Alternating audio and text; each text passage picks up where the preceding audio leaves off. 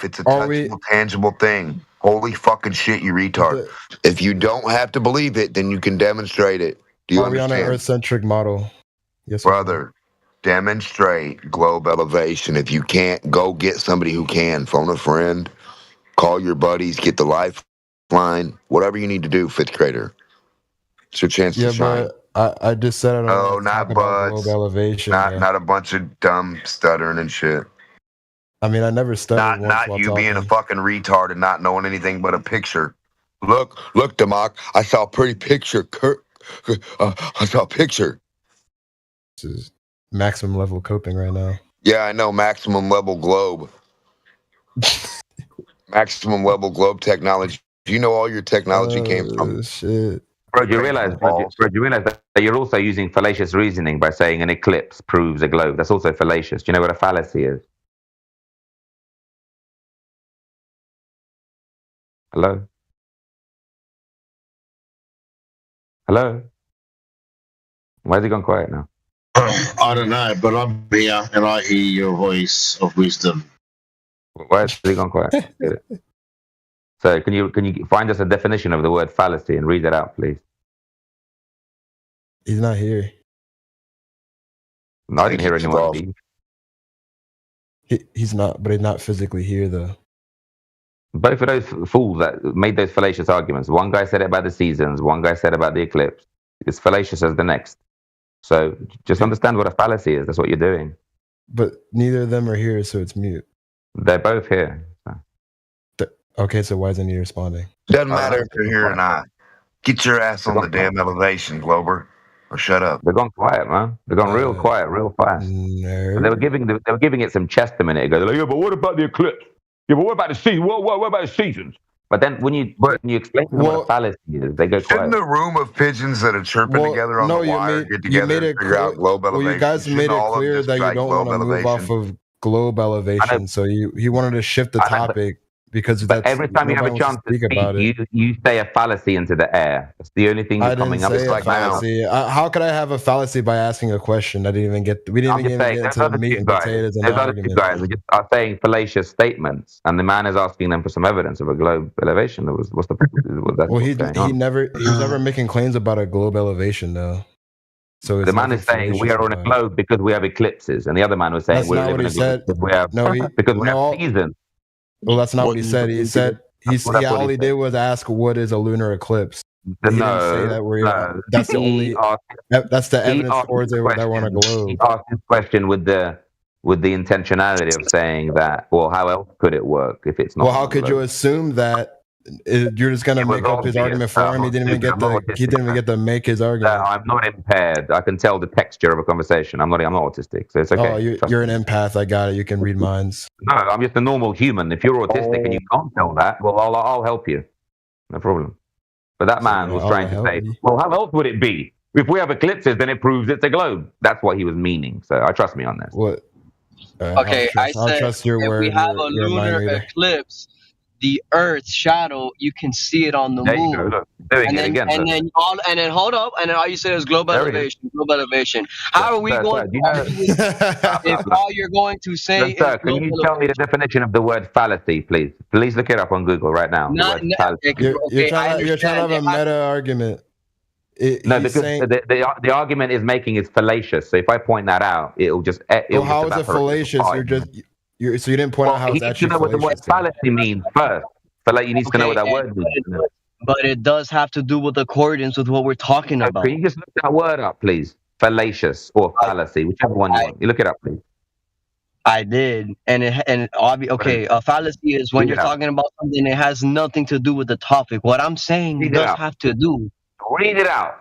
Read out the words you just looked up. Oh my God! Do you want to engage in meta, or do you want to actually engage? I just want him to read out what fallacy means. So you want to engage in the?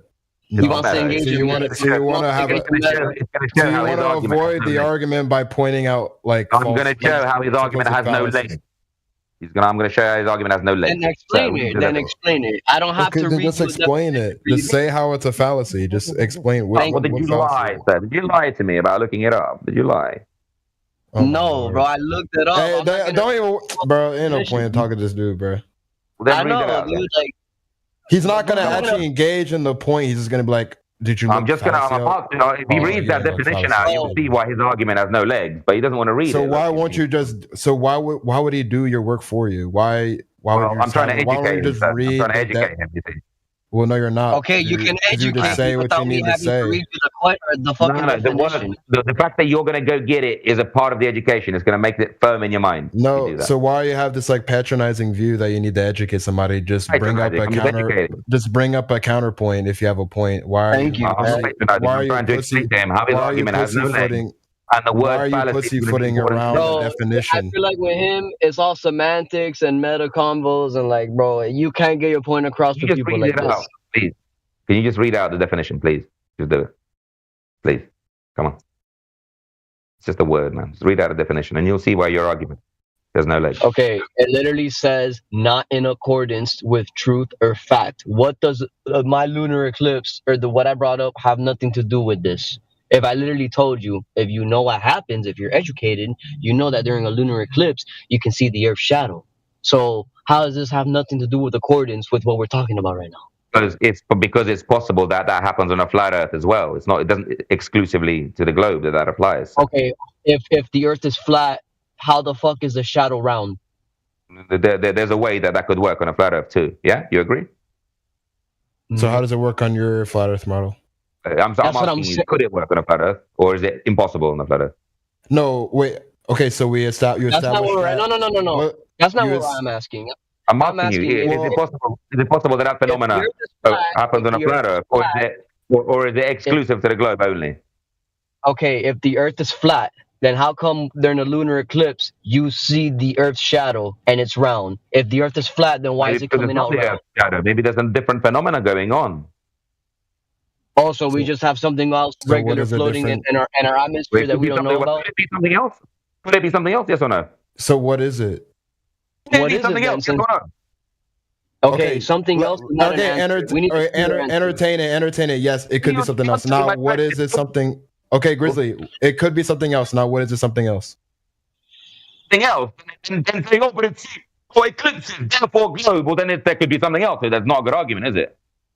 What? No. So if someone has an explanation, if someone has an explanation for something, and then you're like, "Well, it could be something else," it's like, okay, it could be something else. Now, what is that something else? So we have evidence for that something else. It doesn't rule out just because you got eclipses. Hold on, I'm still speaking. Hold on, so speaking, just because it could be something else doesn't mean it has to be something else. Why isn't it the most? No, just because you got this phenomena happening, it doesn't mean you're on a globe. It could be something else.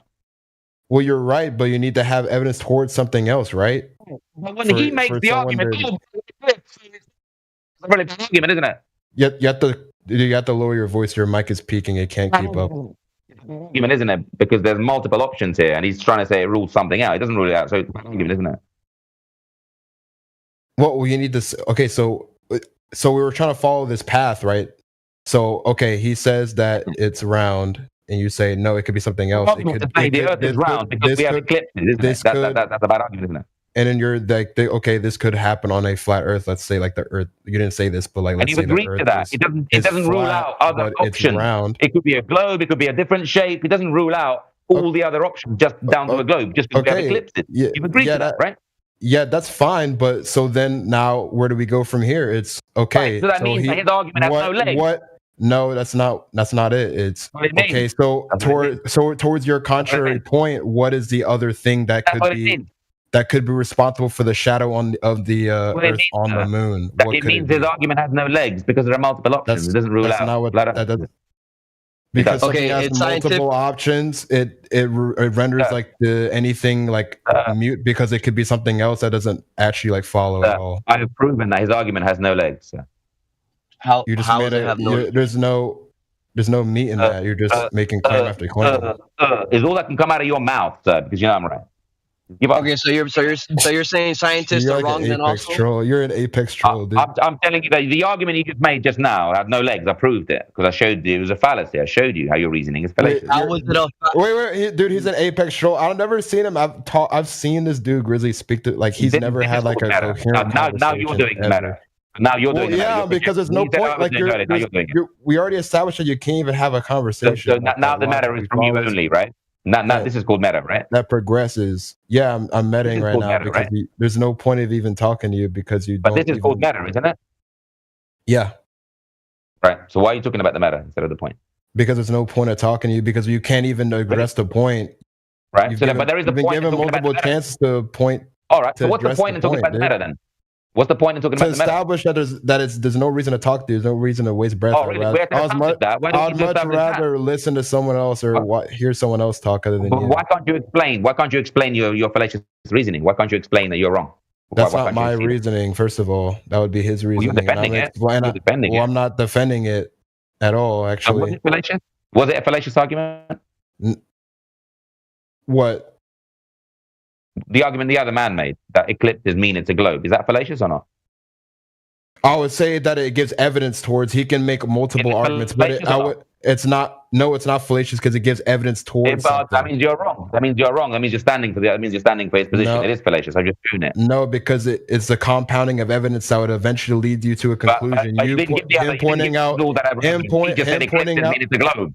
Okay, he didn't give any other evidence. He just said eclipses mean it's a globe, and I've shown you that that's false. Okay, that's you disagreed with that. Well, no, you're wrong. Okay, no, because you're going back to originally. So a compounding of evidence does not. You did him focusing on one piece of evidence is not fallacious at all. Because he just said it mean globe. Yeah, because you've been harping on this one thing, calling it fallacious instead of just actually arguing against the He didn't give any compounding of evidence. He didn't give any evidence. He didn't give any evidence. He just said it's eclipses, therefore a globe. That's fallacious. I'm right. Just stop coping. Just stop, man. Give up. I also said seasons. Seasons on what? How does seasons work on a ball? Show us seasons on a ball and show how that makes Earth a ball because you have seasons. Because the Earth is tilted. No, I said show us. Don't make up fucking stories. I know that's all you guys have is This is scientifically proven. Brother, if you can't demonstrate it, what the fuck are you talking about? How has it been anything if you can't demonstrate what the fuck you're saying? Prove something. So every time you guys say you have something that proves something, and I say, okay, I believe that. Now demonstrate the motherfucker with the ball. Then you guys get retarded and can't do it. So you can't show a ball fucking spinning? Are you guys serious now? Beyond your technology now? Yeah, we have eclipses and we have seasons, so it's a globe. That's what they think, but it's fallacious. But they don't want to hear that. They're a bit stumped by that. They don't want to show us how seasons make a ball either. They just want to say fucking retard catchphrases like Catchphrase Jones. Exactly. Like in the same box of stupidity, sometimes they say, yeah, but we got satellites, so that's why it's a globe. That goes in the same box of stupid fallaciousness.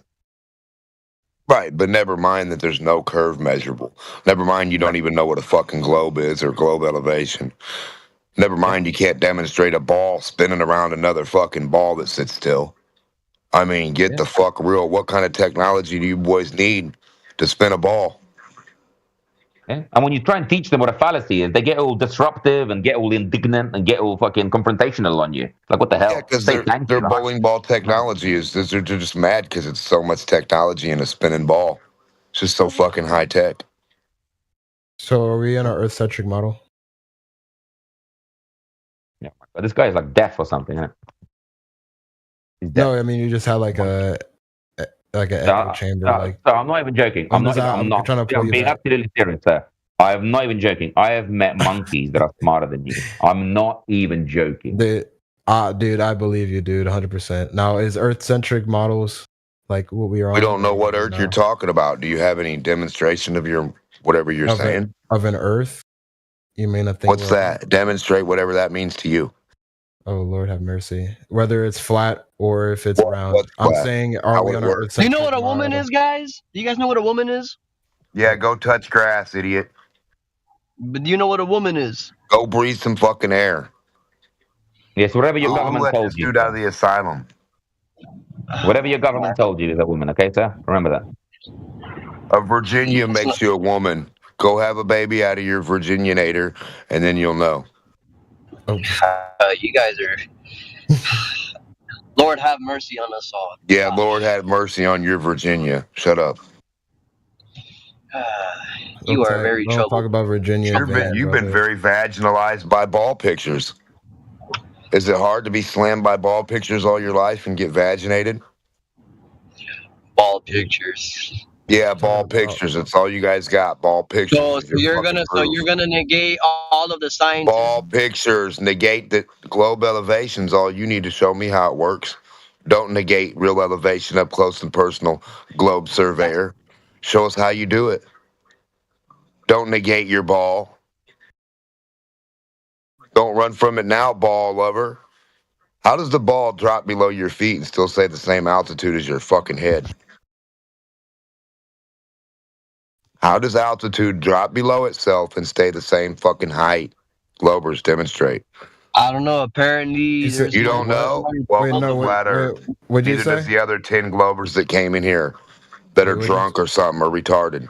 Wait, what'd you say? All the Globers in here couldn't hold hands and figure out how to draw a curve. No. They don't know how to put one dot under the next and keep going. No, what was the question that Too you complex. asked? Not the A dot-to-dot curve. Would you know how to make one, or are you guys too dumb? You don't got the math for it.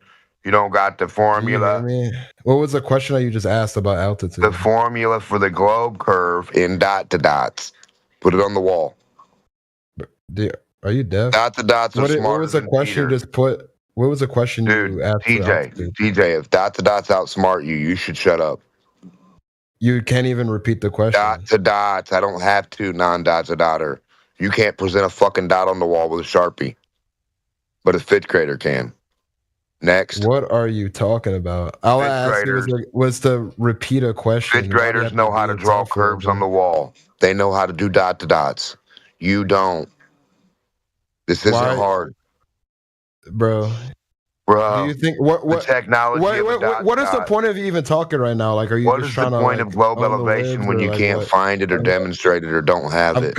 All I did was ask. All I did was maybe you have should you shut your ask program off and get on another phone call. All I wanted you to do was repeat the question so I could answer. ChatGPT. Questions aren't proof. Beliefs and questions aren't proof.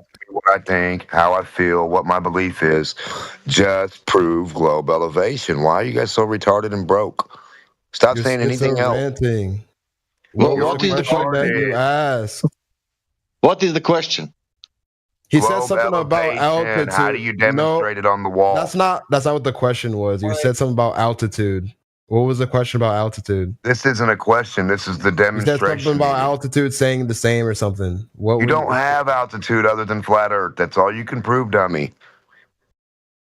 So you say you can't have altitude without a globe or without a flat Earth? Right. Yeah, it's a horizontal altitude. That's what I'm trying to tell you. You can't find globe altitude, fucking dummy. So apparently all you'll be ended up with is flat. If you can't demonstrate on the wall where your globe curves and how that works, somebody's got a fucking conundrum. Because a horizontal line is not a curve. None. No way, shape, or form. Don't ever tell kids a fucking horizontal line is a sphere. If you did, you'd be in the asylum. I'd take you myself. Who is saying that it's a? If you ever told a kid if it was a that horizontal you live on a globe and you can't prove globe elevation, you should go to the asylum. Who's saying it's a horizontal line? I'm not saying nothing. I'm looking for your globe elevation. I know how to measure horizontals and measure houses and stuff. You don't. TJ, it's simple. For example, you have elevation change. Now you need to only present the data how elevation change due to curvature, due to sphere. But stays the same. It changes, but stays it goes to below. So you can draw 15 dots below each other, and they're supposed to be the same fucking height on a globe. Yeah. And I'm guessing you're talking this guy doesn't understand. No guessing needed. You're talking about sea level. Can I tell him simply? If you have elevation change due to curvature, that means in a distance, if you can present that in reality, then you have a sphere and everybody's go home, man. That's the point. Yeah, you would know what that meant if you were a real glober. You'd know what globe elevation meant. You'd be like, well, fuck, here, Democ, here you go, shut up. Case closed, done.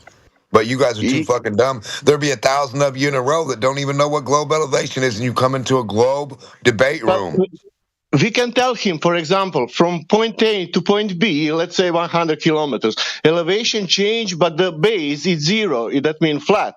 Understand? But if you have something more than that, if you have That means that spherical data that is also curving due to curvature, not only due to, how to say, elevation change, then it's all right. You can show that and everybody go home. But still, till now, nobody presented that. Only we have that elevation change due to sea level. That means you have a mountain in the middle of the continent and it's like, I don't know, 500 meters above the sea level. But how the mountains can be... Let's speed it up. Oh. Yeah. Wait, continue? No, that's it. You can look in elevation profile. For example, you can make a homework, like a kid, take any material and try to make an elevation profile of your country, with everything, rivers, mountains, and then you will realize what is going on. Wait, are you a flat earther? I'm Croatian, but the water does not curve, the earth measure flat. Wait, Sasha, so you believe the Earth is flat? I know that Earth is measured flat, but I'm Croatian. I'm from Croatia. Well, yeah, but where you're from doesn't matter. What do you think what you live on the planet? But somebody asked me, are you a questioner? Does I need to how to say, identify myself like a flat earther if Earth is measuring flat? Okay, you're a flat earther then. Okay. I think that's all we can depend ourselves on to be as a flat earther. Sasha, I don't disagree with you. People measure in small amounts things as flat, right? Well, when do they measure the non-flat? I agree with you. How much is small amount? Can you tell me the distance? Well, small is subjective depending on like what, right? The universe is a huge thing, so Earth is small compared to the universe. Small? Is it 10 miles small? I will ask you, is it 10 miles small? Is what? Is it 10 miles of flatness 10 miles of flatness is huge compared to a ping pong ball, but compared to the universe, it's very small.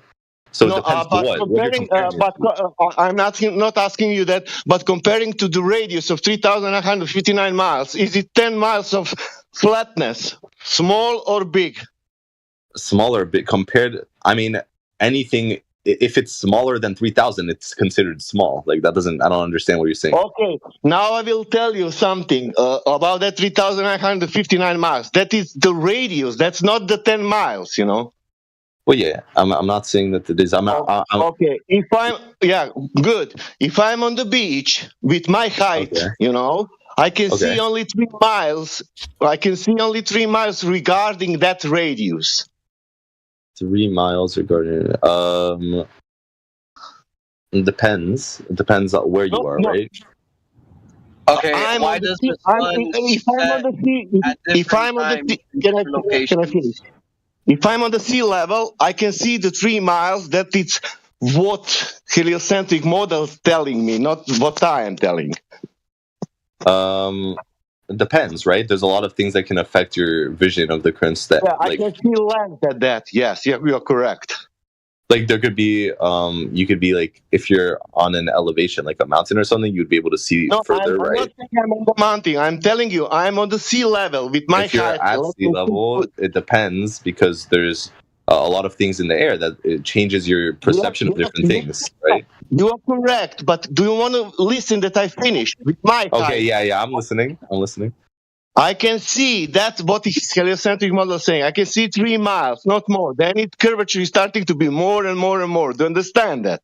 Wait, so in your situation, you saw 3 miles? I'm telling you what is written in heliocentric model. If you Google now, type like this with 6 foot height, how much I can see on the Earth, and they will tell you the answer. Well, that's not true because you could use a telescope and you could use mirrors and you can see much further. Like that's not how that works. But heliocentric model telling me with my height I cannot see more than 3 miles. Sasha, no one is saying you can't see more than 3 miles. You can see a mirage, which allows you to see different things from a further difference. I'm telling you this, the radius, the heliocentric model, that math, it's telling me that you can type it if you don't believe me. I didn't write that. Yeah. I didn't put that. No, look, and there is a 3 miles. I read that. That is the heliocentric model. You know, it must be there the geometric horizon on 3 miles. So Sasha, the horizon is just the meaning of horizon. Can you describe that to me? I know what is horizon, but do you know what is horizon? Just for everyone in this call, can you tell us what horizon is? It's apparent place where the sky meets the ground or water. Yes. So that changes depending on a lot of factors, right? Okay. Can you tell me what is horizon in heliocentric model now? Horizon is the same regardless. It's the line in which the Earth's no, it is not. It is not, man. I'm sorry, it is not. Okay, no, horizon for everyone is when the sky appears to meet the Earth's surface. You can only but what is in heliocentric model? I asked you precisely. What do you mean? I don't know the heliocentric model. Okay, in heliocentric model, horizon is the edge of the sphere. That means, do you understand? Huh? Horizon in the heliocentric model, it's the edge of the sphere. Yeah. It's a geometrical, physical thing. Yes. Yes. It's not a physical thing, right? Because once you go to it, then it changes, right?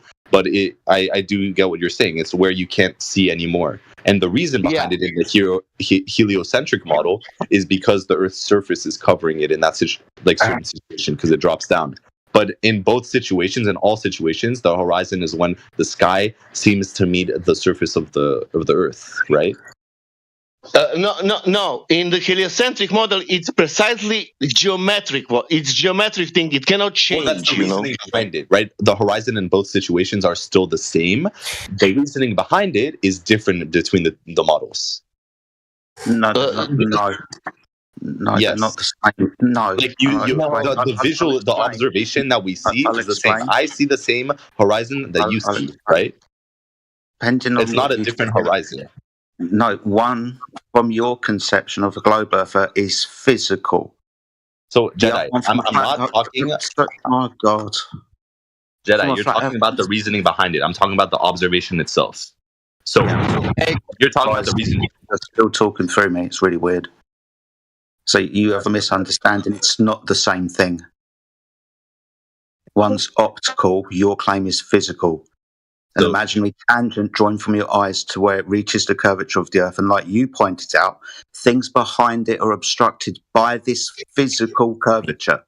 Yeah. Or, from our point of view, it's the limitation of view based on the aperture of your eye. Okay. So what I was explaining, which it's still right, is we still have the same observation that we both see. We still see the sky meet the surface of the Earth at a certain point. We no longer see at that point. It's everyone sees the same observation. The reasoning behind it is different between the different models, which I already said before. Awesome. Which I mean, we agree with that. You didn't say anything different, but 100%. So that's what I was just saying. The observation that we both see, I see the same horizon you do, right? So the meaning of horizon is that thing that we're talking about, the observation that we see.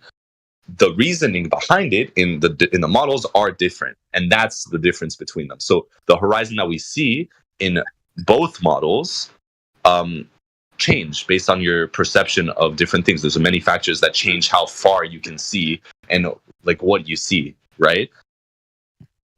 On a globe, that's connected back to Sasha. Yeah. Hey, quick question: if the Earth is flat, then why does the sun set at different locations at different times?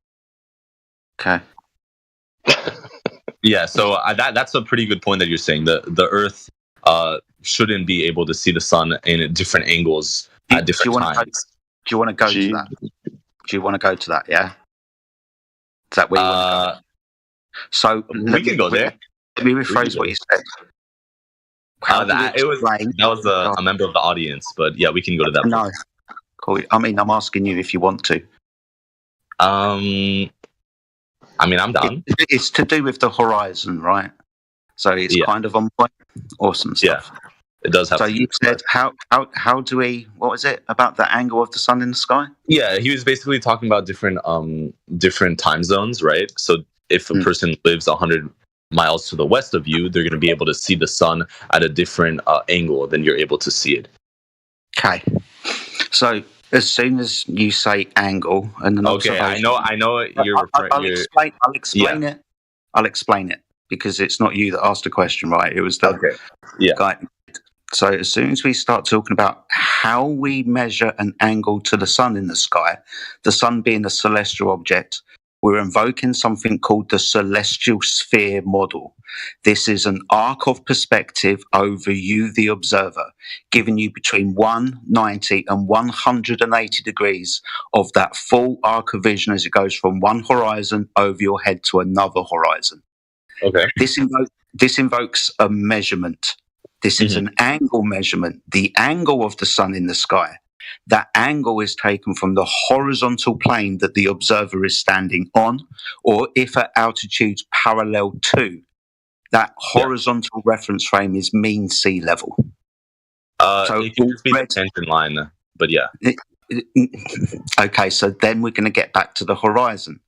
That's you claiming that the horizon is at 1.225 multiplied by the square root of the observer's eye height in feet. 1 foot observer, 6 foot observer.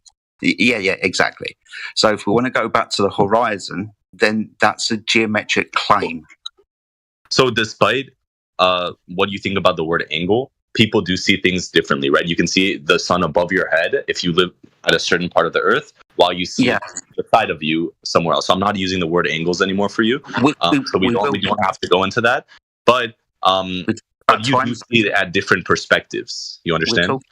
Yes, we're talking about time zones. Yes, exactly.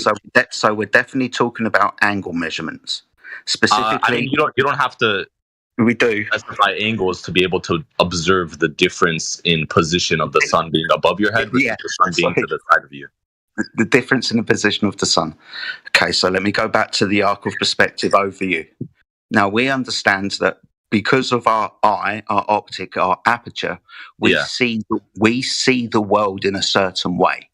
Yeah. Things that are above our eye line, say at 90 degrees directly above you, as they travel horizontally, they appear to the observer to go downwards over the arc of the protractor. This is why this is interesting, because this is how we measure that angle. But it's just because of perspective that the sun appears to go down, come up from one horizon, over the arc of the protractor to 90 degrees directly above you, and then down to the other side at 180 degrees. It's the arc of perspective, it's the celestial sphere, it's how we start the premise of measuring things in the sky. Like as was brought up, time zones. Time zones are measured in this way from an observer. They're called lines of meridian. With your back to the north, facing south, anything from your left-hand side from the east is anti-meridian. Your meridian line is a straight line from the North Pole through you to the South Pole, directly 180 degrees from the north. When it goes over 90 degrees to the other side of you, that's PM. That's how we distinguish between what's before solar noon at 90 degrees and after solar noon at 90 degrees. That's where we get AM and PM for.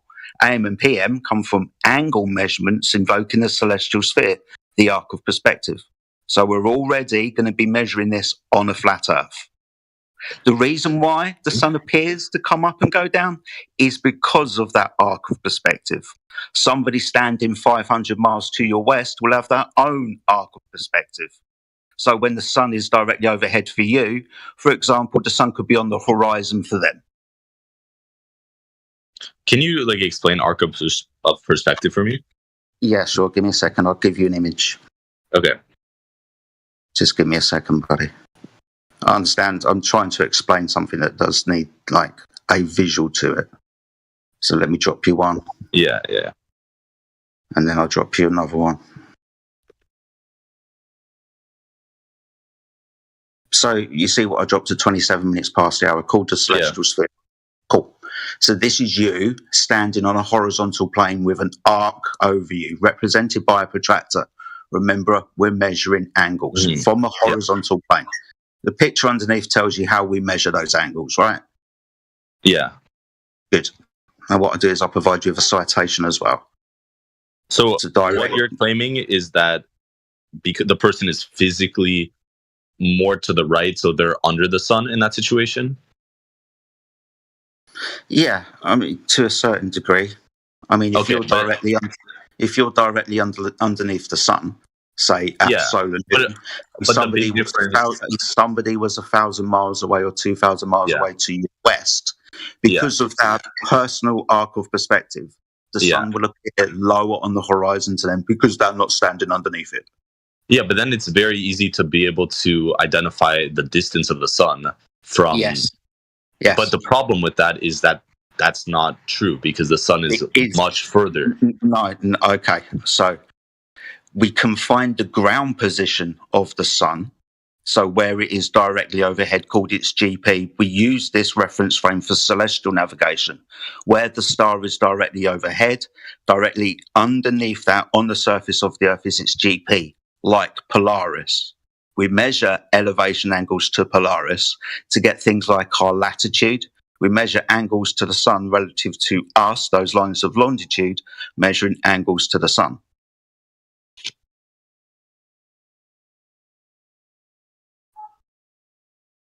Okay.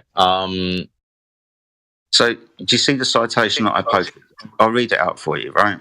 So the altitude angle, sometimes referred to as the solar elevation angle, describes how high the sun appears in the sky. The angle is measured between an imaginary line between the observer and the sun and the horizontal plane the observer is standing on. That horizontal plane is the horizontal line on your protractor. You're in the middle of that protractor with 90 degrees directly above your head, in 0 and 180 degrees directly to your left or right, east or west. It's a circle around you. Now, you spoke about distance, right? No, we can't find the distance to celestial objects using this method. We can find the distance to terrestrial objects like mountains and lighthouses. We can use the same methodology to do this for charting and navigation. Why can't you find the distance of celestial objects? Because when we gain altitude, the angle is the same. So, for example, if we were to make a measurement of 45 degrees at mean sea level on that horizontal reference, if we're in an aeroplane 32,000 feet directly above the observer on the boat, our horizontal will be parallel to that horizontal below, and the angle to the star would not have changed.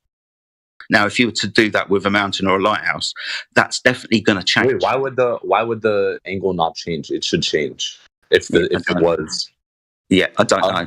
This is the thing about the celestial objects. The sun's slightly different because that does dip below the horizontal of an airplane, but the stars don't. So that is a proof to why it doesn't make sense for... No. Yes. No, because we're taking angle measurements. We have to stop right here and think about what we're actually practically doing. Yeah. We're taking an angle measurement from the surface. That surface is mean sea level. You can correct for that. Okay. But it will take you down all instances to a horizontal because you have to measure an angle from a straight line. This one specifically is an elevation angle with regards to the sun and stars. So an elevation angle up from that horizontal. Okay, I mean, this is pretty easy to do, right? I know under different elevations, you can obviously, it doesn't change like the perspective of the sun. But it should affect it if in the image that you showed before, right?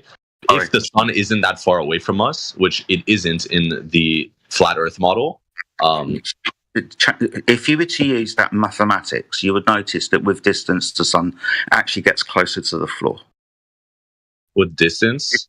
Yeah. So, for example, when we're measuring elevation angles to the sun, right? Yeah. And you have sunset and when it's directly overhead. That distance in nautical miles between you, the observer, making the angle, and where the zero touches the horizontal on this protractor is 5,400 nautical miles. To use basic standard trigonometry to measure this angle of the sun on the horizon, that would mean that the elevation of the sun is 0. It's crashed into the surface of the Earth. Now, that's obviously not what's happening, right? Because we can stand underneath the sun. We can stand underneath the sun, yeah. Yeah, so it's obviously not crashing into the Earth. We can Well, measure the sun. who said it was crashing into the Earth?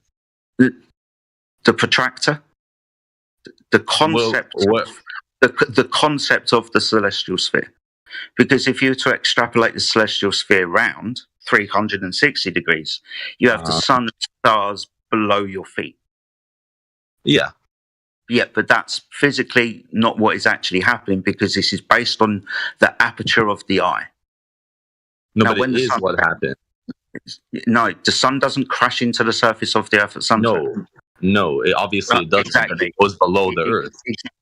No, because we were standing underneath the sun. Same thing with Polaris, right? We can stand underneath Polaris and measure an angle of 90 degrees, straight line down, meeting the horizontal at a perpendicular, 90 degrees. We could then move away from being underneath the ground position of Polaris, measure the rate of the angle change downwards towards the horizon, 80, 70, 40, 5 degrees, 0 degrees. And based on how we view the world, it would appear that Polaris has crashed into the floor. That's not how that works. Yeah, it is how it works. No. But it is how it works if you were to take this literally.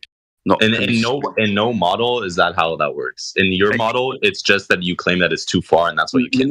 You're not understanding. You're not understanding. It's not about models. It's about what the celestial dome above you suggests. If you were to take that it's below the surface of the Earth, which it is. No, it isn't. And from your tangent line, it is below the surface of the Earth. What tangent? Sorry, what tangent line? From the point at which you're at, the sun is below the surface of the Earth from your perspective, because in that perspective it is curved, which therefore it's now below your current altitude, which is why you can't see it anymore, and half of it is cut off in the sunset, but someone 100 miles to the west can see it above their head, right? It's not like that it actually crashed into the Earth, but the Earth is just a sphere, which is why when it went over to that side, someone sees it above their head, and you only see half of it when the sunset. I'm glad you got that out. So you're missing the point of the celestial sphere if you're taking it physically. You give like a physical location if you think that you can measure the distance to the sun, which is where you started. I'm trying to point out to you that using this method, if you were to measure the angle to the sun throughout the day using this fucking method, you'd notice that the altitude's descending with distance away from the observer, right? That's what you observe. That's what you observe with, say, for example, terrestrial objects. We know the height of the object, like the lighthouse or the mountain. We have this distance. So we know that it's physically not descending into the ground. But if we were to use this arc of perspective and to use that sun physically on the exterior of the protractor, then as it goes down, that means it's going into the Earth. And that's all assuming that all the measurements we're taking is flat, right? Because if we're... assuming... No, they're angle measurements. There's no need. Okay, yes, but I'm saying assuming that the model of everything being flat, then yes, it would crash into the Earth. Yeah. But it is not flat, which is why it doesn't crash into the Earth. It's measured as flat. I gave you the distance. And I agree it's measured as flat in small scales. But when you enlarge it, you have to take into account the curvature of the Earth. Do you want me to tell you why? Because the distance between the person making the measurement and because of the distance between the observer and the ground position of the star. We want to know that distance, don't we? The distance between the observer and the star? The ground position of the star, where the star is directly over. That's a straight line distance. Yeah, so you're saying the distance between where you are currently observing the sun versus where you were to have to be to see the sun above your head? Yeah, it's a straight line distance. So for example, minimum elevation angle to Polaris, distance between you and the ground position of Polaris, 5,400 nautical miles, straight line distance. So based on that math, how far up is the sun? I already told you it changes depending on where you observe the sun from and its angle in the sky. Well, the sun is at one point, right? It's not going to be at multiple points at the same time. Sorry. I'm not making a claim to what these things are. I've also already told you about the problems we have with measuring the angle to them and getting the distance, whether it be the sun's angle in the sky or your altitude. Well, the claim that the sun is not one thing doesn't make any sense, right? The sun is one thing that you can observe from different perspectives, because someone 100 miles isn't going to see a different sun than you, because you could drive to them and you'll still see the same sun. So it's not that there's multiple suns out there. It's only one sun, obviously. Okay. Does that mean that stars are changing position with altitude as you gain altitude?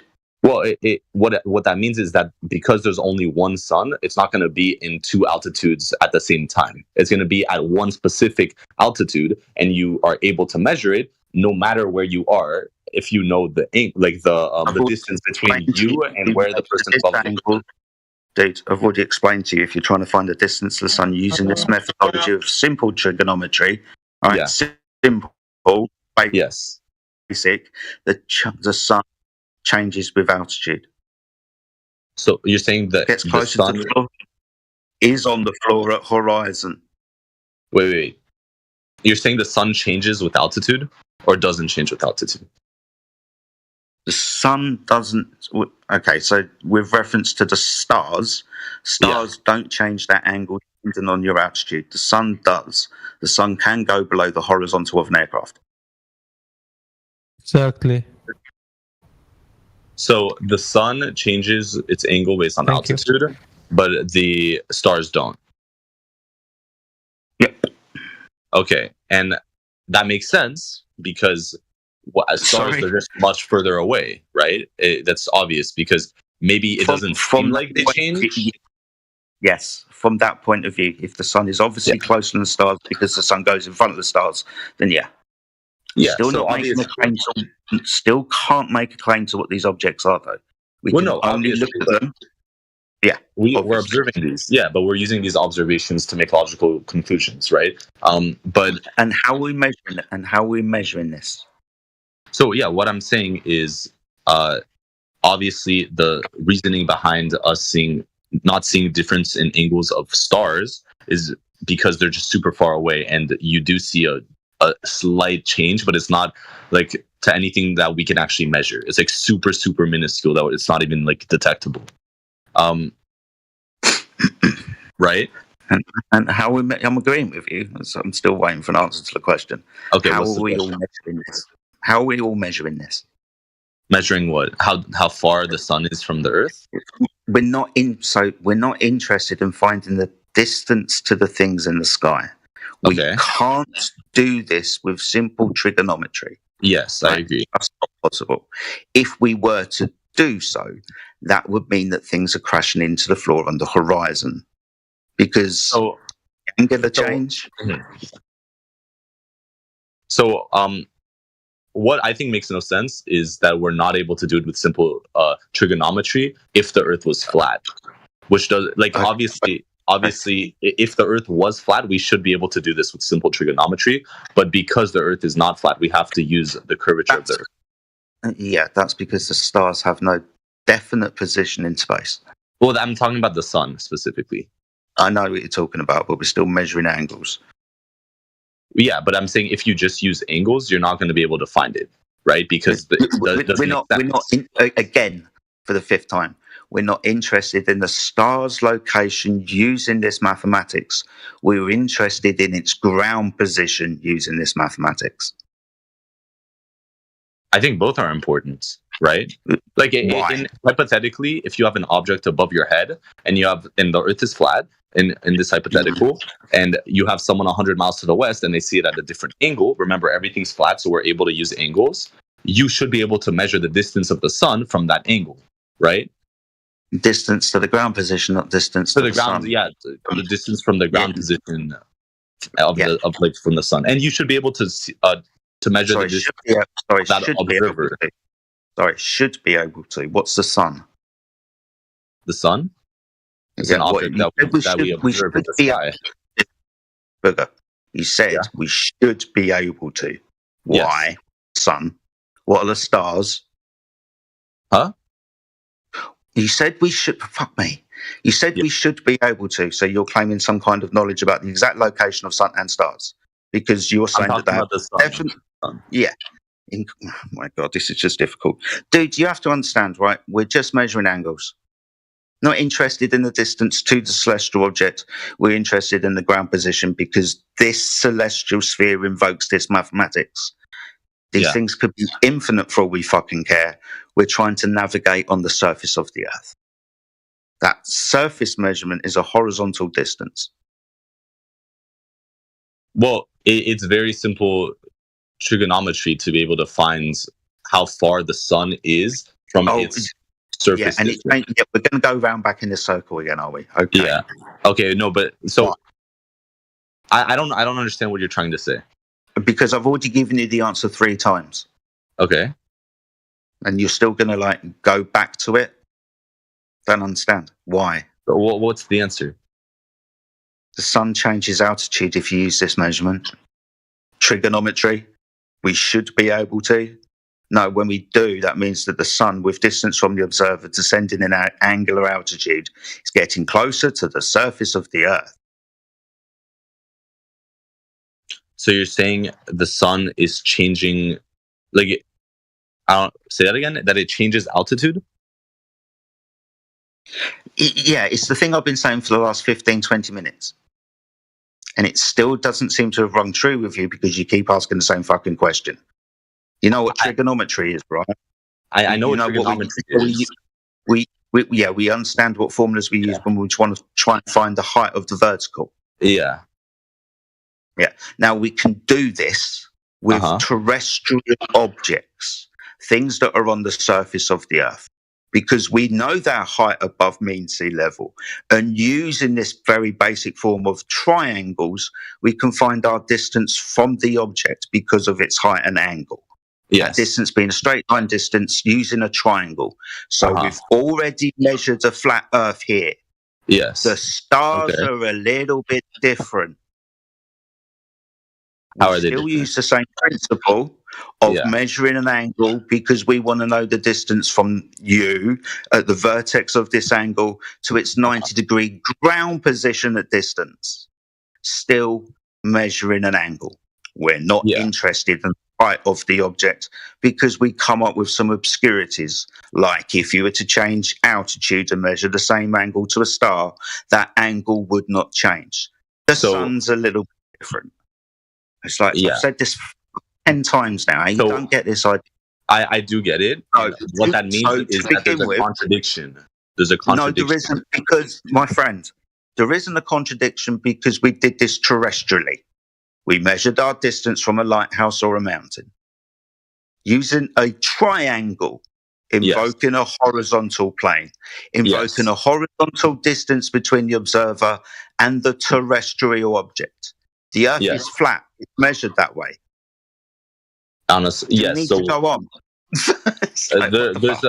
The problem with that is on a small scale with things that are close to you, you can measure it as flat and you'd be fine because it's not a big deal. It's not a big change, but because the Earth is so big. But when you start going to objects that are super far away, you start getting these differences, which do end up showing a failure in the math that you're using, such as trying to measure how far away the sun is, and you finding different locations for one object. Sorry, I got to interrupt again because you're not getting this. You're trying to use celestial navigation to find the distances to something that celestial navigation is not interested in. It's not. It's just trigonometry. It's not celestial navigation. No, sorry. Celestial navigation is not trigonometry. What I'm using is simple trigonometry. It's not celestial. Okay. We're using celestial navigation because we're talking about how we measure things like angles to things in the sky, like the sun for time zones, which is where we started, and to navigate. Why are you trying to use this tool for something that it's not used for? And why do you keep bringing up, well, if we were to use trigonometry? No, we don't. I've been very honest and told you why, but we can use terrestrial objects and explain that the distances, it doesn't fucking matter. Do you know what a running fix is? A running fix is over distance like 1,000 miles and you constantly measuring angles along a coastline to things like lighthouses and mountains, or well-known like stationary objects, buildings and so on. So now the distances is like all the time. So every time we use this method, we measure it as flat because we get to where we're going. Same thing with celestial navigation. The sphere in celestial navigation, as I tried to point out right at the beginning, is the arc of the protractor in the sky. It's not the Earth. It's the arc of the protractor as you view the world in the sky, because you, the observer, wants to get somewhere. So it's based on how you view the world, and that's by measuring angles above a horizontal plane.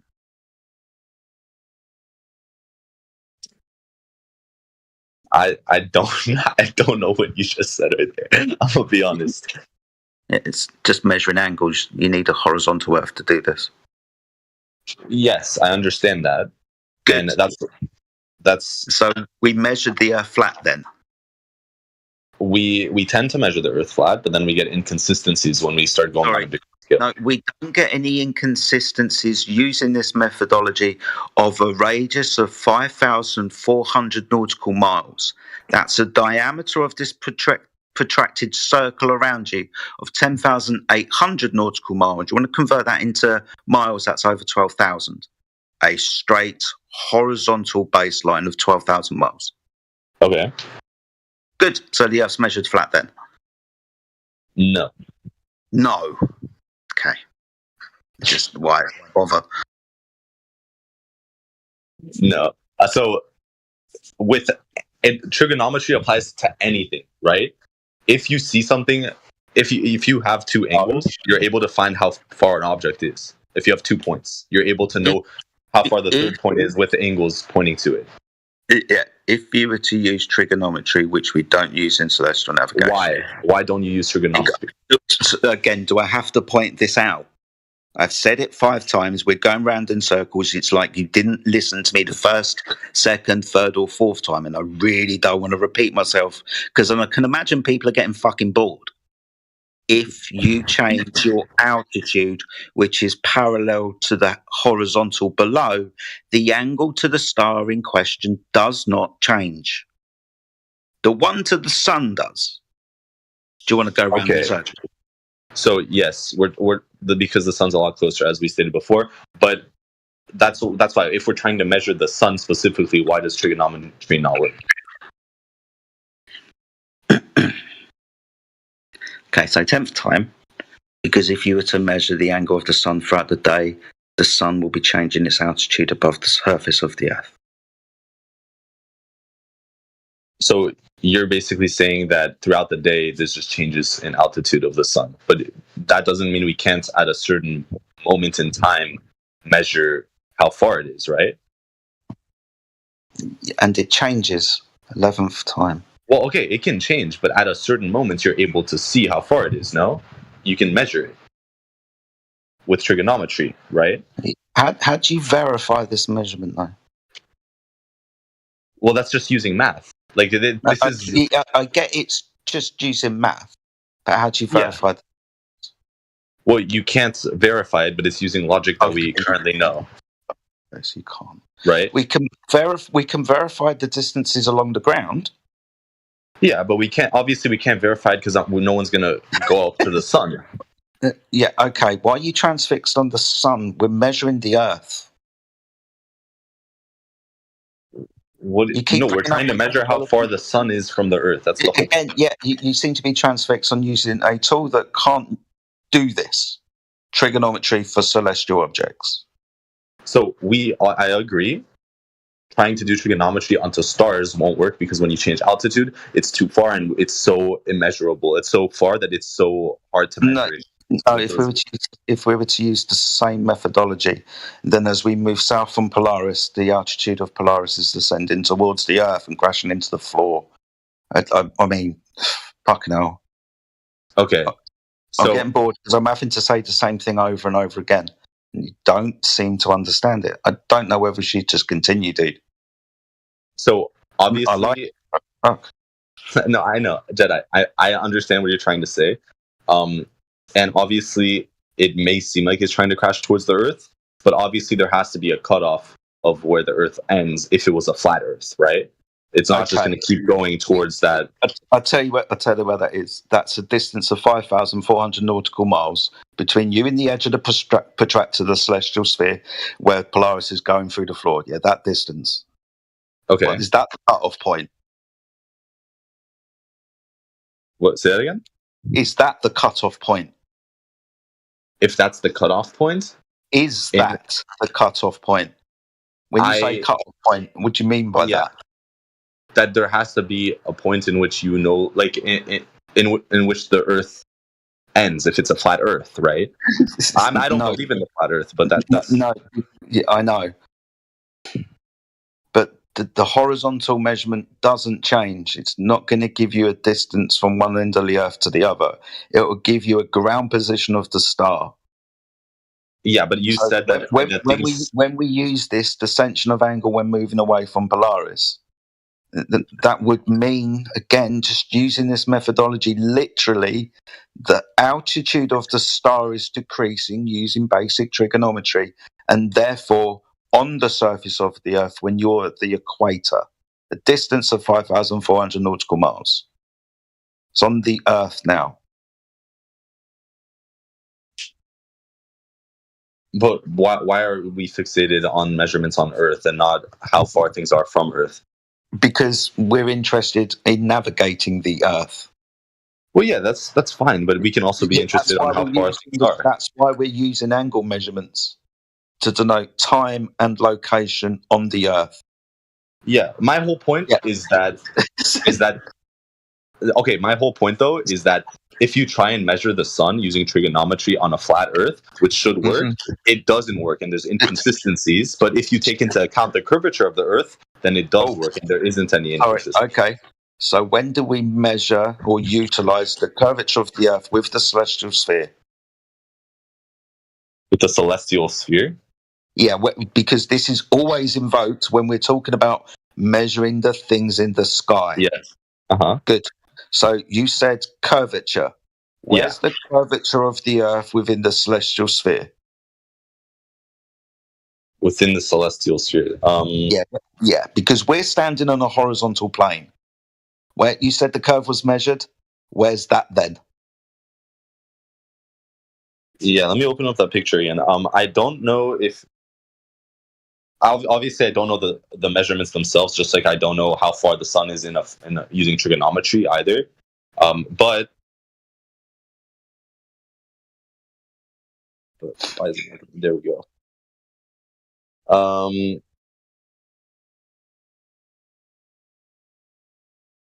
Let's see. Dang, this is far up.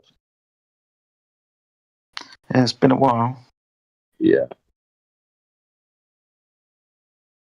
So how far is the celestial sphere? No. You said the curvature of the Earth. Because of the curvature of the Earth, I'm asking you where the curvature of the Earth is when we're using the celestial sphere. Because that's always invoked when we measure the angles of things in the sky. Where's the curvature of the Earth? You've got a protractor, your arc of vision, you standing directly underneath the 90, horizontal to 180 degrees and 0 at the middle bottom of the protractor. Where's the curvature of the Earth, which would deviate away from you, which means you're standing on a tangent plane? Yeah, so I'm because I personally am not expert on celestial spheres. I was just introduced to that when you mentioned it. But Googling it, it does say that the celestial sphere does use the curvature of the Earth. And it's incorporated here. Cool. So show me that then. This is a topic that you brought up, so I'm going to have to research it a bit. But celestial spheres. Okay. So we've had these conversations. We will get down to the conclusion if we're just going to be arguing with ChatGPT. No, this is Google. I didn't ChatGPT anything. Google ChatGPT at this point don't really care. So we're going to be measuring an angle from a horizontal plane. the curvature is in the sky on the exterior of the protractor.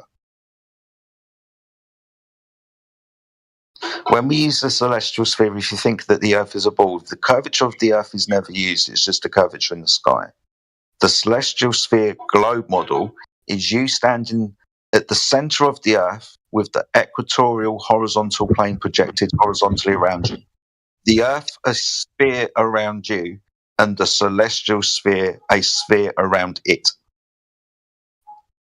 But you're always, in every single instance, taking measurements from a horizontal plane. You have to do so.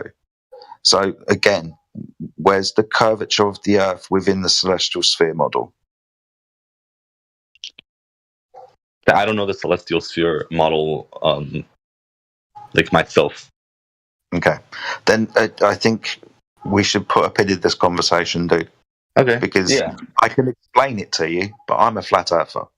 You probably need to go and research it yourself. I can point you in the right direction, so you can look at the same information that I've looked at. It's not a problem. Okay. Yeah. You probably want to be less biased from, say, my standpoint, because I'm a flat earther, right? So go and do that. You don't have to go now. Okay. Yeah. It's been a good conversation. I've enjoyed it, but we should probably put a pin in it for now, dude. All right. Okay. Sounds good. Sounds good. All right, bro. Okay, it was good talking to you. It was good talking to you. I'm gonna listen in though. I'm gonna listen in if anyone else has anything. Yeah, I'm gonna go make some lunch. Okay. Okay.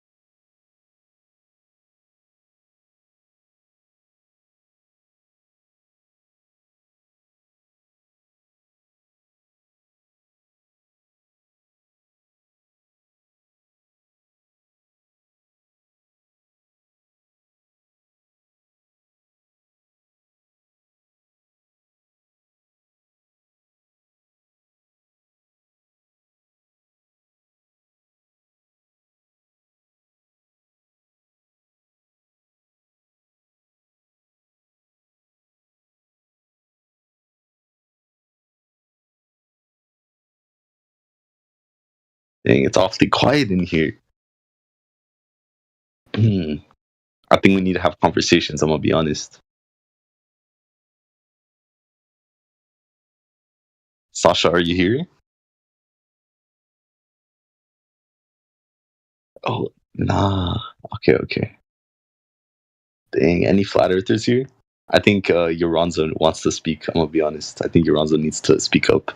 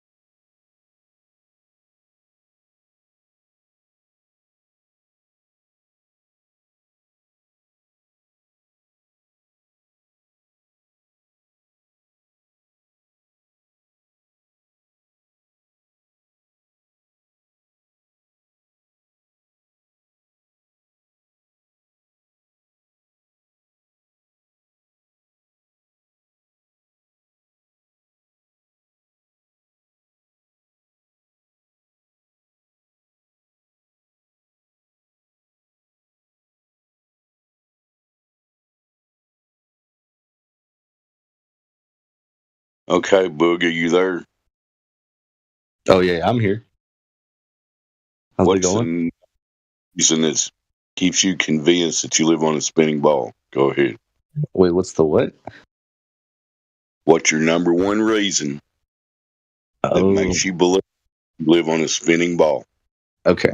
Yeah. So my number one reason, I have two reasons. I have one reason why I believe we're on a spinning ball, which I'll start with, and I have one why I don't think we live on a flat Earth. So, reason I believe we live on a spinning ball, is that we can clearly see that the moon is a sphere by taking images of different times of in the month and being able to see that the craters on the Earth or on the moon are changing and in position and showing us that it's a sphere, right? So we can see that other objects in the world are spheres that we're able to see in the sky. So it only makes sense for the Earth itself to be a sphere as well. It wouldn't make sense for everything in the sky to be spheres, but then we're just like a flat thing. Like that just doesn't make sense. Like that nine things comparing that, like 9 things comparing trillion stars what are not spherical. So stars are That's just right. Could I highlight one thing? I asked you for your number one praise, and the first thing you went to was something in the sky. Go ahead, Sasha. Sorry. Yeah, I want one star posted in the chat, spherical. A star? Yeah, you said everything in the sky is spherical. Let's see one star spherical. I mean, I never said everything in the sky is spherical. I said everything we can see that's like close enough that we're able to actually notice. Not Okay. dots. How many Dots things you can see in the sky? we can. How many things spherical you can see in the sky? I could see the moon as being spherical. Okay. And how many things you are not spherical in the sky? No, you said the moon I haven't is noticed spherical. one thing in the sky that's not spherical. You said how many stars we have in the sky which are not spherical? You can claim that there's something else, or what? Because I haven't been able to. There's no claim on those things. Those are dots. We can't claim that they're not spheres, and we can't claim that they are spheres. I'm claiming they are not spherical. So you are claiming they're not spherical. How are they not spherical? I don't know. I didn't see any pictures of any proof that they are spherical. Okay, that's just because you didn't see pictures doesn't mean they're not something. To prove something's not something, you have to prove it. You don't just because you didn't see something. How you can assume with the watching telescope or whatever that they are spherical and you can see that they are changing the color. I never made a claim on what the stars are. I just said we can see the moon is spherical. Yeah, but you made the claim about the moon. So can you prove that the moon is spherical? The moon I can. Do you have any proof that the moon is spherical? Can you show me Can you show me the other half of the moon? You don't have to see the other half of the moon. No. I want to see the other half because I have half a sphere. Wait. I have half a sphere there. You don't show me the other half to tell me that it's spherical. No, you are telling me that. Oh wait, the moon seems to be to look like half a sphere. Okay, technically you're right. You see half a sphere. Nice. So it's not spherical. That's all we can see, right? But so your first claim, the moon is not spherical. That's the first claim. You can't prove that the moon is spherical. The half that we're able to see, it is spherical. No, you don't see it spherical. You see it. You don't see it spherical. If you see it spherical, show me the other. Show me the no. The shape of a sphere does have two hemispheres. So now, what seems like what we see in the sky, just one hemisphere. If still it looks like that. But I'm not claiming that it's spherical. It looks like it's half a sphere. Do you have any evidence that there is another half of that half sphere? So I agree with you that the half that we see is spherical from the half that we're able to observe, not the other half. The half we're able to observe, you agreed. No, the half we're able to observe is half a sphere. You can see half of a sphere. Now, and you agreed with that. And now, going based on that, it only makes sense that it wouldn't make sense for the Earth to not be. If you only a sphere, because we have a half a sphere in the sky, and everything is like the moon is just half a sphere. So we live in a half a sphere.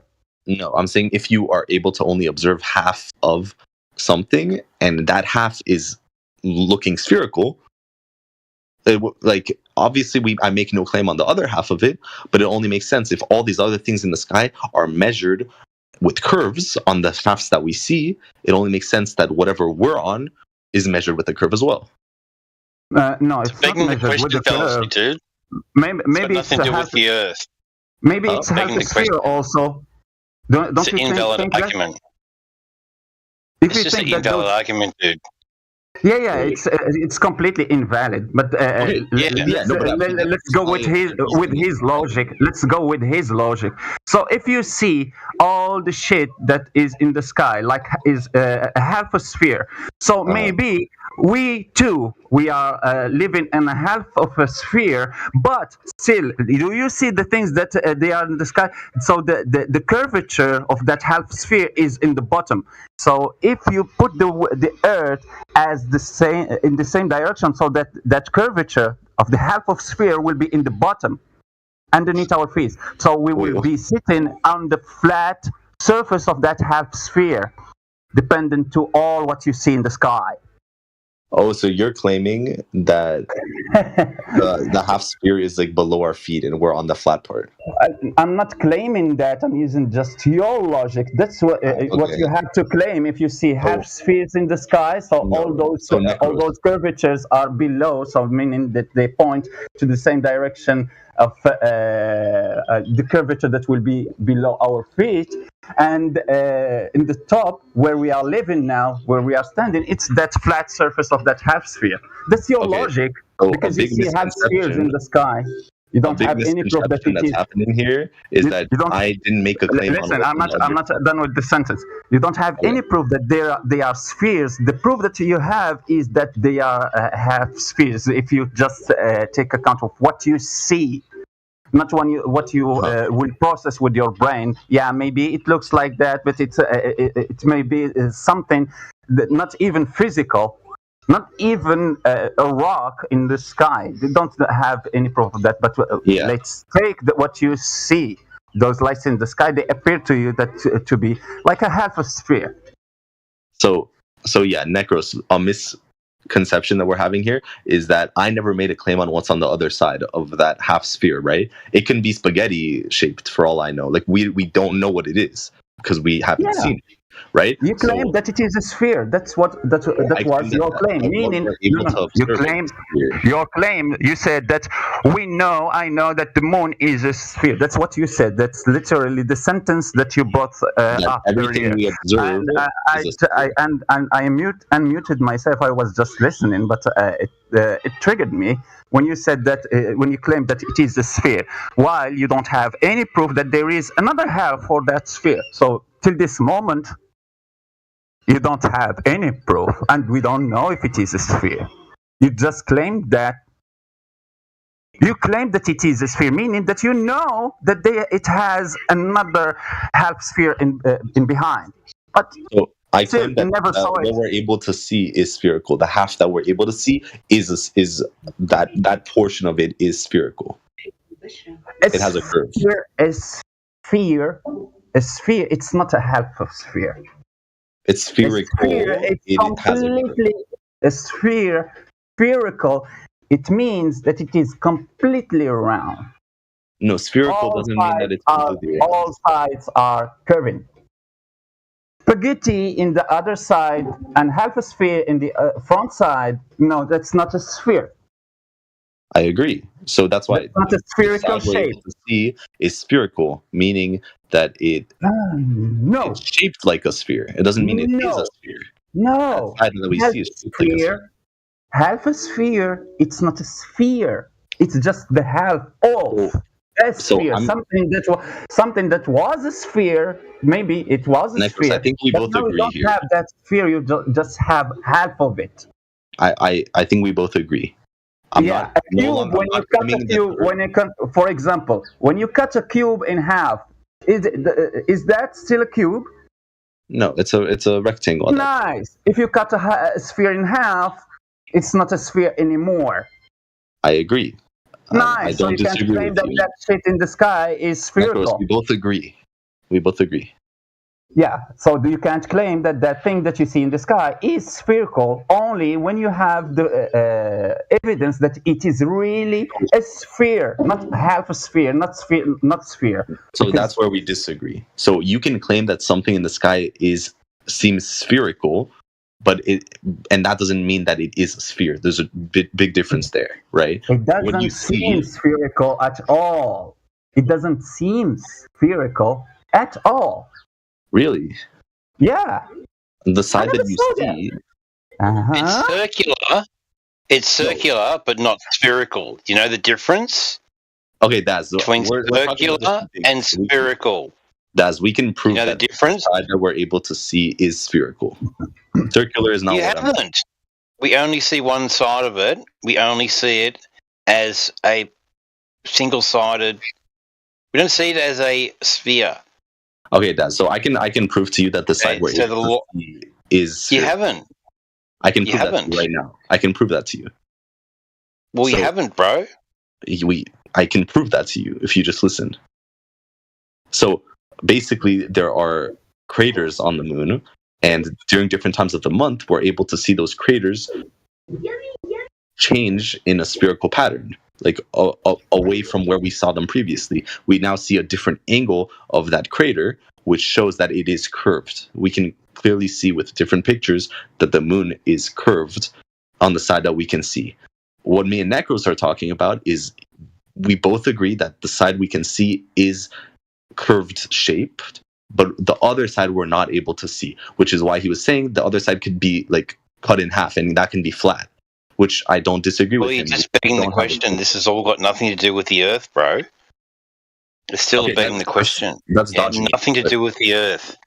So Daz, I was just explaining my logic behind it, and then you all started attacking me. You don't have any logic. There's no logic behind it at all, dude. Well, someone asked me what my thought was. And I just said my thought. And then you tried to debate my thought, but that's. Do you have anything else? Do you have anything else that isn't begging the question? That isn't an invalid argument? That regarding the Earth. So I said I had two observations. One on why I believe the Earth is. What's the other one? Because your first one is garbage. I already said why I believe it's a sphere. That's just my belief. That doesn't mean it proves that it's a sphere. It just means that's why I believe it personally. And I have a second reason why I prove that the Earth is not flat. I have a proof for that. Yeah. So which one do you want to hear? But the first one is not. The first one's not a proof. Correct already. The first thing that you said that you have a proof. What made you think that the Earth is a sphere? You said that because you can prove that the moon is a sphere. You said that you can prove that the moon is a sphere. You didn't prove that. You can't prove that the moon is a sphere. That's what you just I can prove with that me upon. Is spherical. No, we are not talking about the other side of the Earth. We are talking about that flat side of the Earth, like that resembles the other side of the moon. The flat side. It's obvious I can't prove something that we physically can't see unless we go to it, right? I'm not going to go to the moon. So we can move past this now, right? One second, Daz. Booger, they asked you for your best proof that the Earth's a globe, right? And you said the moon looks spherical, and now you've conceded that that isn't a proof of that. So move on to your actual proof of a globe, right? Rather than something that you just admitted doesn't actually prove the globe and is clearly faulty logic, right? No, so what I said is all the things we're able to observe, the half we're able to see, is spherical on that half. I'm not making a claim on the other half. That could be spaghetti like shaped, right? Because we don't actually see that half. We're not able to go there and see it. Well, I mean, some are, right? But you guys don't believe those pictures. But me personally, I'm not going to be able to go. We can agree it's faulty logic, right? You can have a planetarium, right? It's still got a flat floor. You can have a bedroom with a light hanging in it that's round. Obviously, that's faulty logic to assume that your floor is also curved like the light that's hanging on the ceiling. I don't need to explain why that's faulty logic. Well, okay, obviously it's not like a proof to the Earth being a sphere, right? That's just my personal belief why I thought that, because things in the sky are mainly like that, so it makes sense for us to be mainly like that. That's just what my reasoning was behind it when someone asked me, right? I can prove that the Earth isn't flat. That's a different case that I'm able to make. But if someone asked me why I think the Earth is a sphere, that's the main reason. What's your proof? What's your proof that the Earth is a globe? I mean, I haven't been able to make a proof that the Earth is a globe without you guys debunking or trying to debunk multiple things about it. And I'm not too knowledgeable on these specific subjects about mirages and stuff. What anti-globalist just told you, the example of what he told you, like now, if you ask him what is the shape of the floor in your room, and he will tell you that it is a ball, it is curved, and you will ask him what's your proof for that, and he will tell you because I'm looking at the light in the ceiling, the light spot, the light bulb in the ceiling of his room, and see that light bulb looks spherical. So for him, meaning that the floor is also spherical. That's why he told you that logic is completely broke. When you say oh the lights in the sky on the ceiling looks like spherical, meaning the floor also have to be spherical. No, I never said it has to be. Not the same exact thing. Yeah, that's what you said. I never said it has to be. That's why you believe that the Earth is globe, because you saw something that looks like a sphere in the sky, and you said the floor is like those things in the sky. So the floor is the bulb in the ceiling, the light bulb in the ceiling. So is those things in the sky. There are Earths in the sky. The moon, you don't call it a moon, you call it Earth. The sun for you is another Earth. And you make those things like if it is the same exact thing. So the floor is also a ball because those lights in the sky are balls. So what I was saying is, on the subject of the shape of the Earth, that can be obviously whatever, so many different things. So I'm making a strong educated guess by different observations around me, right? If I see my walls are flat and my roof is flat, it would make sense that my floor is also flat. It's just an educated guess. It doesn't mean it's for a fact. Exactly. If on a quiz I see things, I'll make educated guesses, right? So what was your other evidence, dude? You said you had evidence, you could prove that the Earth is not flat. What was your evidence for that? Yes, that is a different case, and that has to do with... Okay, can you give us that? Yes, so the simple breakdown is that there are different time zones, right? And in a flat Earth, someone who's 100 miles to the west will see the sun at a different angle than someone who is 100 miles to the east, right? So using simple trig, which should work on flat Earths, you should be able to find the location of the sun and the distance from of the sun to the Earth, right? But you are able to... Hold on a second. No, man. dude. Look, you really need to look in, because you had a good conversation with Jedi I was listening to. It was good to listen to. Yeah. You need to look into what Jedi was explaining with the celestial sphere and the way perspective works and the way we view the celestial bodies in the sky in relation to that. It will make a lot more sense to you, and I guarantee after you look into that, you won't be using this particular thing as something that disproves flat Earth. Okay. Just going back over stuff that you were talked about with Jedi before. Wait, yeah, but that's because no one was talking, and then someone called my name, and I didn't have time to research that part yet. We're all good.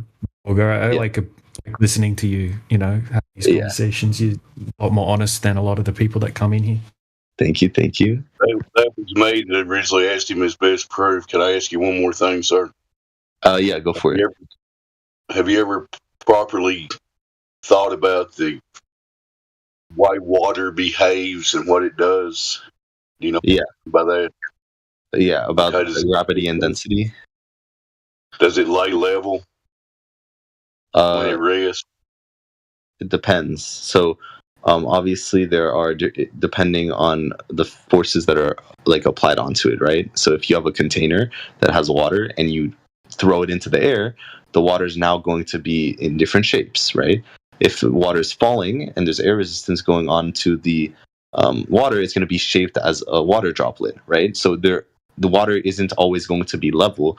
It depends on the forces that are applied to it. What you're actually saying there is that water curves at some point, right? You think we'd be able to measure that? The water curves?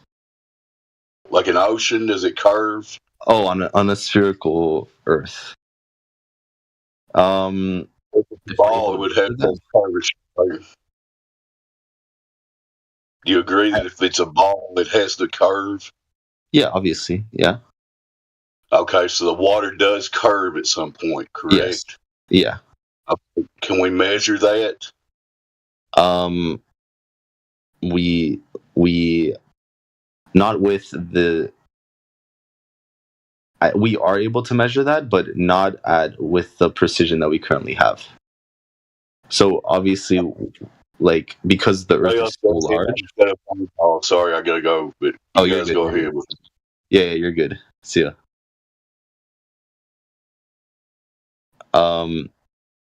I mean, I guess I can answer that, but I think that it's just so the Earth is so large that you can't measure it accurately, right? If you take a small sample of like one foot, it's gonna be hard to measure that. Like with the amount of precision that we have, you probably can measure that with like if you are like at the subatomic level or whatever and see the smallest angle difference, but with the measurements we have, we probably aren't able to notice that small of a change. But yeah. Missed that. What was that claim? Go. Huh? What was that claim you were saying about water just then? So he basically said, "Are we able to measure the curve of the water?" Right? Because he said that water is like level, and if we're able to measure the curve actually wanted to go over this with you because I heard you talking about horizons before, right? And you were kind of agreeing that the definition of horizon is what a horizon is, right? An apparent location where the sky and the ground meet. It's not a specific location because that changes, right? But it's just from your observation where you can see the sky, like in the water or in the ground meeting. Yeah. But you know what a geometric horizon is?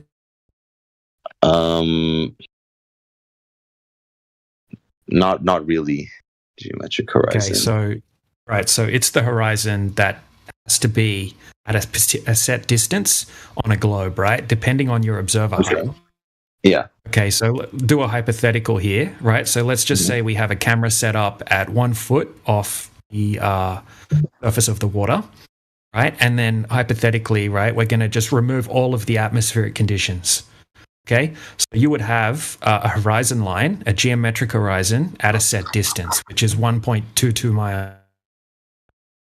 Okay, so if you don't move your camera, your observer height, right, that horizon cannot move.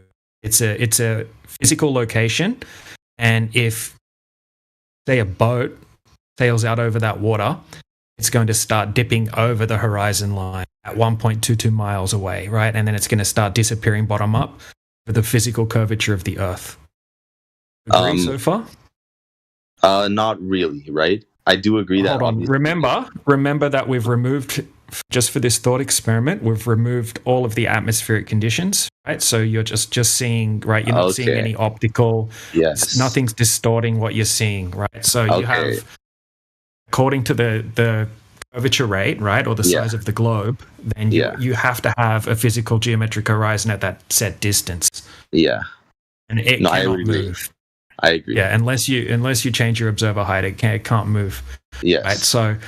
Right. So now we're going to add the atmospheric conditions back in. Okay. They're always there. So now we add them in, right? But that geometric horizon, it's still there. It cannot move, right? It's still there because it's physical. So just adding atmosphere in, it's not going to change the size of the Earth or where the geometric horizon is.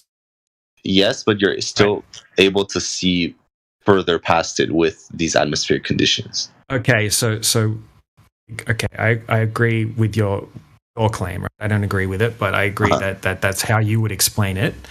Okay, so you do agree that geometric horizon is still there, regardless of the atmospheric conditions being added back in, right? So this is the difference between an apparent horizon, which we can always observe, right? There's always going to be an apparent horizon, right? But you need to have a geometric horizon on a globe and at that set distance, and it has to still be there.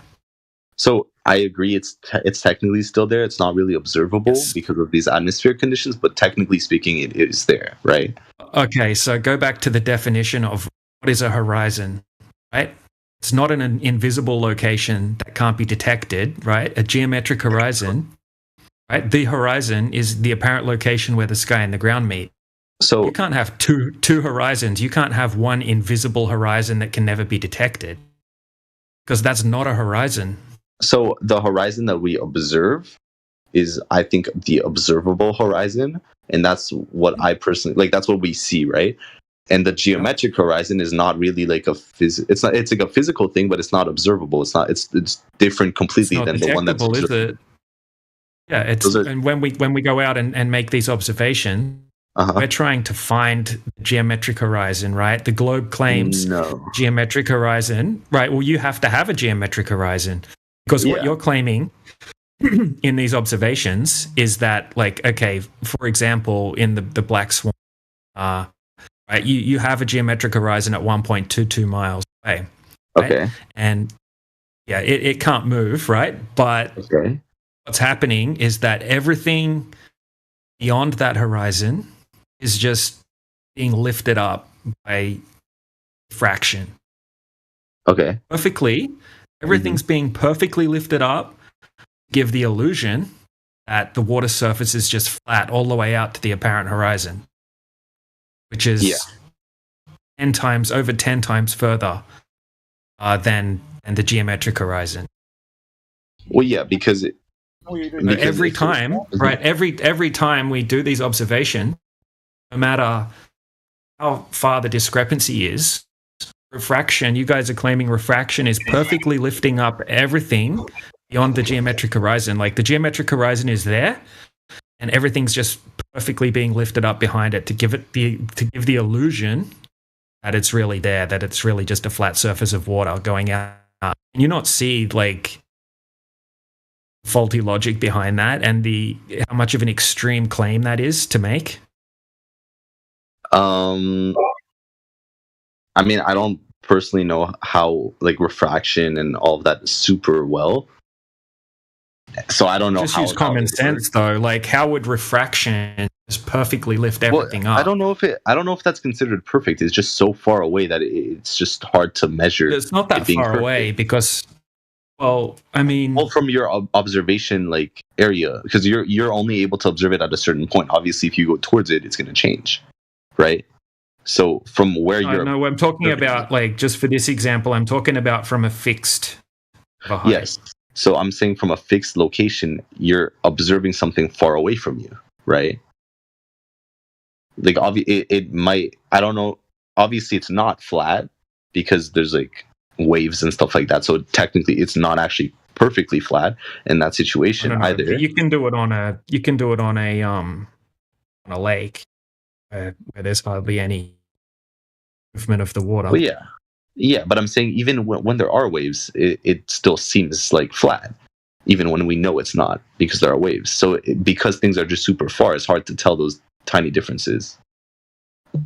Yeah, but look, I mean, for example, just have a look at the observation in the side chat. Like, you have to have a geometric horizon. Like, what you guys are claiming is really there is a geometric horizon at 3.46 miles. But everything behind that horizon is just being lifted up, so you can't detect the horizon at all. Right? You couldn't point to where that horizon is in the image anywhere. It's just completely undetectable. Really, it's there, but you can't detect it, and everything's just perfectly being lifted up. We can see birds landing on the platforms, and we can see lights on the platforms reflecting off the water. Are you talking about the platform image that people sent earlier? No, the one that I just put in the side chat. Oh. Okay, with that you can clearly tell it is refraction. You can see that the cranes that they have aren't straight anymore. Like, obviously those are straight if you go to it. The cranes are straight. The cranes look straight. There are images of... No, it doesn't. Like, if I take, like, a picture, you can clearly see that it's not straight. I can take a picture of, like... Which crane are you talking about? If you just take a still image. Yeah, look, obviously, dude, if you're looking through 10 miles of atmosphere, right, you're going to have some distortion over that distance. Think about how long 10 miles is. It's a huge distance. Yeah. You're going to have some distortion, but that's not what is happening. I mean, you've just got like some heat distortion over that distance, but the cranes are pretty straight. It's not like a huge also the amount. You can see. The problem is, man, the problem is the horizon. Like, okay, so the oil rigs are really just there as distance markers. Yeah. If they weren't there, then we wouldn't know how far away the horizon is. Yeah. There's going to be some distortion because of the amount of atmosphere you're looking through. Yeah. Yeah. And it's going to cause some things to like look a bit wonky, obviously.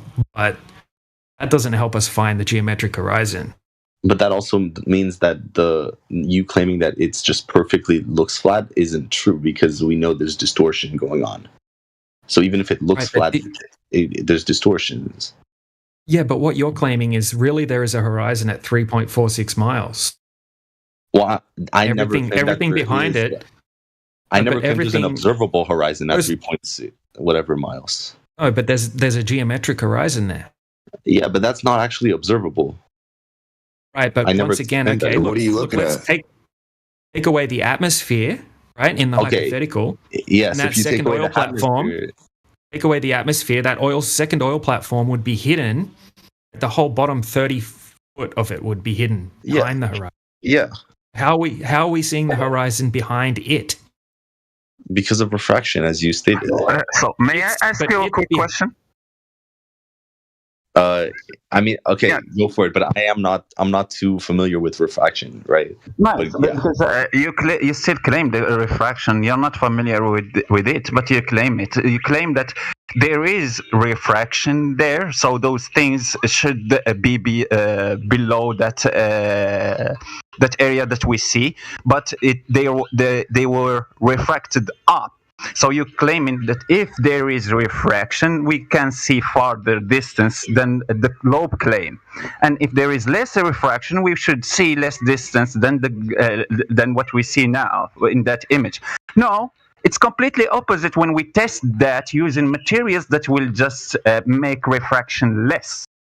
And we see farther. For example, if you use an infrared lens or filter, you will see farther, not shorter distance. That's less refraction, meaning that it's completely opposite of the globe claim. Globe claims say less refraction, shorter distance, more refraction, farther distance. When we do the test using things that will make the refraction less, we see farther. Yeah, I don't know if I would consider refraction or a mirage. I don't know which one, but I'm not completely too knowledgeable on like those mirage. Okay, a flipped image. A flipped image. An image of the object and a flipped image of that object in a surface like that resembles to water. That's a mirage. So that's what I'm saying. I'm not too familiar with those concepts. But you just claim them. You claim whatever you have as a fantastic word that you can find. A word that can show that we are intellectual. I will say refraction. It's a technical word, so it will show to this group that I am intelligent because I'm using complicated word that I don't understand. Shut the fuck up! Shut the fuck up, nigga. Wait, what? That's what you did. You are using words that you don't understand. So because they sound cool, because they sound modern, because they sound technical, so you want to throw them just like that. No, it's not. I'm not using it because they just sound cool. I'm using it because that's just generally what's accepted as like what's going on by like spherical earthers, right? That's the reason I'm using those. But I personally don't know that like too much about those like concepts. Like an excuse why we see farther. I give you an excuse, even if it is not the one that's making that thing looks like that. I'm trying to find an excuse. Oh, I said the excuse with which was refraction. Now I see that less refraction, we see farther. Opposite to what we claim in the globe, because the globe claim less refraction you see farther, and less refraction you see shorter. More refraction you see farther distance in the globe. But when we test that in reality using infrared, so meaning that it will refract less than the normal spectrum, we see farther distance. So completely opposite of the globe claim. When you saw that it's not working, you want to find something else. Another excuse, which that you don't know anything about, mirage. And let's guess, mirage. You're claiming that with you're saying with the heat detection, you're able to see further with infrared. Infrared, not heat, not heat detection. thermal. Not thermal camera. Yeah. Not thermal. With infrared, you're saying? Infrared, yeah. Okay. Yeah, it like negates the effects of the atmosphere to a certain extent. Yeah, correct. It reduces that effect that you have caused by particles of water, because water works like a lens and will just make things fade in distance, like when you are looking, you are diving inside the water, inside ocean or infrared is like thermal, no? No, it's not. It's not like thermal.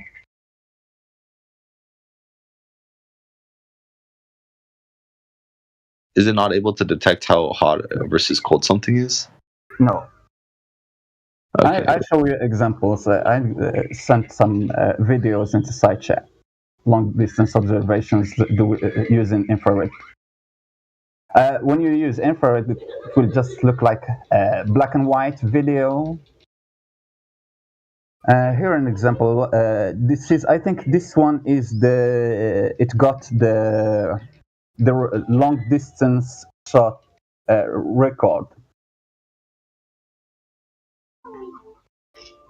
Earth infrared 255.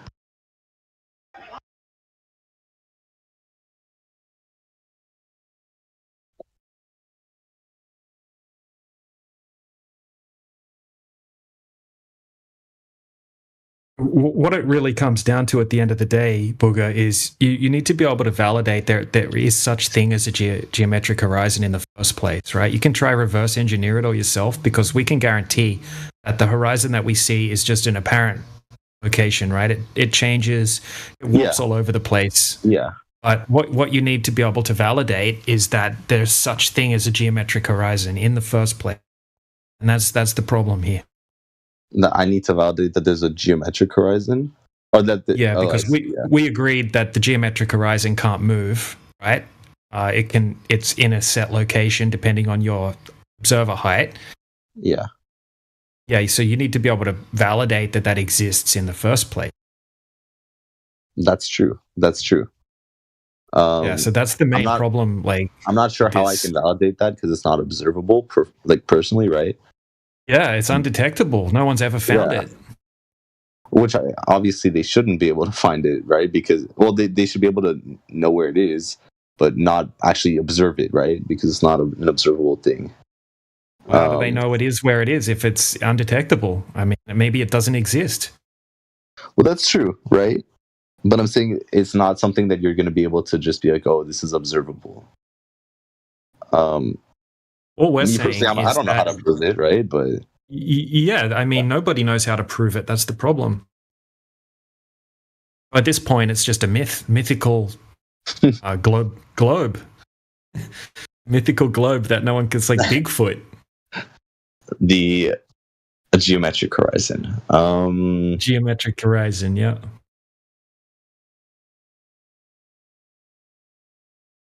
Because that's what we were taught in school. They're like, if you're standing at the shoreline of the ocean, you should see the horizon at around 3 miles out. But that's never the case. Yeah, but you guys claim that that things start disappearing because they're too far away? There's heaps of different reasons and combinations of reasons that it can happen. Just imagine yourself diving in a pool.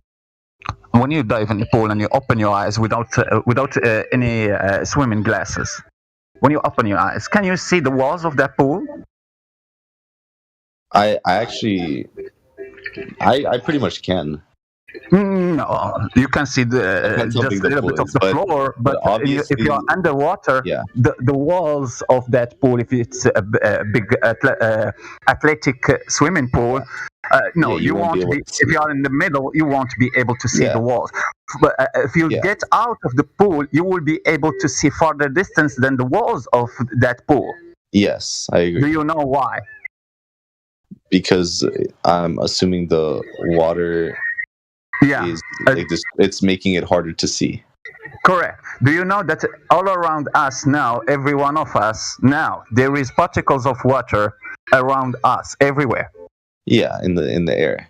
Nice. So when you those particles of water get much, so you have so much more amount of particles of water between you and an object that is getting far in distance. So those particles of water will work as you were in the pool, but it will give you the opportunity to see farther distance.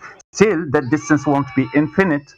It will just degrade more and more when that object is getting farther. So it will put between you and that object more particles of water. So it will obscure that object. It will fade in distance. I agree. Exactly. I agree. But what we do observe is that things disappear bottom up, right? Correct. Also applicable and possible in a flat surface. It's not something exclusive to a ball or curved surface. You can have a flat, 100% flat surface. You add those things that we just talked about and watch this little video that I would put in the side chat. It will show you how can you make things appear to be obscured bottom up on 100% flat surface. I will show you that in a table, for example. Here a candle.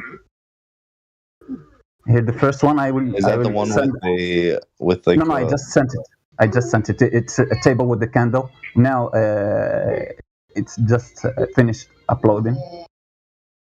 And here is the second one.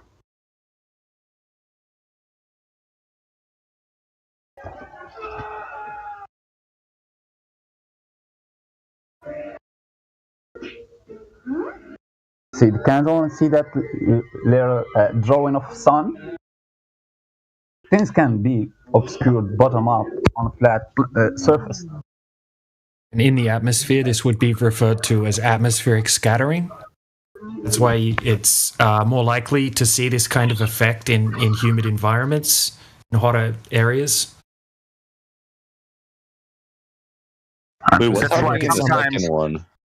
That's why sometimes the sun doesn't change its angular size. Sometimes when it's a dry day and there is so much less humidity, you will see the sun getting smaller and smaller while it's getting farther in the sky. It's called magnification. That it's like lensing, basically. Magnification. When you put a drop of water on a paper where there is a letter, don't you see that letter being magnified?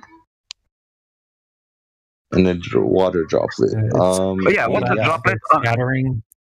Scattering, atmospheric scattering is technical for it. You'd call it lensing or atmospheric magnification as well. Yeah, atmospheric magnification. Yeah, but not all water does that, right? Like, not for example, if you look at the sun through a cloud, it would outline the sun even better. Like, you'd be able to see the sun's like being like a circle that you can see in the sky, rather than it like, because when you try and look at the sun without a cloud, it's just like shining at you and you can barely see it. All that's happening is the cloud is reducing the glare. Yeah. Like in a cloudy day also, it happens like when you are in that pool. Remember the pool? And remember when you are in the in a foggy day. When there is fog around you, a thick layer of fog around you, you want to be able to see the cars, in distance till they approach you. Even the lights coming from the cars, until they approach you and you start seeing them. If you your head face up the sky, you try to look up in the sky to see the sun, you won't be able to see the circle of the sun as you see it normally. That's like when you are underwater. But yeah, there is more particles of water that won't work as that magnification that you can do with small droplets or a cup of water. You can now take a cup of water or a container that like science bakers that have that spherical shape. If you fill it with water, you can use it as a lens. If you use two of them with different curvatures, you can use it as a telescope. That was the old telescopes in the beginning of time. They used just bottles filled with water. Yeah. Yeah, because water acts as a lens, but more amount of water, so much more amount of particles of water, like in the clouds in the sky. So the particles of water are near to each other, not like when we are now here on the room. Those particles of water are so far from each other. Yeah, no, I agree. The only thing is, this is kind of connecting to like the claim of round earthers, like saying that the fractions lifting it up. This is the same as saying like this is like there's something going on that's making it seem like it's going down when it's actually flat. Perspective, the thing that is natural in your eyes, like when you see you are in the street and you see the street lights that have the same exact height. They are 10 meters, for example, something like that, 5-10 meters each one, and they have the same height laid on the straight street, but still the one above your head, 90 degrees above your head, is the taller one. Dependent to you. If when you see them, the farthest one will be the shortest one, smallest one. Even on a picture, if you take a picture of that view and you you draw a line, but for the closest street light to you, and compare it to the farthest one, you will compare them. You will see that the closest one is the tallest one. The light is so high in that image, and the other one, which is the farthest one, the light is so low in the image. Still, they were same height, but your eyes, the lens of the camera, the lens inside your eyes, your eye behind that thing with color. You have blue eyes, so I have brown eyes. So behind that hole. How did you know I have blue eyes? No. I'm just saying. Example. Okay. So in that hole, in the hole, in the middle of your eye, behind that hole, there is a lens. Yeah. That's not a hole. That's the surface of the lens. When you touch it, it's not a hole. It's not like there is nothing there. It's a lens. That lens work like the lens of the camera. So things that go in distance, they will just appear to you like if they are going down. They are not, but they will appear to you like they are doing that. Imagine train tracks. You're sitting in between two train tracks. They will appear to you that like they are converging in distance. Make them now vertical. They will appear to you like they are converging in distance from the top to the middle of your eyes. And the one in the bottom will just go to the middle, like if it is rising. They are not, just parallel. And you see it like in that short video I sent in the side chat. You see that candle, even without that lens. You see that candle or that image of the sun will be going down.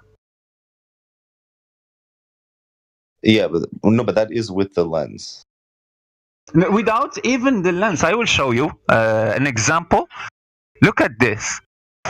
This hallway. Do you think that roof is going down really? Because if you draw a line, vertical line from top to the middle of that image, no, the roof is not going down. In reality, it were built parallel. The walls were built parallel. The roof were built parallel to the floor. But still, the floor is going up. The roof is going down. Yeah. They are making a triangle. Yeah. No, I agree with you. That's obviously things that are farther go towards that point, right? Okay, put a sun in that roof. Put a little sun, a small sun, just a small one, a small light bulb in that roof, and make it go farther.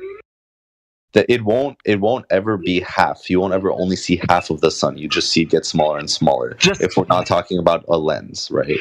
Yeah, if we are taking away the atmospheric scattering, then you won't ever see half of it, like you do in the sky or in the example with the candle where you only see half of it.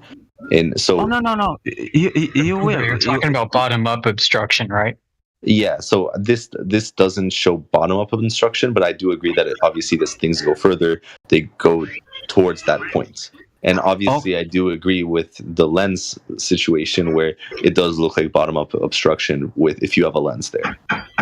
Okay, look at this video that will show you an object in this sense that won't even change its distance, so it won't go farther or closer from the camera. But still, with change in the temperature and the humidity in that room, you will see a horizon that will start obstructing that object from bottom up. And just that at that moment, you can just imagine that object going farther. It will continuously be obstructed by that horizon till it will just disappear completely behind that horizon. Bottom up. Wait, where? Let me show you that. I will show you. I will show you that. Here, the first example.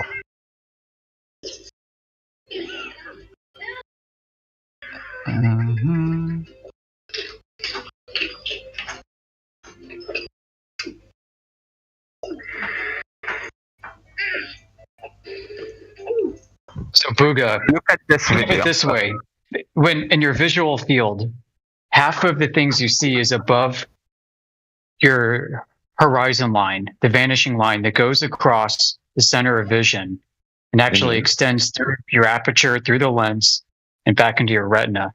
The other 50% is below. So 50% of your visual field is split by how you see. Yeah. Bottom-up obstruction is dependent on your position to a tangible surface, like the floor that's below you, versus like a ceiling or the sky that is really, really high.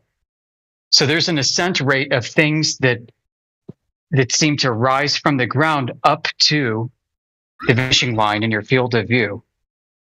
And that ascent rate is different based off of your distance to the floor than from the sky to that same vanishing line from above. Well, bottom-up because the ratios are different. Yeah, well, because the ratios are different, the bottom-up obstruction has to do with the diffraction limit of your vision. And objects that are close to the tangible surface below your feet become indistinguishable from the surface at a faster rate than things that are much higher above you, descending to the same vanishing line. So you're saying that even on a flat surface with no lenses and no nothing, you would still see a bottom-up obstruction? Yep. Yeah, and that's due to the presence of the surface. The angles of light propagation from the objects on the surface and the object that's resting on it tend to merge at a faster rate. And this is because they're closer together. I saw a video where it showed that bottom-up obstruction doesn't happen if there's no lenses or anything. There is no lenses in the videos I just sent. Wait, let me see. And I will put a GIF for the description or explanation that's basically okay. We're talking about, because that's a atmospheric lens basically. Right, this is what I'm talking about is angular resolution limits. The angle is so small and so oblique that the object that the floor that's resting on the floor gets gobbled up by the floor, and it merges and becomes indistinguishable. And it merges bottom up because the information loss happens at a higher rate, compression rate, because you're closer to the ground, because the ground is tilted at a different angle than like a ceiling or a sky that's tilted. Yeah. Something that sticks out to me that you're saying is kind of obvious is that there's like just real simple where there's this big like sky. The sky is bigger, so there's more sky field of view right there. If you're just straight out, therefore the angle of the ground would be smaller.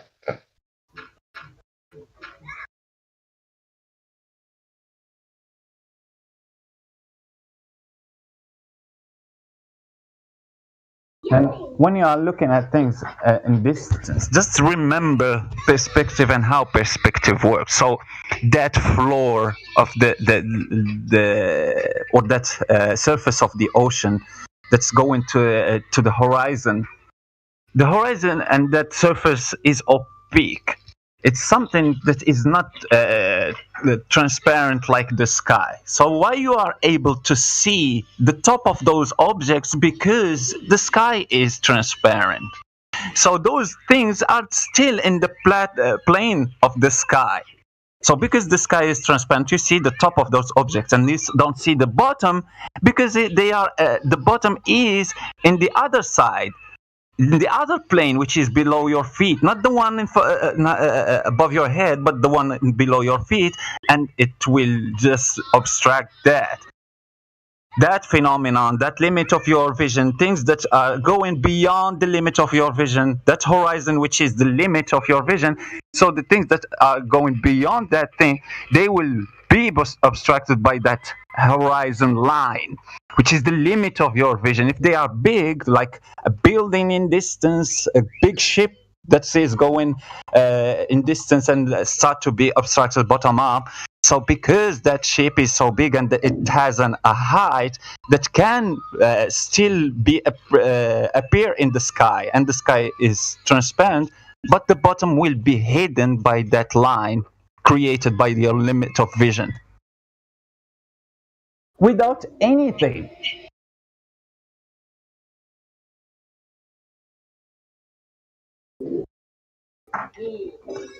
Do you see that GIF that I just sent? It explains the same exact thing. The floor is ramping up. The sky is ramping down. They merge in a line and create line. That line is called the horizon. That line is because there is an opaque plane that you are standing on. Do you think there will be a horizon if you don't have anything below your feet? No. To be just a convergent point. Video, this is a video that I watched. It's by Dave McKeegan. I don't know if you guys know him. Yeah, I know him. Yeah, let me copy link.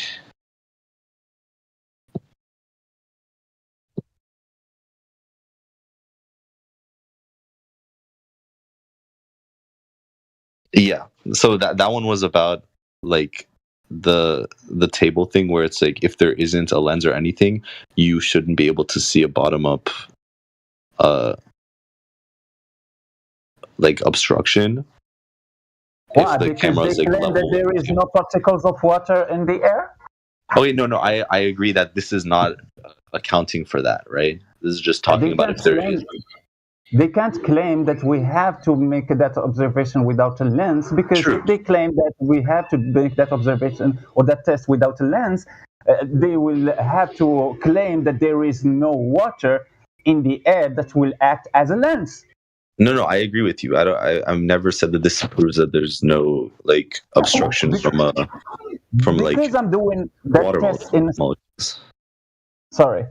Yeah. Because I'm doing that test in a small scale, so I have to scale also that humidity that is between me and that boat that is disappearing bottom up in 10 miles. So if I want to make those 10 miles just 1 meter, I want to make those particles of water that are dispersed in that 10 miles condensed. How I do that? Make a lens.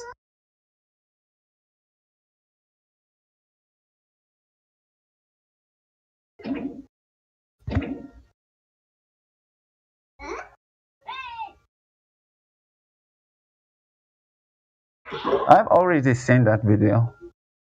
You have?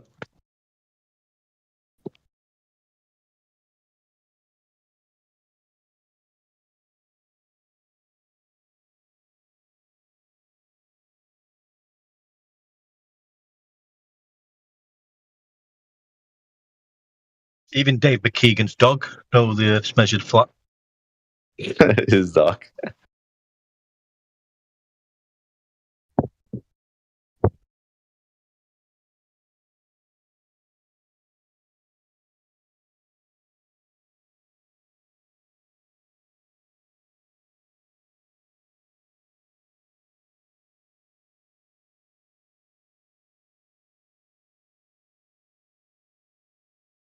And if you watch the other videos I sent with for that refraction test, so you can see that there is no lens. We are just changing or varying the humidity and temperature in that room. It will create a horizon that will obstruct those objects that you put in distance.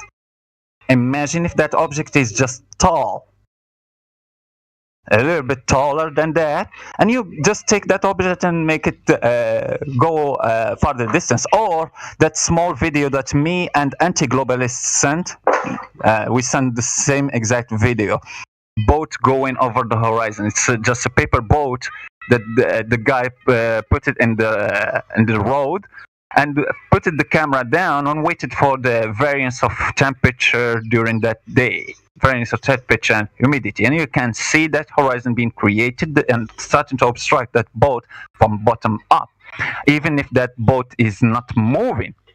So compare that visualization that you have there in that little video to Dave McKeegan's images in the first part of his video, where you see that boat being obstructed bottom up and a small boat that we can still see in the before the horizon or front of the horizon. It's the same exact thing that you see in that flat floor, without lens, without anything, no change. It's just natural. We put the camera down and wait for that temperature variance.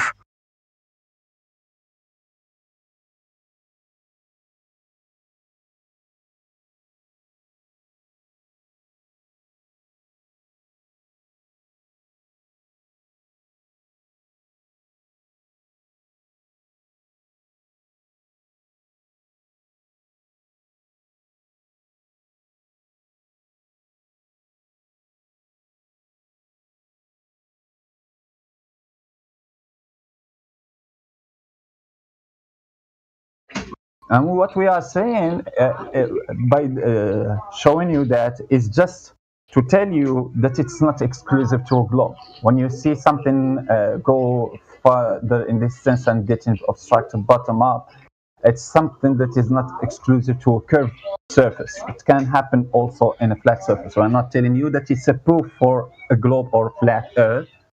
It's just to for people to stop using that as being a proof for globe. It's not.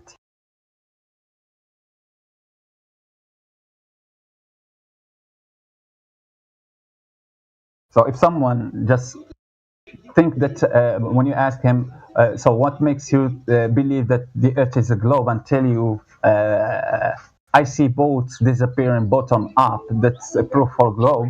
I see boats disappearing bottom up, me too. And that's that's not a proof for a globe. It happens also in a flat plane. And I'm not saying that that's a proof for a flat Earth, because it can happen in flat plane also. Nonsense.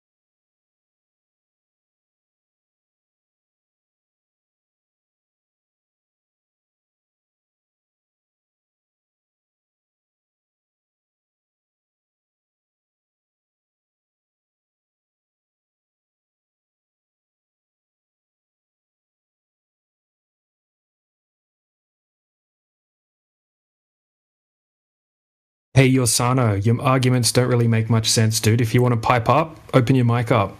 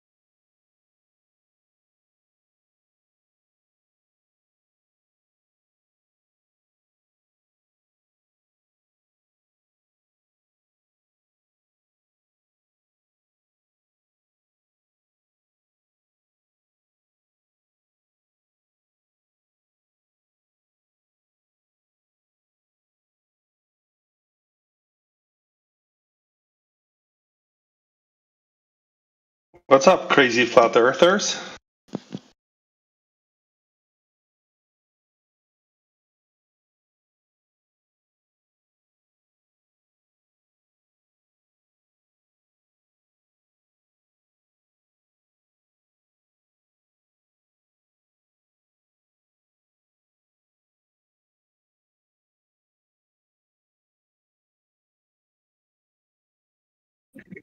Hello, Peter.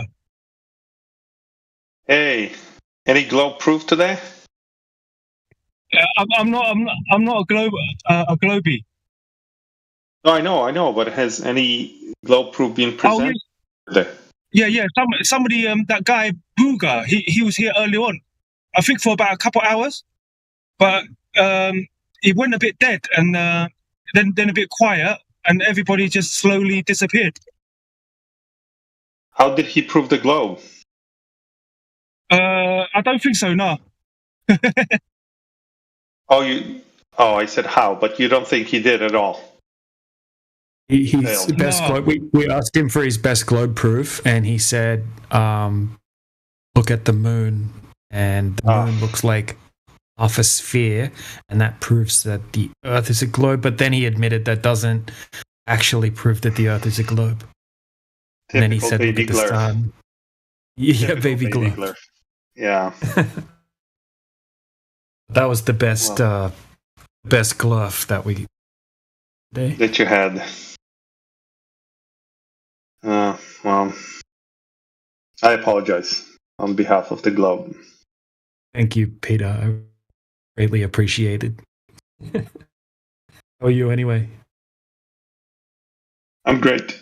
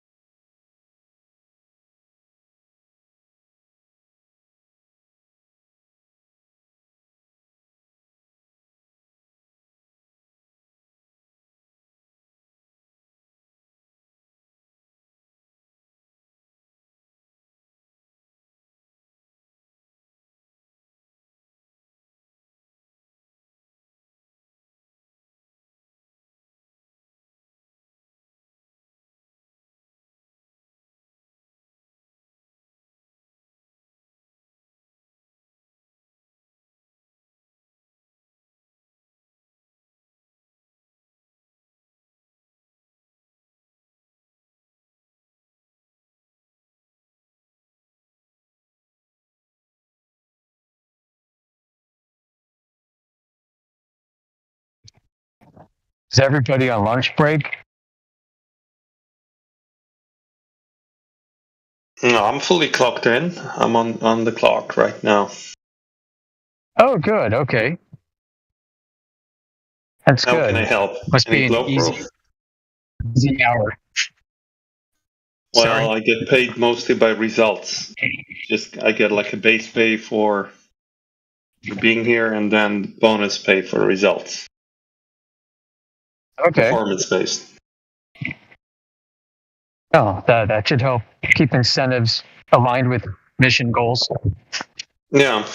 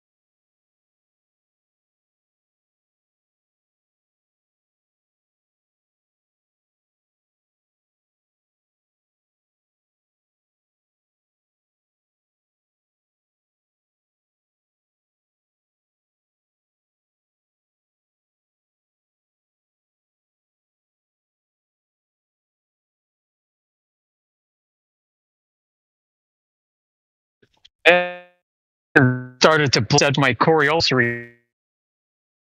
Peter, how many clothes did you sell this month? Sorry, you were breaking up. What is it? I'm saying that the wind was messing up my Coriolis readings. Yeah. So how many globes have you sold this month? 0 globes.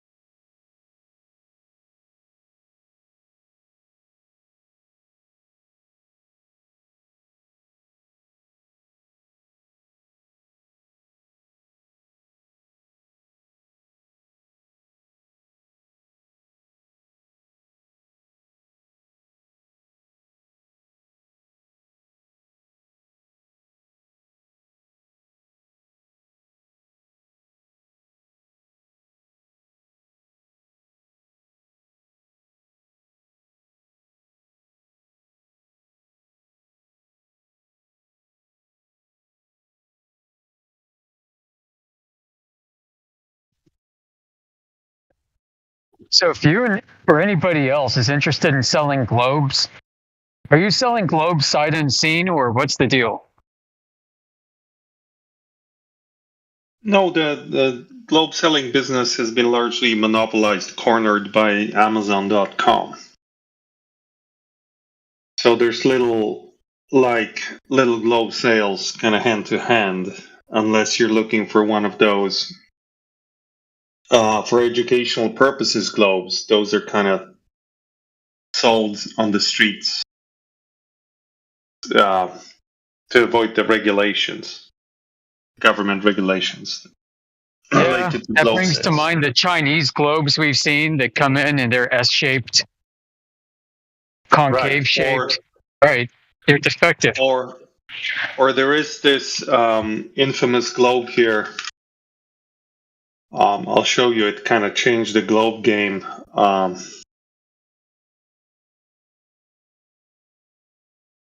Let me just find it real quick, okay? It's hard. I have to go like to the dark web to find it because it has been suppressed. They don't want you to know about this one.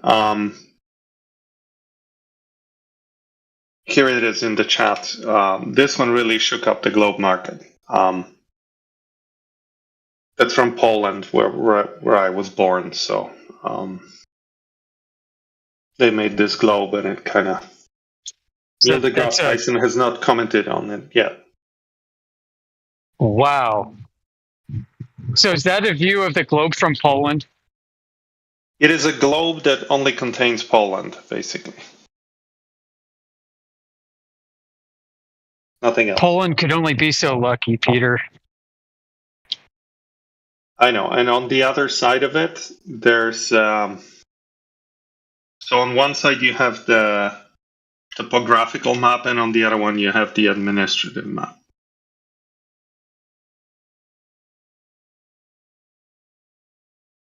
So that one, kind of they threw a wrench into the workings of the globe with that one. It's the golden opportunity, Peter. They should have put Poland on the pole. But they didn't put Poland on the pole. They put it on the side. Yeah, because it wasn't done in English, so it wouldn't make any sense.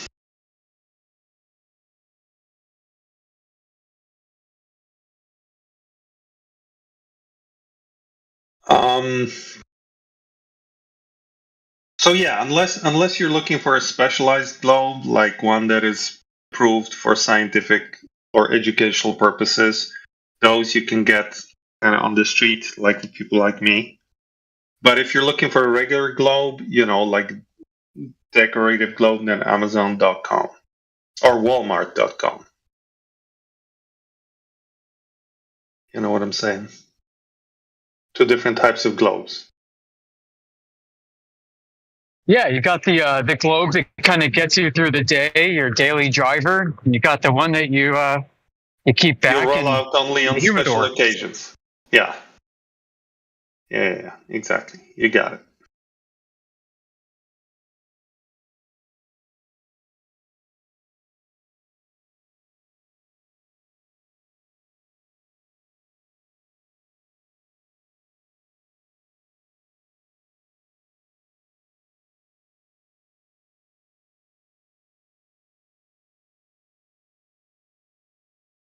Yeah.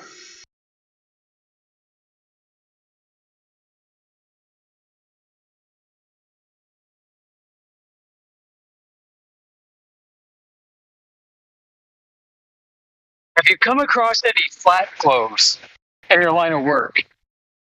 Yes, all the time. We call those maps, projections from the three-dimensional globe to a flat surface, like Euclidean surface. What I mean. Yeah. Are those typically more expensive or less expensive than your average daily driver globe? No, those are cheap. Those are like, if you're old enough, you remember you could buy those at like a gas station. If you're driving in a new area, you'd go there, you'd buy a map. It was rarely a single sheet of paper, but usually like a booklet that contained an incremental regional projections from the spherical globe onto a Euclidean surface, and you'd use those to navigate. I used to carry one with me as a kid, kind of big foldable map when we used to go hiking with my family, and I would like navigate through the mountains. They were cheap. You could get them anywhere.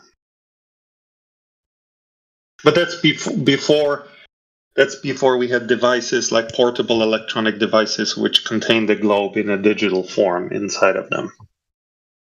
So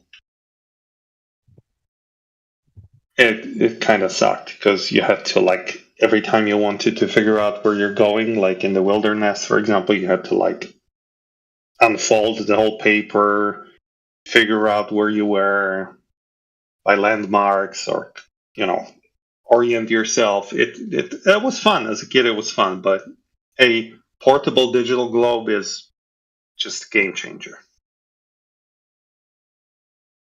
I mean, what is the difference between a non-Euclidean globe map and a Euclidean globe map for all intents and purposes? A Euclidean globe map is projection from the spherical globe onto a Euclidean surface, which is always distorted, like by definition, mathematically can be shown as distorted and can never contain the entire globe. But in practical purposes, for people like you and I, we rarely navigate the entire Earth, right, at once. So in practical cases, you would have just a regional map, let's say a map of an area. And when that is projected from the globe onto the Euclidean surface, it is not very much distorted because it's a small area. So you can project it in a way that preserves the relationships. But if you had a really big map, like a map of the United States or something, on one sheet of paper, that would be quite distorted in your Euclidean form. So that's what I would call a Euclidean, globe map. It's a projection from the original 3D globe onto a Euclidean surface.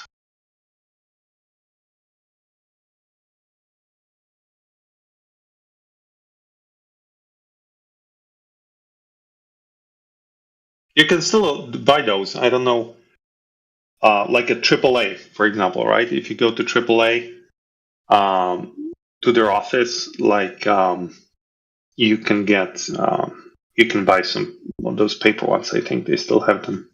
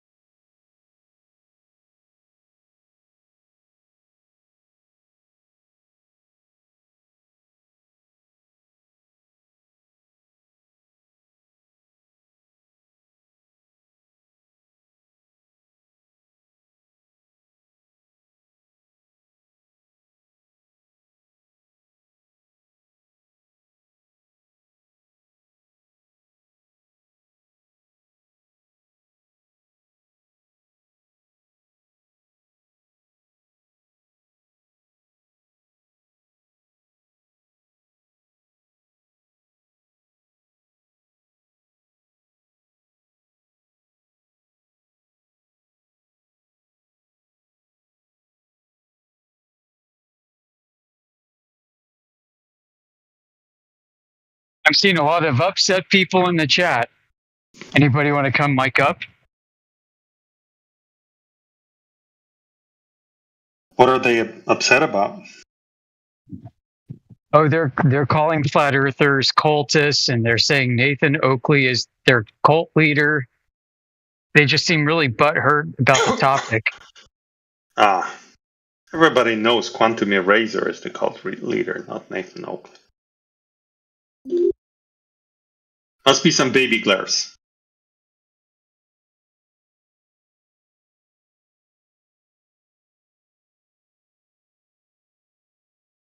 Yeah, they need to come in and hear that from you, I think.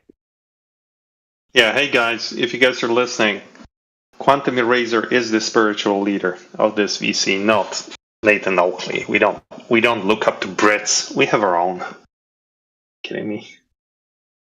Enough Brits and Aussie flares. They're obnoxious. Why have you got to bring Britain into it? Goodness me.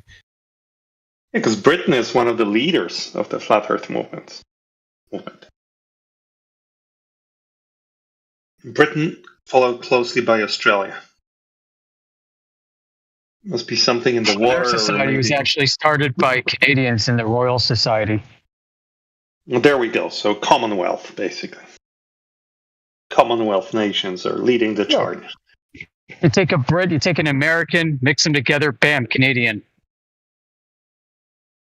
Yeah, Robotham was a Brit, right? Oh, yeah. I've got his books. Yeah, see? Yeah. It's what it is. But we have Neil deGrasse Tyson to counter this. So, we're good.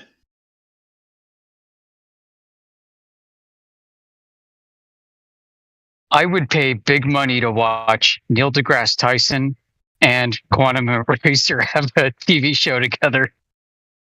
I really would. I'd pay like $40 to watch a 1-hour debate. Yeah, that'd be good.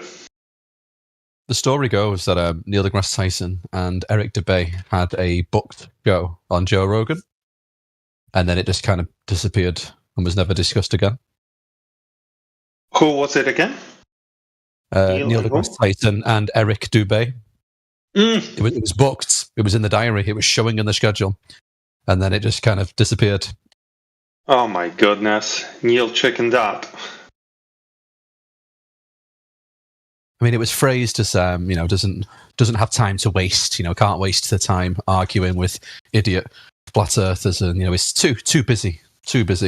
It would have been a good show, though, I admit. Did he say he has no time to debate yoga instructors?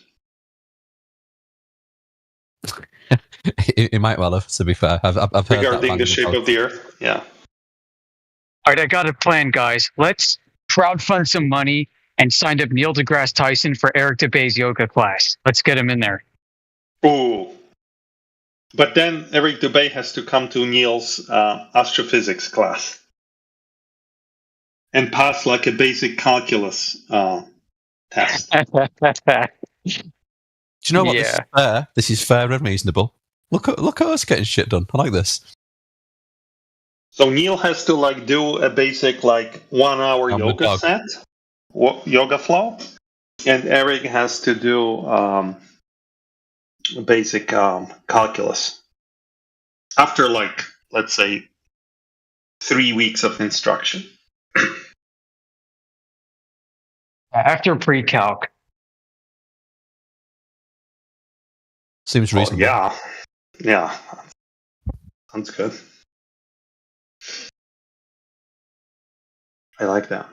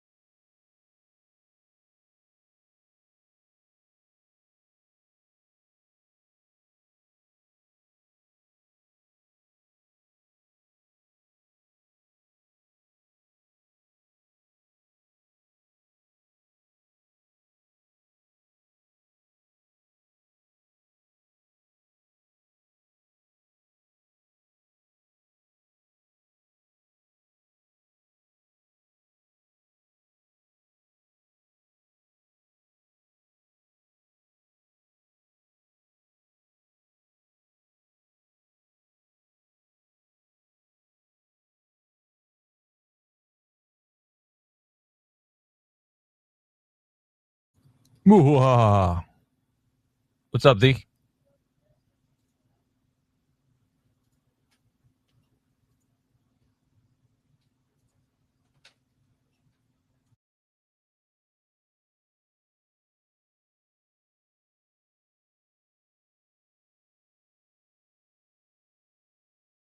You doing an all-nighter thing or just hanging out?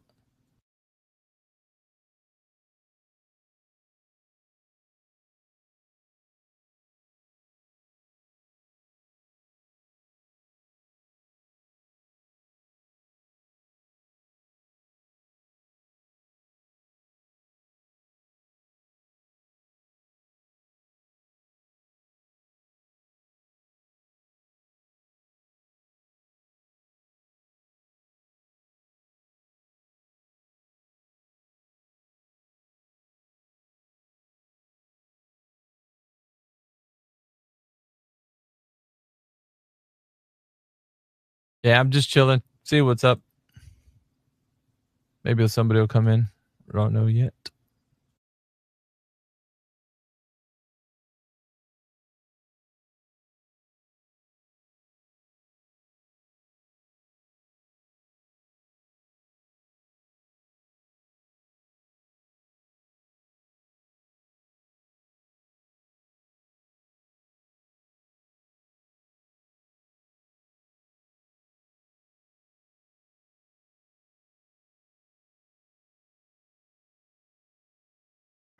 What's up, Alpha? Chilling, dude. Enjoying the night. Second day off of work, so I'm just hanging out. Word up. Yeah, I don't think I'll be doing an all-nighter, but my power went out at like 6 o'clock, and I passed out until like midnight. So, Damn. yeah, my sleep schedule's a little off. It's a good thing they got it back on, though. Yeah, no, definitely. That's definitely a good thing. Yeah, sorry, my headset. I have to wear a headset when I do spaces. It kind of sucks. I don't know why my speaker on my phone, it only doesn't work for spaces. It cut out like one day. I'm having an issue lately. Like when I unmute my mic, it unmutes like everybody that is on the speaking panel. It's very strange. I don't know what it is. Like it might be a glitch or something, but maybe it's because I'm not using my phone. I'm on my PC. I think that's probably what it is. If I was to migrate to my PC, my phone, it would clear up.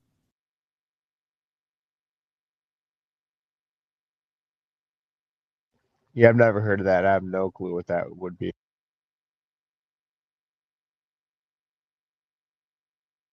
Yeah, it's all good. I'll get it worked out here. I got one of those lightning adapters because I have an iPhone. Does that just speed up the charging? Oh, yeah. I mean, you could do it for that, but you could plug an external mic to it, so you can have like, any mic that you want. Because I have like a couple of external mics. But because I don't like the iPhone mic is okay. Just I wanted to use like the external mics that I have.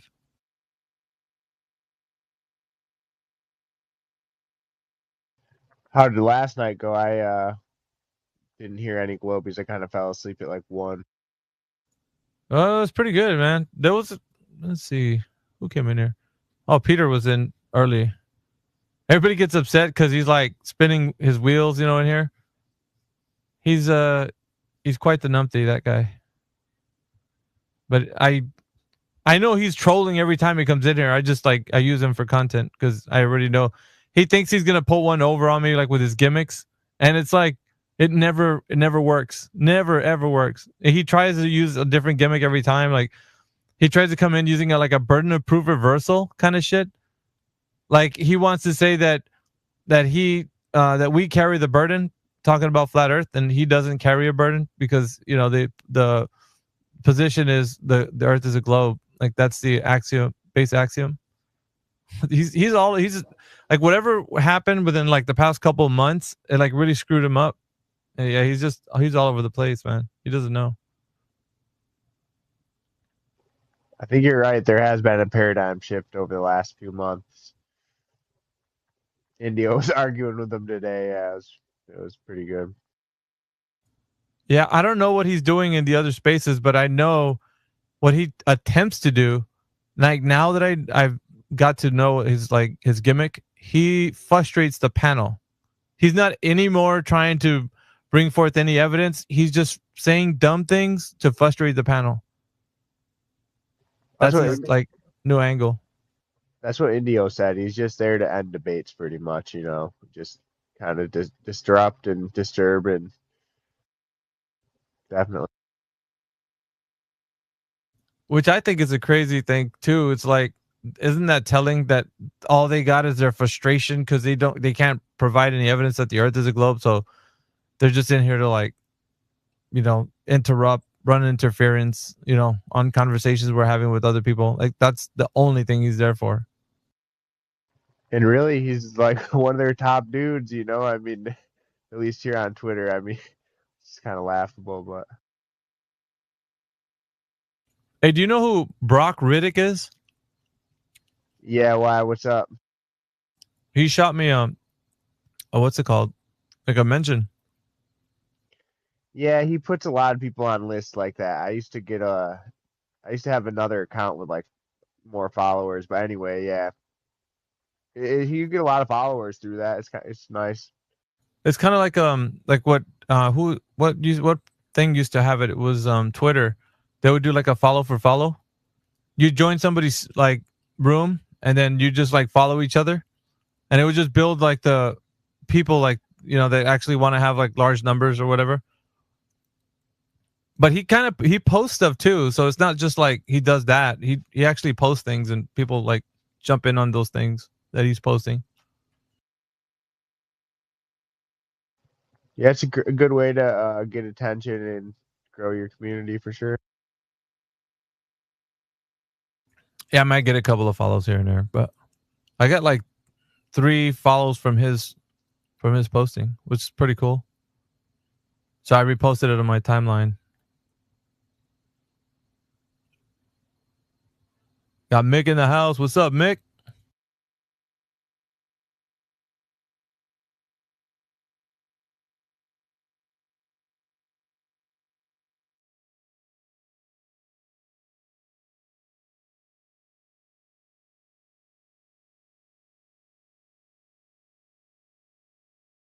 Dude, there's a lot of globers out there, man. Their brains are just like scrambled eggs, bro. They don't know which way is up.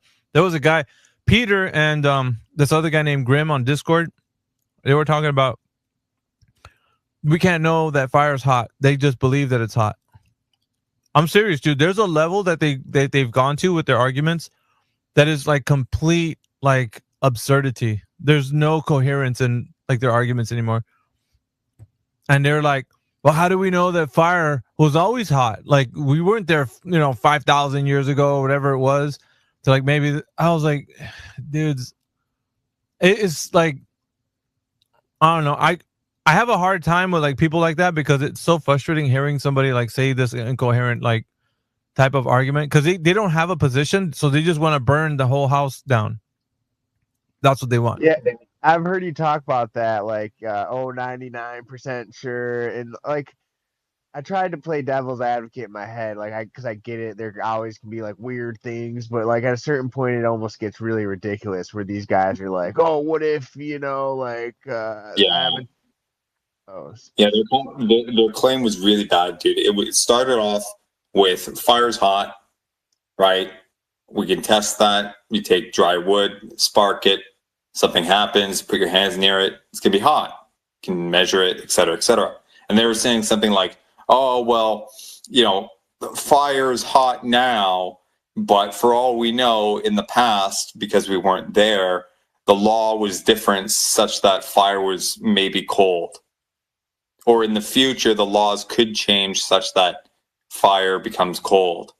And little did they know that attitude undermines everything that they hold, because all the laws of the universe, the physics, et cetera, et cetera. How do we know the gravity pulls things to a ball 1 billion years ago? How do we, all these things, like they put all of that into question the moment that they suggest something like this. And then they went on to try and prove it, like, oh, you know, suggesting that a law of a thing, because over time we learn different things about things that this law applies to, that's the same as the law changing, as opposed to us learning new things about how that law is applied. Like they tried to sneak that in. Like it was really wishy-washy, you know, dopey bullshit that didn't go anywhere because it sounds exactly as it sounds. It sounds ridiculous.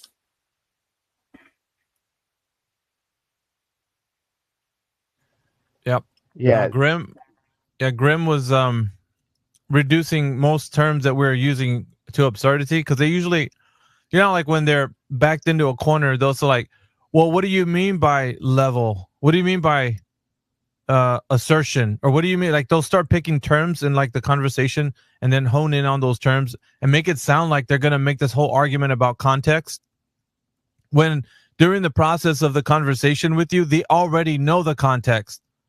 They're wanting to get, it's a type of filibustering. So they want to talk about something that has no bearing on the conversation, but they're making a non-point a point. Like, well, let's talk about what you mean by when we're saying the word level. You know, like what does that mean? Like it's, and then you start parsing out like the etymology, and it just gets weird, dude. After a while, they're losing all coherency of the conversation, and I think that's what that's all supposed to be, right? Because they're backed into a corner, so the only defense they have is to start picking on words that you said. Yeah, but what do you mean by law? Like that's what one of the things that he was saying to Mick. Mick was asking him, you know, it's going to negate all the laws of nature. He's like, dude, so law? Do you mean like criminal law? Or he said some shit like that, and I was like, dude, we're not. You know what law we're talking about? Like, why do you? I got frustrated. So did Mick. We were pretty pissed off, dude. It's like, you don't have to be stupid, dude. When we're having this conversation, you already know what we're talking about. Like it's dumb, dude. Or dishonest, man. Because I was listening to that conversation for a good 45 minutes before I stepped in. I'm like, guys, like this is getting ridiculous. You know, you did this. You know, you said that. This, that, the other thing, and it's none of it's coherent. And they're like, what? Yeah. It's like, bro, it was bad. I don't know, AV. What do you think? Was that what happened earlier today dumber than Peter's, you know, bicycle globe argument? Like, which one's dumber, do you think? I don't think that we've hit rock bottom yet. Or no, wait. Let me rephrase that. I think we a long time ago, we hit the bottom of the barrel, and they just started digging a hole down underneath that. So we're reaching new lows every time. So it's hard to say, because it's almost like the next flower that comes in here is going to redeem themselves to like how low you can go. How low can you go? You know, like we're racing to the very bottom, dude. Like, yeah, I guess that was a bad question of mine, because like we're shooting fish in a barrel at this point. Now one of them's rotten, the other one's rotten. One of them's rotten salmon, the other one's rotten tuna. Like, which one's worse? I don't know. Fuck. Yeah, we're dealing with epic levels of cognitive dissonance, dude. Like it's so bad for all of us. Like, especially when you're a third party listener and you're just wanting to hear good conversations, like spark challenges, and people are gonna get into some topics, and then you hear this like total bullshit, dude. Like you can't make heads or tails. You're trying to figure out what the guy is really saying. And it's frustrating for the interlocutor to have a discussion or debate or whatever you want to call it with somebody else that's just being obtuse, man. Like they're just being irrational. Like we can't get anywhere, man. If they use just like, dude, just cut it out, man. Knock it off. Let's just talk the way we normally do. You know, just knowing what we're saying. You know, and then of course, because you back them up into a corner, that's their only defense. The only defense they have is to reduce shit to absurdity, where you can't make heads or tails of what they really mean. Why do we got to talk about a word in that way? I understand semantics are important. I mean, I'm not going to negate that. But in the case of knowing, like, okay, we've already talked about the laws of nature, right? There's been something established within the context of our conversation. We don't have to go back and reverse and go like, oh, wait a minute. You know, we're using the word law. What do you mean by law? Like criminal law? And that right there. Yeah. It's like we've already drawn out the context. We've been talking about it for a couple minutes, and then you want to revert back to a term that we've already understood what it means between the context of what we're saying. What the fuck are we going to be talking about it again? Like, oh, wait a minute. We've been using the word law, but what does that mean? Like, and that's frustrating, right? You know what? Half the time, man, when I hear stupid shit like that being said, I'm hard pressed to dismiss the possibility that these guys are doing it deliberately to give themselves a buffer. You know, anything to add 2, 3, 5, 10 seconds to the conversation to allow them to think their thing through or to try to. You know what I mean? Yeah, I get it. I don't know. Or they're trying to Google something, or Yeah. It's fun to listen to, man. I was out doing groceries, I was doing my thing. I'm hearing dumb shit come through my headphones. You're like, I'm you son of a bitch, dude. Yeah, I'm like, damn, man. Like, can we hurry up? I need to pay for these groceries, man. Hurry! Can you hurry up, man? I need to get on this fucking mic. Like, what the fuck, dude? You're probably trying to hurry up to the line, weren't you, Mick? You're like, I need to get the fuck out of this store right now. I was like, I gotta get. Yeah, let me add him. It's good, man, because shit. Grim always brings that type of energy. Because at first he charged Peter with doing that. Man, you see, Peter, that's why they get upset with you, because you don't like always trying to figure out what terms mean, and we can never. He charged it. I don't know if you heard him. Grim actually charged Peter with that, and turns out he's doing the same bullshit afterwards. He was like doing it the same way Peter was. So it's like, Grim, you're doing it now. Like, isn't that what you told Peter you didn't like him doing? This is what you're doing. I think I missed that one. Oh. Yeah. It wouldn't surprise me, man. Yeah, because they were having it out, Peter and Grim, and they're both Globers. Oh yeah. But Peter's a bigger solipsist than Grim. As Grim at least has certain terms that he understands already understood to be defined as, whereas Peter just wants to get a W. He doesn't give a shit. He just wants his dopamine hit of getting a W, like somehow. So he doesn't care. Solipsist or sophist?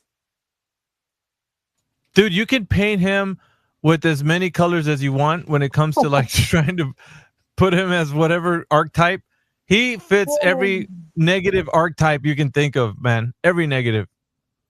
Fucking you name it, he's probably that.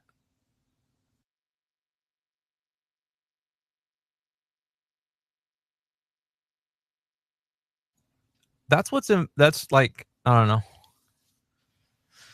It's fun. That's all I can tell. Well, some people are like, I got messaged by Kembo Beats. He's a pretty cool guy, man. And he's like in the DMs while I'm talking to Peter. He's like, dude, I don't know how you put up with these psychopaths, dude. Like, you're just like this. Because he's got that globetard strength, you know what I mean? Like, he's invincible ignorance is just powering through everything that, he doesn't stop and think about things. He just keeps saying shit like it could all make sense. So at some point, talking to talk. Well, yeah, because we're arguing over, talking about fire. Well, do you believe fire's hot, or is it just fucking hot? Like, I don't have to believe the shit, man. Yeah, the belief. Put your hand over a fire. You're gonna find out really quickly the shit's pretty hot. Yeah, the belief thing kicked in, and I was waiting for it. I was waiting for them to say that knowledge is a subset of belief, and by knowing something, you inherently believe it. But by knowing it, it's like a stronger belief, quote unquote. I was waiting for justified true belief, man, is what they call it. Justified true belief. And surprisingly, it didn't actually come up. Well, the important thing is too, man, we're trying to get them to realize because all of this is really attached to the fact that they're building a framework for their move into the conversation about the Earth being a globe. So it's like it's called greasing the skids. That's what they're doing. They're greasing the skids. They're getting it ready because they're gonna make their maneuver into the conversation about the globe. So in order to lay the foundation for that conversation, you have to start over here with this conversation of trying to get to know how people know what they know. You know, is reality real? What are the ways that we understand the physical and natural world? We can't obviously say that we know anything for real. Like they're building a premise where they're going to make the reality of the globe be something that you can't objectify, in a sense of saying it's actually something in the physical and natural world that we can know is there objectively. You get what I mean? Yeah. Yeah. So they're greasing the skids, man, with these conversations. They want to make it like put the information out like this is what we're going to talk about, so that when we move to the topic of globe, then we can say, okay, so remember that conversation we had about how we can never know anything to be true, like fire being hot? Well, guess what? That same applies for the globe. We can not know that the Earth is a globe in that way, but we can know what the level of assurance. You know, it sounds like that's pretty Weasley, man. That I see them 10 moves ahead. I already know at the end of that line of conversation where we're going to end up. Yeah. I know that's what they want. And oftentimes they end up shooting themselves in the foot. You know, it was like right before I jumped in here, there was a guy that came in. He's like, I got proof. He and Demok started going at it, and he didn't bring up proof. He brought up a question. Stuff about like local flat. You know, could you tell if it was actually curving, whether it was local or not? That type of bullshit. You know, and little does he know that once he puts that into the ring, it's up to him to break the ice. Because if it looks locally flat, but it's actually curving, his position is that it's curving. So I kept pressing on him, like, okay, well, where's the tiebreaker in this? He couldn't answer. Eventually got banned because he was, you know, saying other shit, and someone kicked him out. But like he painted himself into a corner there, and he's probably very grateful that he got banned because he didn't have to answer the question. You know, so they do these Weasley word games. They corner themselves, and you know, pray for a Hail Mary, and then sometimes they're relieved of that. You know, like it's fun. I love this shit. Me too. I tell people too, you know what? I don't want to know their arguments. Don't tell me anything. I want to be surprised when they come in here. I want it to be a complete surprise. So that when they tell me the argument, it's like I'm hearing it brand new, like I've never heard it before. Because I want to untangle that shit, like where they don't understand which direction I'm going to, because they can't anticipate me. You know, they don't know what I'm going to say. That's what I like. I like the fact that they don't know what I'm going to say, so they can't come in with a kind of like a script or a gimmick that they know that works because of certain responses, because they don't know exactly what I'm going to say. So I like that. That to me is exciting. I like that they're confounded with like trying to figure out what can I do to make it sound like I know what I'm saying, and try to get them tied in a knot with flat Earth. You know, like yeah. You would think that they would just say, "Oh shit, this is what I think. I think it's true. I'm going to speak, you know, honestly." It's like, okay, there goes that. But it's okay. We're getting our reps in. So not worried about it. Looks like the dirt digger just joined us. The whole digger just joined us. Hey. What's up, man? Oh, the water boy. Sorry. Yeah. Sorry, I've been missing, man. I've been super sick, but Iron Man. I figured I'd jump in. You're really just sick of the Globers, man. That's what's going on. Yeah, I got the flu. They got me vomiting, and they got me all jacked up. But my throat hurts, though, dude. It even hurts to like talk after a while. So I have been. Did you? Yeah. Did you gargle lemon water or Yeah, you know what, dude? Yeah, lemon and salt and with honey. Yeah, warm, raw yeah, honey. that's good. Damn. Gotta get the electrolytes back in you, man. Yeah, trying to get better, dude. I was at the emergency last night. Oh shit! You all right, man? Like, fuck. Yeah, it's just I guess there's a virus going around or something. There's something going around. They're calling it walking pneumonia or whatever. But like everyone's getting sick right now. Yeah, I got hit with that shit like a couple weeks ago. Yeah, so I'm just kind of. It felt like when I first got that COVID like a long time ago. Yeah. But it's not as strong. I mean, it's right. Still, you still get sick, but you can feel the difference. It's not like the way it was. COVID was something different, though. It's a little bit like worse. Yeah, that's for sure. When I first got COVID, I thought I was gonna die, bro. I ain't gonna lie. That straight out the game. Yeah. It was a different thing. It was way stronger. Like whatever that was, my body fought the hell out of that. But yeah, for this one though, my throat's just jacked up. It's real scratchy. Like even when the doctor checked, he's like, "Oh, your throat's all red and swollen." He's like, "Yeah, you just had that infection probably, or that virus." They got you on antibiotics and whatnot, or what? He gave me just stuff to help with the pain, the promethazine with codeine and or promethazine, and then naproxen. They in the streets they used to call that lean, bro. yeah. So, anyway, dude, I mean, yeah, we've been. Thank you. Yeah, we've been working our way through these ballers, man. Like they're coming through the space, and we're getting some more people to come through here. Some more good conversations. Yeah, I mean, trying to get more individuals who think that the Earth is a globe up on stage, but it seems like once we get a packed house, everybody's like, "No, you go. No, you go." They don't want to come up here, dude. It seems like Peter seems to want to come back for more. Hey, Peter, did you get your pedal-less bicycle yet? My what? Your pedal-less bicycle. What is that? Your bicycle that just goes downhill now, so you don't have to pedal it. You still have to pedal it to go up and down the topography. Damn. Oh, but there goes that idea, Mick. I thought it was just constantly downhill, man. It was not today, though.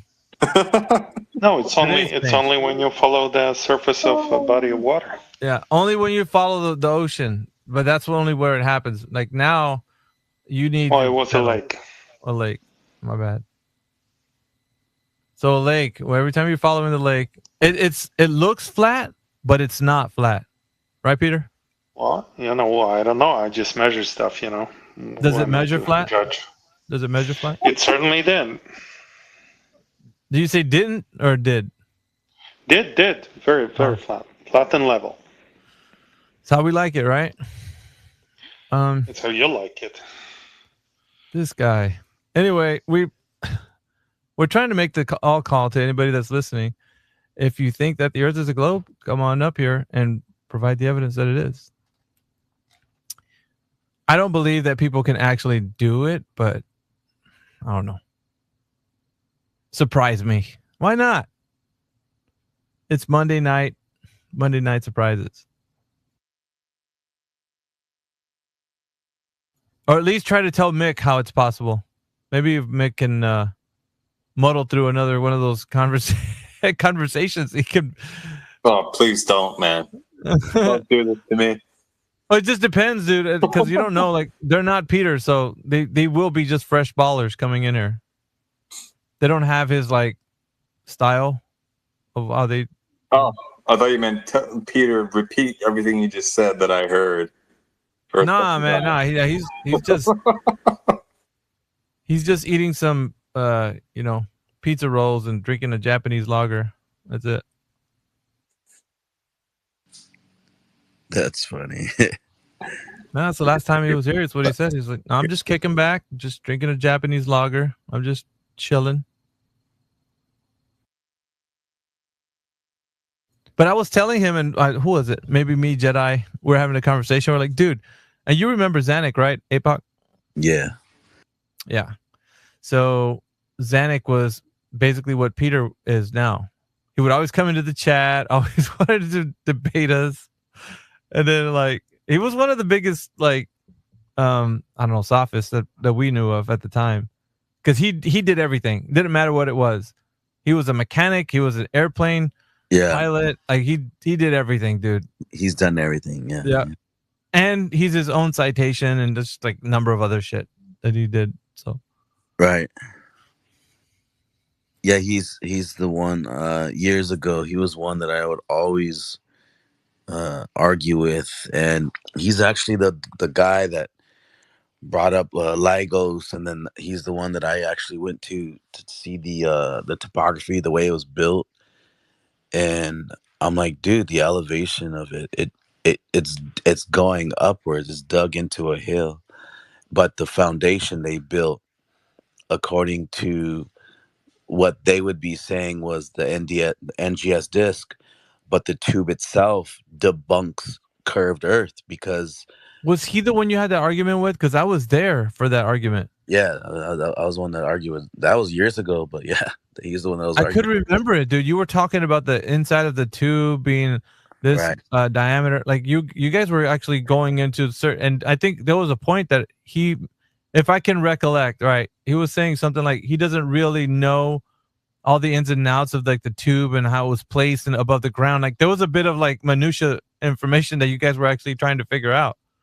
Yeah, and I was trying to tell him, like, think about this logically, right? Like if the foundation, that concrete long pathway that they built, if they built that according to the NGS disk of it curving away, so if they made a drop just artificially because that's the way they leveled the fill to be, like, doesn't matter because it's that tube that's resting on these metal stands. The housing around the laser within it is what debunks globe Earth, because the housing itself is going along with the concrete, but the tube in the center, it's not directly in the middle because they had to keep that perfectly horizontal straight. So at the end of the tube, where it gets at the end of it, the laser is higher. That's because they dropped the ground, but for no reason, because there's no point to do that.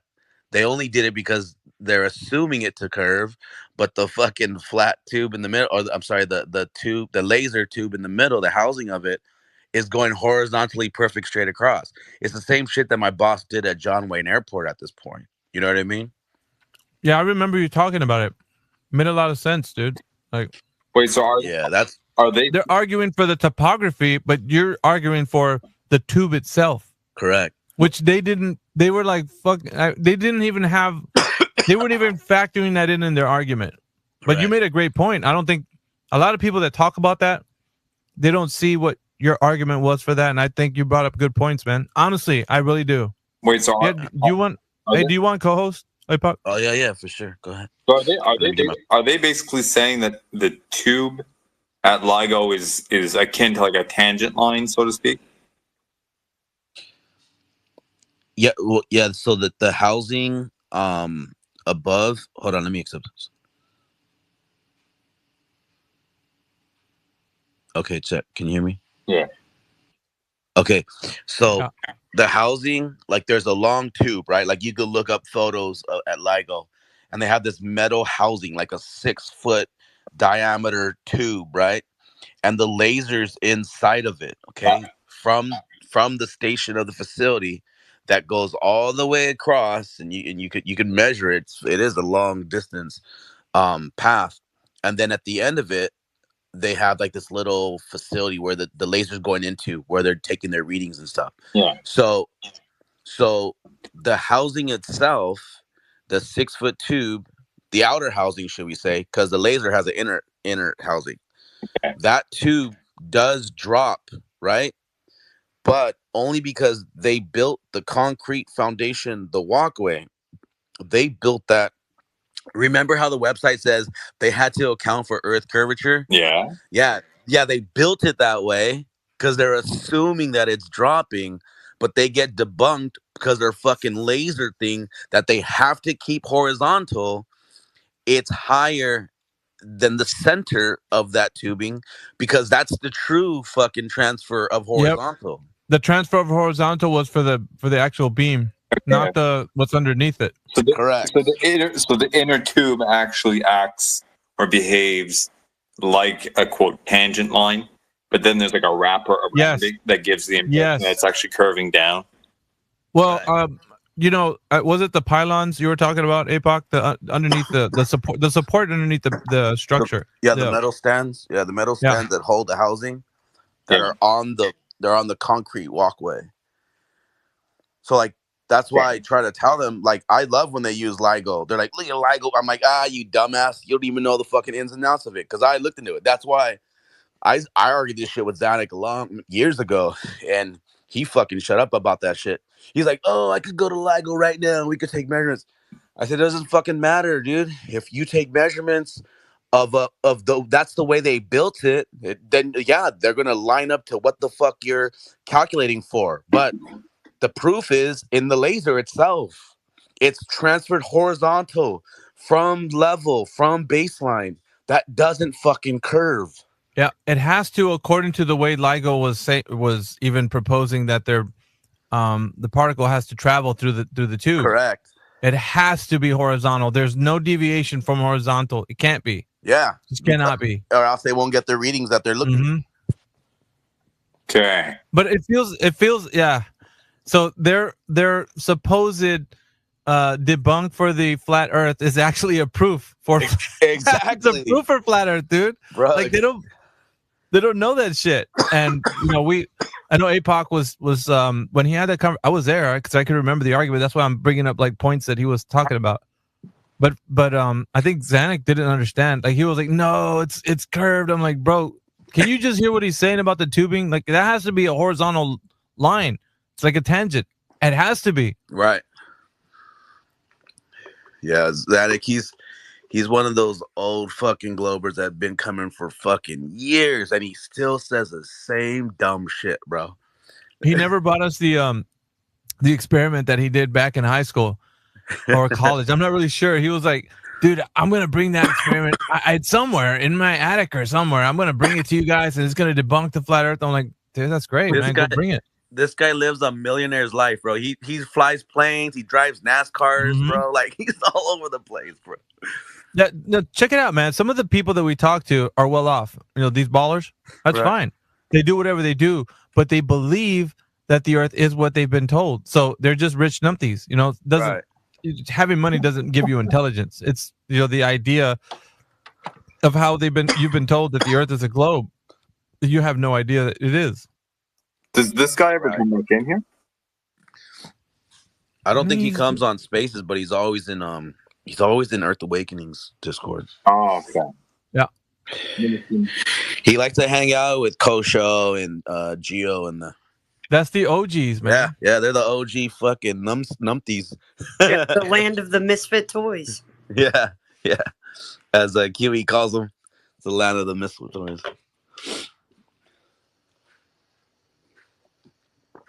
Yeah. Shout out to Fletzy. Hey, Fletzy. Hello, guys. How are you doing? Just trying to get better.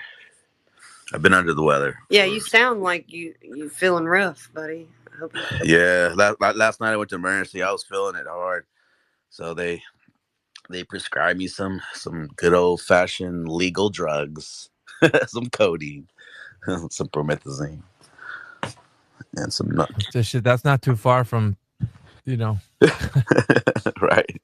He's flying high with that shit. It's good too when you take it the promethazine with codeine, like. It does soothe you. Yeah, like 20 minutes later, like you just feel like the pain. Yeah, goes you away. do need that relief too, because you're going through it, man, with that whatever you got. Yeah, before I went to the hospital, that's why I went to the emergency last night. I was coughing, and man, I could have swore my chest was just whipping, bro, like so hard. Every cough hurt. Like I just feel. Hey, did you have a headache with that, APOC? Yeah, I had a huge migraine with it. Was it like what side of your head was it? My left eye, right above my left eye, was hurting bad. As a matter of fact, my vision started going a little like blurry. Blurry, yeah. Yeah, whatever it was, yeah, that's really running rampant. Yeah, it's going around right now. It's making its rounds. Yep. But check it out, man. We're just we started the space probably about 30 minutes or an hour ago. 24/7 Flat Earth, episode number 24. The globe debunked itself is the title of the space. Nice. But I kind of get little quirky titles because really it's just any title just to kind of get a little clickbait thing going on. So I could see it. They're like, what do you mean the globe debunked itself? Well, come on in there. We'll tell you about it. Right. But if you're joining us right now, we appreciate you being a listener. And we're just having a conversation right now with APOC, Flatsy Klein, The Conspiracy, Mike B. Peter's in the panel again. And yeah, if you guys want to, go ahead and retweet the space so we can get more people in here. And we'll get the conversation jumping for you. Or like if you know any academic person, you can also tell them to come in here and see if they can fare with the conversation with us. But yeah, we like that. I like to be surprised. I want to know what type of arguments these guys can conjure up. I don't know what to expect. That's fun though. Well, most of the time, the people that come in here like to talk about us instead of the topic. And that seems to be very clear when you look at all of the messages under the reposts. Like when you post your space, like you just have so many people hating. God, dude, they whine and whine and whine underneath my space like every single time, dude. All about they're critiquing the speakers and the way the format is, and oh man, I can't stand this thing. It's like, dude, if you couldn't stand something so much, couldn't you do that silently without having to post it? I mean, you posting it, it's just you just like, hey, look at me. Like, yeah. If you didn't like something, just go Netflix and chill or something, bro. Just relax. Go out, do something else. It's like, look over here, I found a meanie. Yeah. Everybody, look, this person's mean. And you're like, dude, relax, man. This little kindergarten bullshit. Like, it's stupid. Oh, there's Overlord, man. Hey, we posted that saying you put the other day. I did. I posted up at the top. The science is a science proven with science. I even opened a can of science food with science. Then walked my science and picked up his science with a bag of science. Placed it in the science can. Then scienced our way back home. Nice. Yeah. Overlord, AI Overlord. Oh shit, that was good. Yeah, AI posted that. It's on my timeline. Just scroll a little bit down. You can repost it as well and like it. It's pretty cool. I thought it was hilarious. You should. Yeah, Flatsy was kind of slapping her knee about it because it was funny. AI, you should have tagged him. He posted in the side pill or the purple pill. Where's the vaccinated at? You should have tagged him.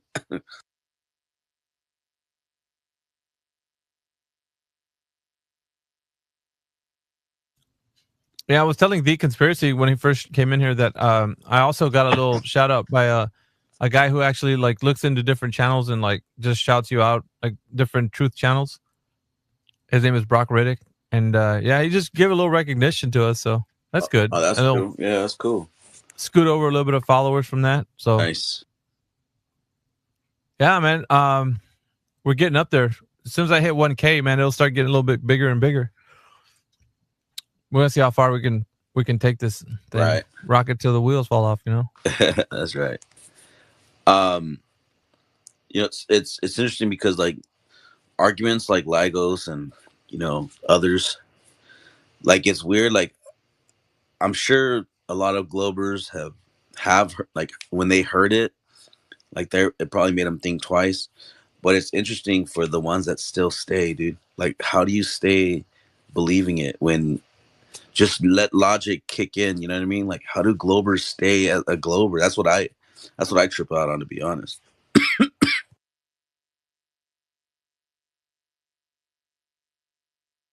With a lot of cognitive dissonance, my friend.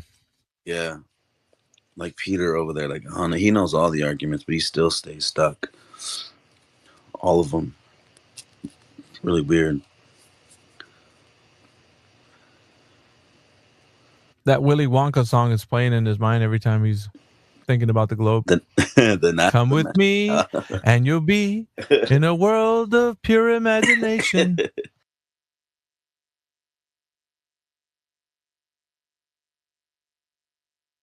Yeah. Unfortunately, that's all he has going for him, man. Just imagination. Do you see that launch that they did a couple days? Like some USC students, They went up. I think it was 400,000 feet. They broke the record for like private or whatever, like just a citizen building a rocket, and they went up 400,000 feet. But what I'm wondering is like, bro, where's the full video? Like they everywhere I looked, they chopped it up. There's only like a minute of it or 2 minutes of it. Everywhere, dude, I was like trying to find, bro. I'm about to like drive to USC and be like, go into that fucking class because they have like a class that like they this rocket propulse. Hey, I can imagine when you show up, you're like, hey, look. Take this camera with you. Leave it on the whole way. Right, okay? right. Okay? Like, don't turn it off. Right. I can just imagine your frustration, dude, just showing up. Seriously, bro.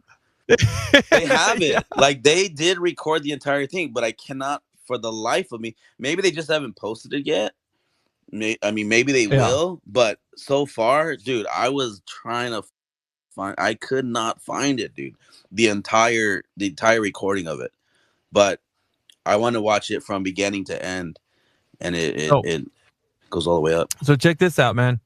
You know Tim Pool that did that debate like a day or two ago with with what's it? Yeah, it's Robertson, Jennings, and all them dudes. So supposedly Tim Pool is on X, and I think he's doing his streaming here as well, right? I mean, he's doing some things on X, but X is treating him real well because what it sounds like, he did a post about like what he got paid, like kind of giving props to Elon. Well, guess what happened? Elon saw his post and fucking shouted him out. And now underneath that post, because I think Tim Pool was like, thanks for the $6,690 some dollars or whatever that he got. And Elon's kind of promoting that tweet to like, well, check this out, man. You can get paid on X. So what he was doing is just showing like that Tim Pool, as an example of somebody who can get some bread off of X. But but because he shouted him out, like he just put him on that tweet, 37 million people like were on that one tweet. So really? Now check this out. I'm going to show you a little spider web.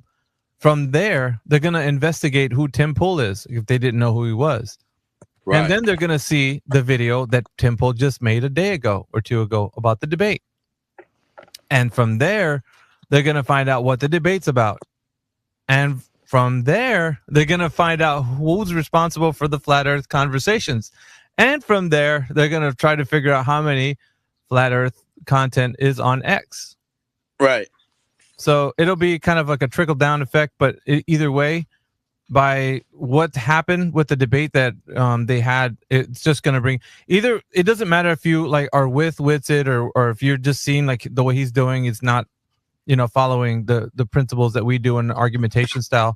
Whatever it was, it's just, even if it's positive or negative, it's still an impression on like the information. It's getting the views now. It's going to start churning up. Like people are going to turn up and be like, dude, what's this all flat earth thing about? So do you see what I'm saying? Yeah. Like, as much as the anti-flat earthers come in here and rail against us, like, dude, this conversation is dying. You guys are not going anywhere. I beg to differ, sir. Elon Musk just tweeted Tim Pool. Tim Pool's doing a debate with a panel of people talking about flat earth. What do you think's going to happen? Right. One of the most like prolific people on earth right now has just made a tweet about Tim Pool. And Tim Pool had just a day or two ago, the debate with all this, flat earth conversations going on. What do you think's going to happen? I mean, come on, like 2 and 2, right? Right. Matter of fact, I believe Tim Pool, he's been talking a lot about the final experiment because he has one of his co-hosts, like they're trying to, I think they're sending him to Antarctica. Mm-hmm. So that's probably going to be like no, but maybe. No. No, you meaning no, he's not going or well, on the debate he kind of said, he insinuated Witsit was going on his behalf, and so Tim Pool should just pay him the money.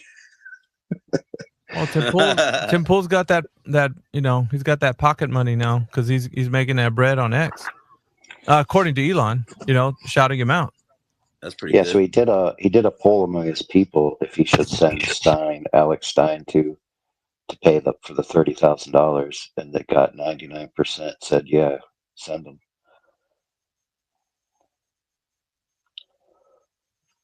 Yeah, it's definitely going to bring a lot more people to the conversation. That's for sure. The conversation now is on blast. So as much as the flat earthers kind of like seething in the background, it doesn't help them anymore. Like it's the word's going to get out, my friends. Right. So, hey, so Raja's listening, right? And in the side pill, he posted some dumb shit. Raja, just real quick. I mean, let's just be, grown adults here. So you think that because somebody that goes through a system that teaches you a lie, and if you don't agree with that lie, then somehow you're not as smart as the one that does agree to the lie? Actually, I'll throw you a mic. I kind of want you to like stand up for yourself and maybe back your position up, because right now you just sound stupid in the chat. Well, he's actually saying the whole chat is that way. I'd like for Raja to actually gird his loins and get on the speaker panel, because if he knows what's what, I let him tell him what's what up here. I mean, it's almost like put your money where your mouth is. That's what this is like. So if you got what it takes and you have the the fortitude to come up here, then by all means, let me dust the chair off and have a seat. Let's talk about this. Because if you think you got what it takes, then why are you in the cheap seats talking about this? Like, let's get up on here on the speaking panel. Let's see what you got. I mean, surprise me. I like to be surprised. I really do. So, as the saying goes, hit me with your best shot.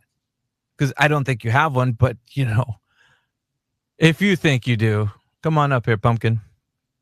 Yeah, no, I think he just wants to just squawk from the peanut gallery. Just let him. No, I mean, I dude, like, there's one thing to be out there saying you guys are this and that, and what's your acumen level, like science acumen, like what are you guys doing with, any of the math? Like, you guys don't do anything. Like, you guys just talking trash. Why don't you come up here and let's see if you got what it takes? That's all I'm saying. You won't get muted. I will let you talk.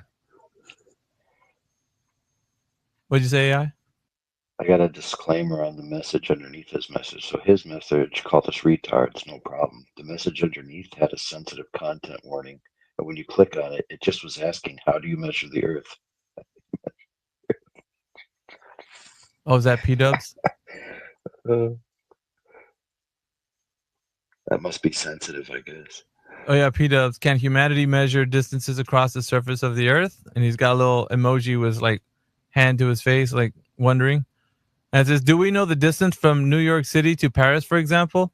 Like, how many times do we got to say for the millionth time, it's never been about distances?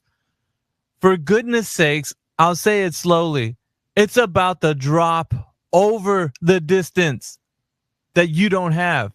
Distances, people can approximate those, and there's ways to actually, probably get that if you really wanted to know, like, how far something is from another place. But the drop over that distance is what we're trying to figure out, if you know how to get that. Do you know how that is actually taken? Because that's what's at stake here, P-dubs and Raja and everybody else that's wondering. Because they always go, nah, but you're not talking about distance. You're like, dude, distance has never been what we're talking about. We know that people know how to go from point A to point B. We're talking about when they go in that from point A to point B, are they traveling over a curved surface? That's what we want to know.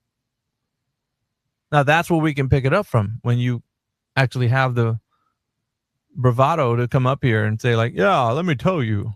My name is Raja. I'll show you guys. But our last Raja won't come up here, will he?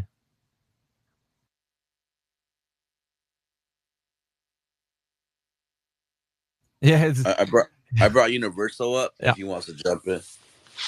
Oh, hey man, I appreciate it. I'll just chime in real quick, man. I woke up and I just made myself some sleepy time tea. I'm going to be laying back down here in a moment, but I just wanted to pop in, and as always, man, thank you for hosting the room, and much love to everybody. I'm just wanted to say hey, and hope everybody's having a good evening, morning, whichever you will, and that's really all I got. What's up, Conspiracy? Shout out to Universal, man. Appreciate you, brother. Yeah, thank you for supporting the channel too, man. It's great. It's great to have you here. Like Brian. Did he not? I thought it was Brian. No, it's Universal. They're distinctly different. No, he sounded like it. They even kind of talk like each other too. That's a compliment, by the way. That Brian's a cool dude. So he's probably from the South. Dude, I always compliment Brian's speaking voice. So I mean, no, I appreciate that. Yeah, for sure. Yeah, no, appreciate you guys. We got Franco, Mr. Professor, up on the speaking panel. He didn't have too much time last time he was here because he was on his way to work. But Brian mentioned you the other day, AV. Yeah. What about downhill bike rides? He doesn't like that you believe in photons. Photons? What are photons? Photons. Photons? Who's believing in photons? People believe in photons? Really? He thinks you believe, yeah. What did I say? And he doesn't like it that you don't embrace the ether. Really? Okay. Yeah, so he's been dissing you today and yesterday. Conspiracy knows, but he's quiet about it. That's good. That's good. Yeah, so that's good. I don't think I've ever mentioned that I believe in photons. Did those words ever fly out of my mouth? I don't think I don't know, man. You got to take it up with Brian, but he doesn't like it that you don't embrace ether. He thinks that's dumb. Okay. Well, let's all embrace something that has never been proven before. Let's do and that. He doesn't like you saying that. Really? Okay. I know. I'm just telling you. What is this, high school, Peter? Come on. Thanks for the word, man. Well, I'm bridging the communities here. That's my job. Yeah, you're stirring you're stirring the pot. That's what you're doing, and you love to do it. Well, conspiracy. Tell him if I'm lying. Okay? Yeah, if you wanted to do that, Peter, you should have done it when you were talking from your bathroom last night. Come on, bud. Yeah, he was taking it. He does that, doesn't he? Universal.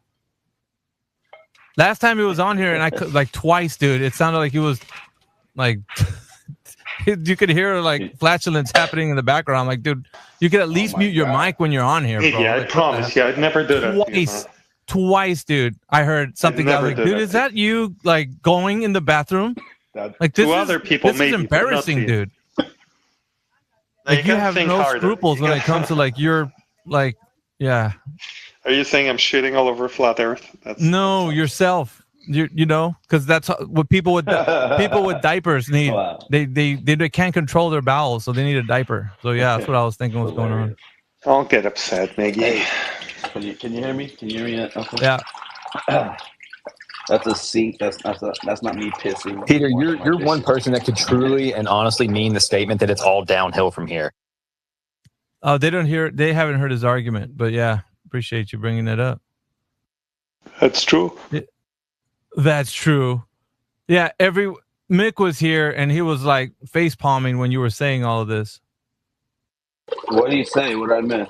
That basically he's going to a pizza place, him and his son, on a bike ride. And they were looking off in the distance, and there was a lake that looks really level off in the distance. And as they were traveling on this road... Off in the distance? Yeah, right you said stones throw away, whatever, dude. Yeah, that's not off in the distance. Yeah, so... Were you actually riding your bikes on the water? No. So was it off in the distance? Only Jesus could drive his bike on the water. Yeah, here we go with your idiotic statements. You say dumb things, dude. You know that? No, you do. Okay, high schooler. Anyways, yeah, he was saying that he was going downhill, going to the pizza place. They had a bite to eat, and then going back there, I would guess he was going to reach his destination. He's like, you know what? It's kind of funny that it feels like we're not struggling to pedal our bikes. Like we're going easily downhill. And I'm like, well, that don't make any sense because you said you were going downhill to the pizza place. Yeah, 7 miles. That's so how could you? But how could you feel like you were exerting some kind of force going that way and then not the other way? So you kind of like we messed were up riding the curve. We were riding yeah, but you the messed curve up. both You ways. messed up your own. You messed up your own story. If you were going downhill both ways, you wouldn't feel resistance either way. You numpty. Yeah, we didn't. That's the point. No, you said you did because the resistance was different. It was different going one way versus the other. No. You misunderstood then. I misunderstood your story that you messed up saying. Yeah, I did. On our way there, we were predicting that going back would be a struggle. Look at you. Predicting it would be a struggle. Yeah. And it wasn't because we were riding bullshit, the dude. curve You said downhill. No. Both ways. No, you said during the course of you speaking this nonsense, you said you felt like there was a bit of a struggle going the way to the pizza place. Nope. Yeah, you could say whatever. There's a recording. Got it upside down, buddy. Yeah, no, upside down my ass. Recording. Yeah, it's recorded. They can go. They can go back. Yeah, great.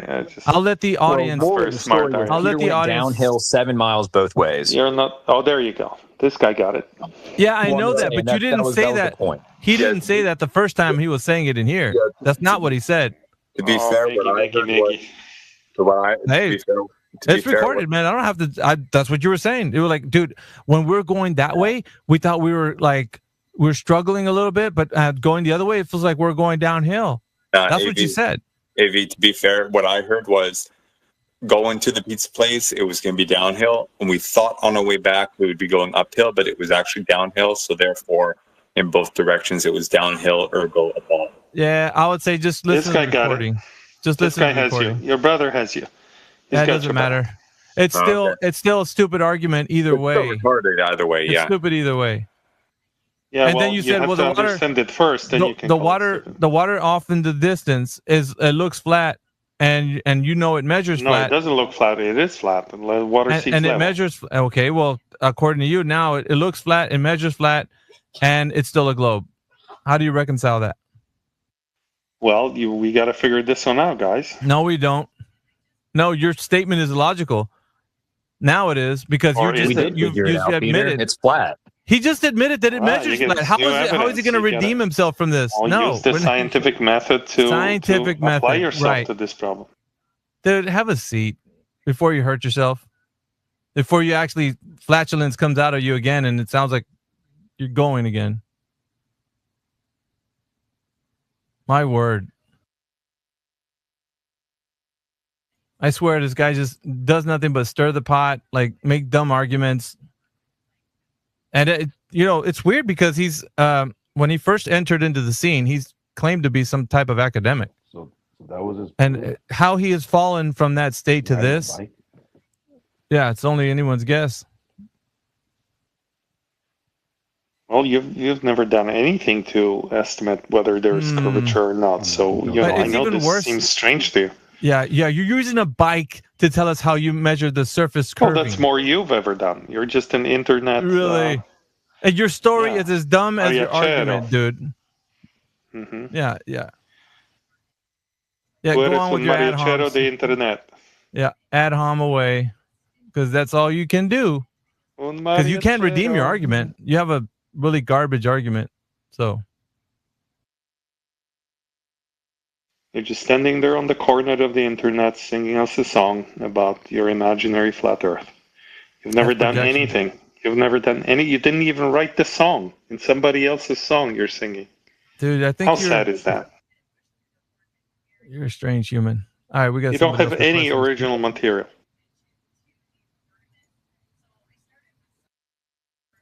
All right, so maybe let's get back to the topic instead of listening to Peter.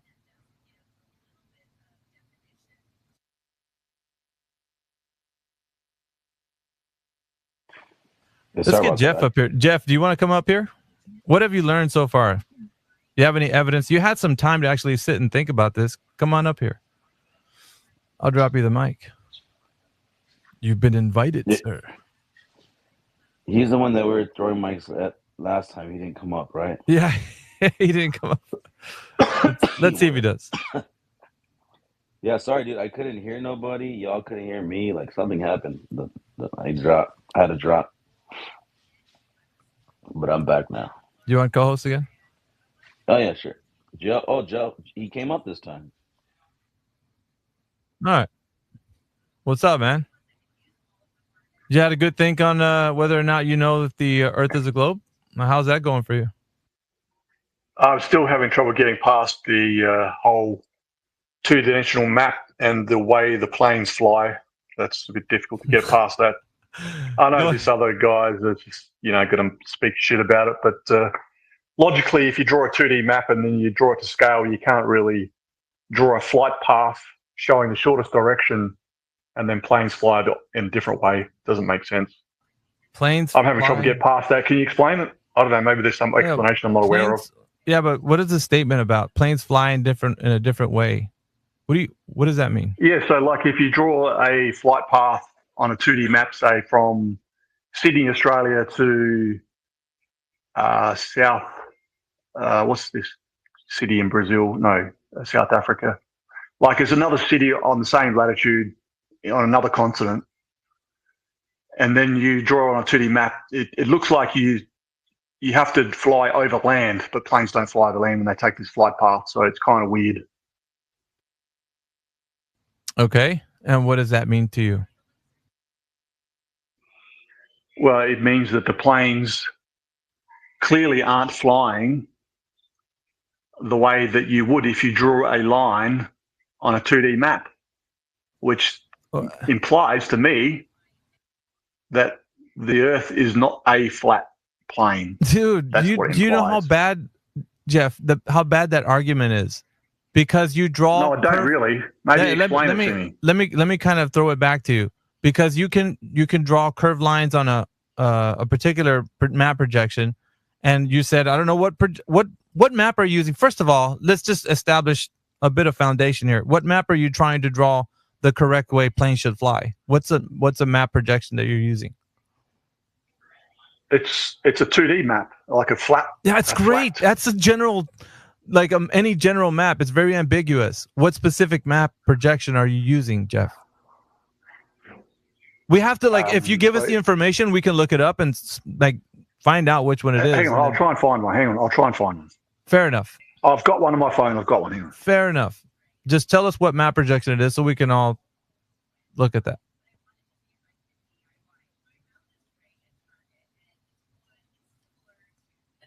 Because I want to know what map projection you're using if you're saying this one doesn't look like this other one. And then what are you comparing that map to? Because we're going to compare two map projections, the one that you think works correctly and then the other one which you think doesn't work. So I want to know which two maps you're comparing.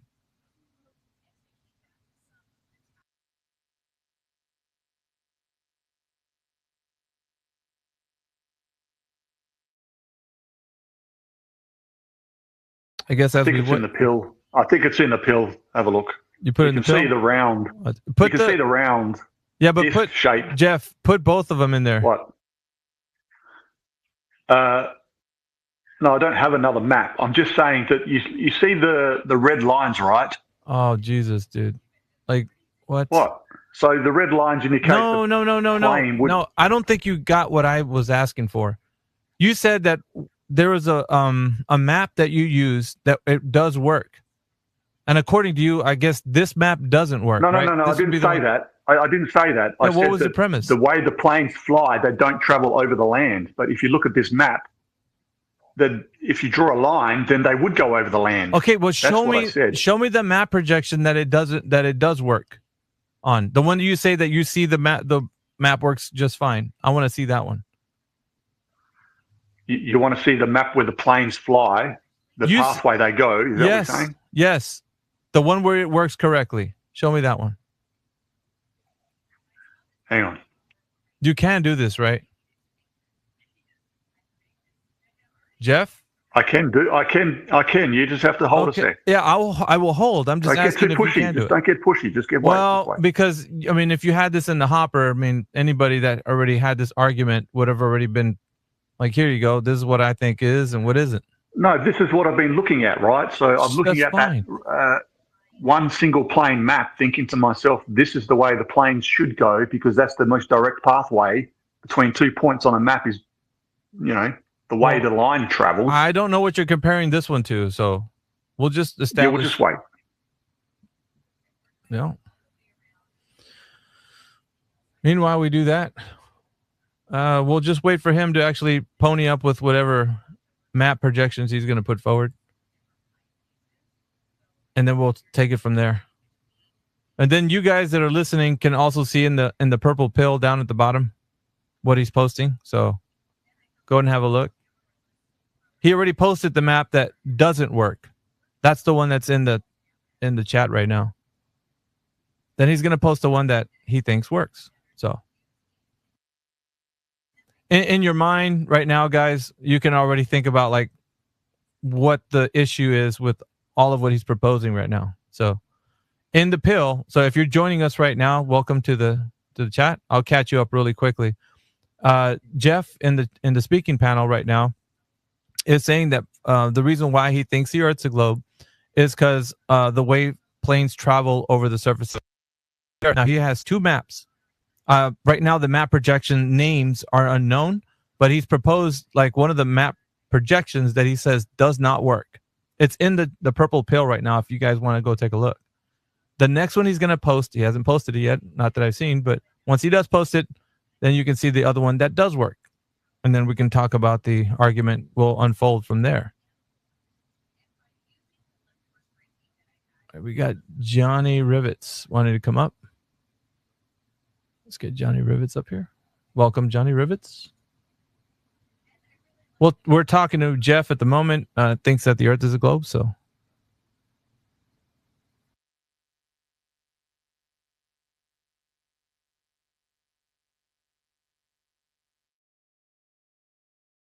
Welcome to the speaking panel, Johnny Rivets. Are you there?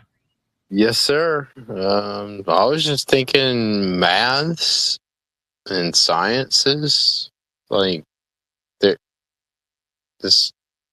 there's a problem.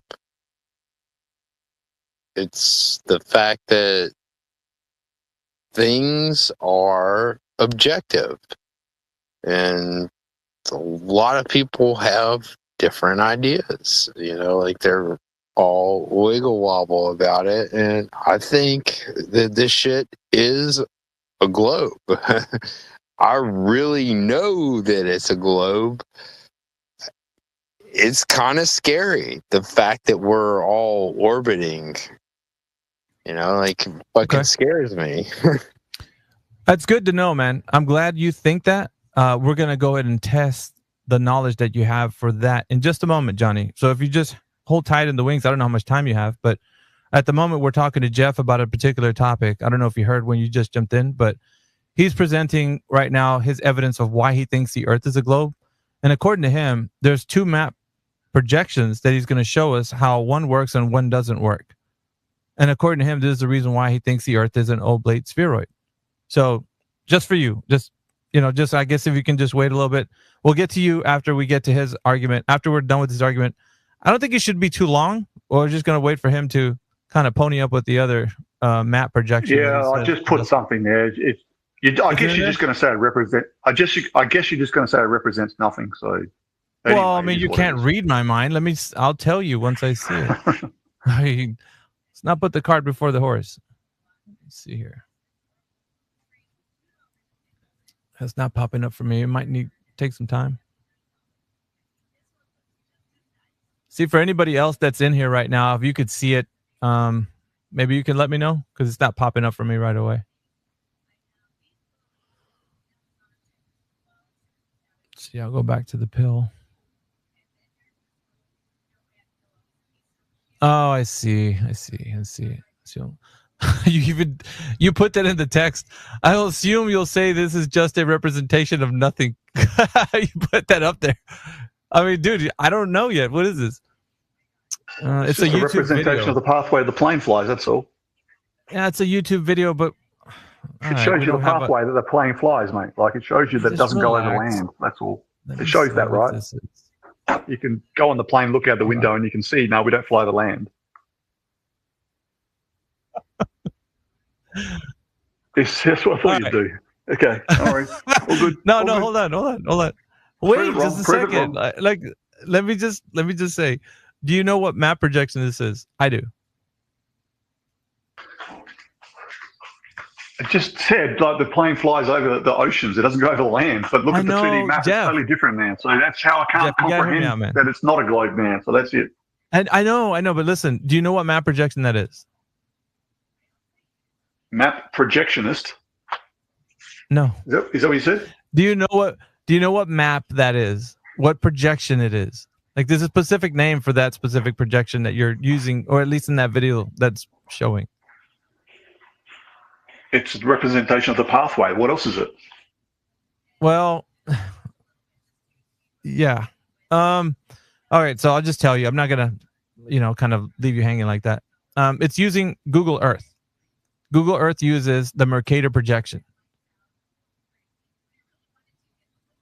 And the one that you posted, like on the bottom, that's either, I think it's the azimuthal equidistant projection or the Gleason's, either one of those. But that's what you said it doesn't work on. The one that you said it does work on is the Mercator projection. Here's a little factoid for you, Jeff. Both of those projections are of the globe. Did you know that? Isn't that funny, bro? Like they are debunking their own fucking. Hey, wait. Beautiful. You know what's ironic? APOC, you know what's ironic? Look at the title of my space. Thank you, Jeff. The globe debunks itself, bro. Listen, this is so amazing, and I'm glad, Jeff, that you actually showed us this, because the title of the space is Globe Debunked Itself.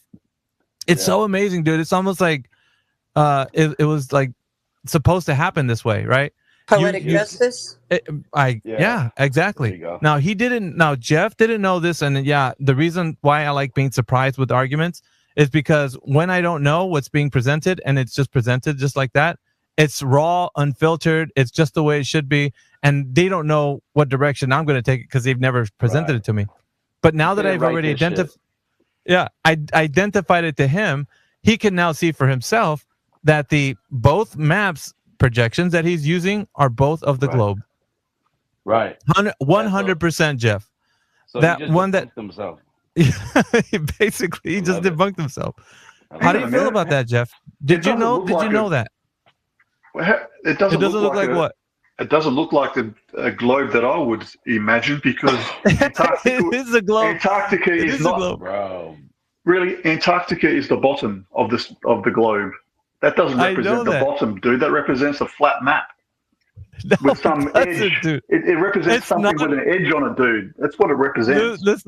Listen. What? It's the globe. It's smushed down. You don't know this, Jeff. We do. We know that that's the globe. It's not a flat map. It's not the flat Earth map. Draw a flat Earth map then with scale on it for me. I'd like to see it. I don't need to do that because the thing that you were using to debunk that the Earth is flat is a proof that the Earth is a globe, supposedly, but you debunked the globe, essentially. You just debunked the globe. You said flights could not work on this map, which is the globe. You didn't know that. You were debunking yourself, dude. Really? Yes, dude. Like, I'm not gaslighting. Listen, dude, I don't want you to think like I'm just making fun of you don't know something, but I'm telling you, if you look into that map projection, the azimuthal equidistant projection, you'll find out it's just a flattened out globe. That's what you'll find out. But isn't that what flat Earth is? I'll say this. Isn't that what flat Earth is? A flattened out globe? No, it's not. It's not that. No, it's not that. No, Jeff, when you come into this whole argument, I know, because that's all you can listen. When people try to propose what map projection they're going to use, it's basically a reification fallacy, because nobody's ever seen the Earth in this way. Flat Earth or globe Earth. Nobody's ever seen the entire Earth. So, for example, right, I'll give you a little pro tip. If you ever go into a debate with somebody that's flat Earth and they present this to you, the one that you said it doesn't work on, you could put it back to them like, how do you know the Earth looks like this? Have you ever verified that the Earth looks exactly like this? You know what they're going to tell you, Jeff? The flat earther? He's not listening, is he? No, you're sorry. What? What are they going to say? They're going to tell you that they don't know. Just like you would say if you presented a map projection that you couldn't verify. They would say the same thing you do. The idea that there's a flat Earth map like this and then there's a globe Earth map, they're reification fallacies. They're reifying a specific map about the Earth, and it's not. Nobody's ever verified that the Earth looks this way. Like with the, I'll give you an example, like the continent sizes or the orientation. All of this is all based on a specific projection, and it's a Mercator. But this one here is actually like showing you a different perspective of the same map. So it essentially it's a globe flattened out, and you just debunked it. Just real quick too. Okay, I see what you're saying. Right, Yeah. I understand where you're coming from. Okay. Go ahead, Apod. Jeff, can you hear me talking? I got you. Yeah, man, go. I hear you. Okay, no, just making sure. So above, up in the nest there, I don't know if you know this either, but so they had to do a study using the data from like all the air traffic because they were trying to figure out like the best way and times for them to create their flight patterns. So I think this was done for NASA, if I understand the study correctly, and I guess they provided that to the government. I forgot all the ins and details, but this was done using software provided, and then somebody created this video to demonstrate the data that they've been given, and they put it in a this orthographic view. I guess that's what you would say. It kind of under the weather right now. Can't think straight. But this view is you're looking at it from the ground, like if you're like just far away from United States and you can see from sea to shining sea, and you'll see that the data itself shows them going up, straight across, and going down all across the country. And this is using like the actual data that they implemented, like that they put into this, little graph. They created the graphic using that data. So think about it. If their own data, right, ran through this, I guess they must have created some type of algorithm, so that way it could simulate the data that has been fed. Like, think about it, Jeff. If it shows it goes up straight across and goes down, where's the curving at? Don't you think that like there would be some sense of change, in its flights somehow, some way to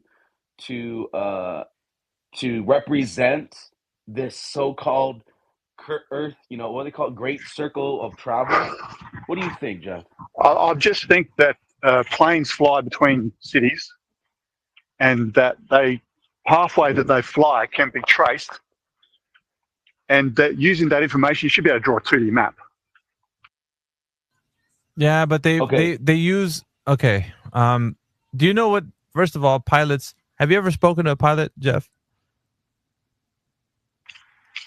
As far as like, are you going to say that pilots already use a 2D map? Well, they use local charts, dude. Every pilot that I've ever spoken to, they don't ever take a globe into the cockpit. They don't do that. So what scale do they use then? Local charts. Yeah, what's the scale on the chart? What's it representing? Do they use that? Yeah. Smaller depictions of like land masses and such, like for the travel and the direction of their heading. I'd like to see one of these. Do they have a full? Sure. Is there like a? No, I mean continent size one, continent size one, or no? It just depends. No. It depends which way they're going to travel, but they get usually the flight charts equipped for their travel, so they know that approximations are going to be a lot more accurate because of the fact they're a bit more zoomed in to the local land, and these charts help them with accuracy to like navigate in their heading. So it's not how you think about like using a worldview map and they're using that to travel. That's not correct. They don't do that. That's just for use of like going from point A to point B, like what their distance are going to travel. But it's not for traveling. They're not using it for traveling. But the Earth is round, though, right? No, not on the local charts. The pilots that fly the plane, they're trained on flying over the surface of the Earth as if it were flat and stationary. They're not trained to fly over the Earth as if it were a rotating sphere, Jeff. No, but the entire Earth, if you was to zoom right out, if you could, it would be round, right? No. Okay, so no. APOC, if you could chime in on this one a little bit. So I was trying to get him to realize like how the smaller scale is like the planar surveying data, and when you go to the macro scale, you get into like geodetic surveying. So it goes into like they impose the curvature over the, you know, as you scale to the macro sense. Like, you know how when you're zoomed in on Google Earth, that's the planar data. And then when you're zooming out, there's a place where it transitions over to geodetic, where it's like now they're using the curvature like information. Then there's a mathematical built-in curve on the topography that you're looking at. But when you physically transfer those lines locally and you get far enough away to where now you're testing if it truly is this mathematical calculated drop over distance, and then you find it to not be representing that, then that's when you should realize, when I zoomed out of Google Earth and they showed me a ball, that's just a cartoon. That's just a mathematical construct that they're telling you this is what it is. But it can be proven when you actually use the equipment the correct way, in the correct manner, not like some of these idiots that say, I'm going to shoot something from 50 miles away and get an angle to it, and voila, let me do some math, and they pencil whip the fucking formula, and then that proves the fucking Earth's round to them for some reason. They're idiots, but we'll go on from there. P-Dubs, I see you have your hand up. Do you want to let P-Dubs come up, Alpha? He's up here. No, I know, but you want to let him speak? Oh, yeah. Well, just real quick before P-Dub interjects. P-Dubs, hold on a second. Jeff, did you have any more? I don't want to leave Jeff hanging if he's got any more. Yeah. Oh, for sure. You've clearly got a bit more of a deeper understanding that I need to sort of wrap my head around, right? I'm just thinking that the Earth definitely has to be round because of what we see when there's an eclipse. We get it, man. I guess I'm gonna sympathize with you on why you think the way you do, but we'll talk about it some more. I mean, we don't have to go to fisticuffs every time we have an interaction. So just hold on a bit, man. We'll talk to other people and then we'll get back to you. P-Dub, did you have any information you want to bring forward? Perhaps some globe evidence? Well, the globe, the Earth measures as a globe. That's pretty obvious. Really? Yeah. What's who took the measurement? Here we go. Here we go with the nonsense. Hey, listen. When you say that the Earth measures as a globe, correct. But here's the point, though. What's the? When you actually have a question or about how I got to that point? Here's the point, though. Here's the point, though. Are you going to make a point about what I said? So here's the point, though, right? When you actually do measure it, yes, it's not a globe. But it is. Okay, so then how is it a globe that you're saying it is, but when you physically measure it, it's not? How do you but when we physically measure it, it is. You're wrong. Okay, so all right, ask him how he's done it, APOC. Let's get to brass tacks. All right, cool. Let's do this. APOC. What did you do? APOC, do you want to give me your evidence, or do you want me to give you my evidence? I already said my evidence. All right, then shut up for a second. No, just be quiet for a second. Go ahead. Good job. Go ahead, Sit down, boy. Sit down, boy. If you're gonna talk to me like that, you can fuck off. Oh, you want to mute me? I mean, he will. Shut the fuck down. Sit the fuck down, asshole. You're not gonna talk to me like I'm a kid, bro. You go fuck off, bro. He's gonna boot your dumb ass. hey, look at. I love the interactions, but if you're gonna be a little bitch, you can get the fuck out, bro.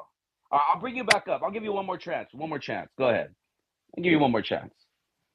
Let's see if you know how to talk to a grown man. Let's talk like grown men to each other.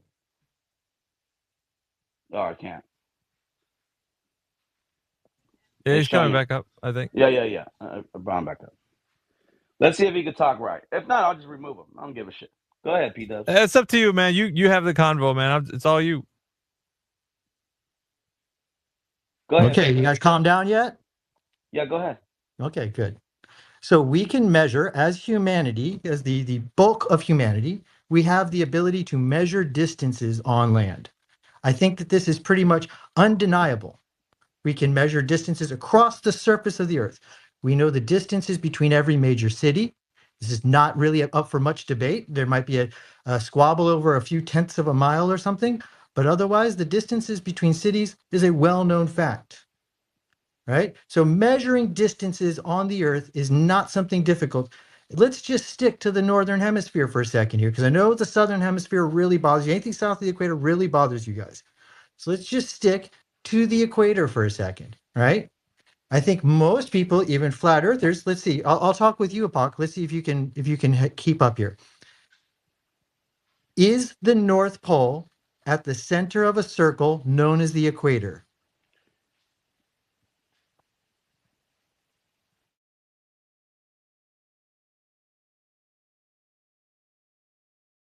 No answer? Well, I'll answer for you. Yes, it is. In every way you can define the equator, the North Pole, the geographic North Pole, is at the center of the equator, right? Let's talk flat Earth here. We're talking the flat Earth map. Now, if you deny this or you don't think this is a flat Earther, please stand up. I don't want to straw man your position. But everything we can observe shows that when you make an east or west circle at the equator, you end up where you started, and the entire time, the North Pole is directly north. That would imply that you're traveling in a circle, returning to your starting location, and the entire time, again, the North Pole is at the center of the Earth, or center of the circle that is the equator. We know the length of the equator, not by calculation, but by measurement.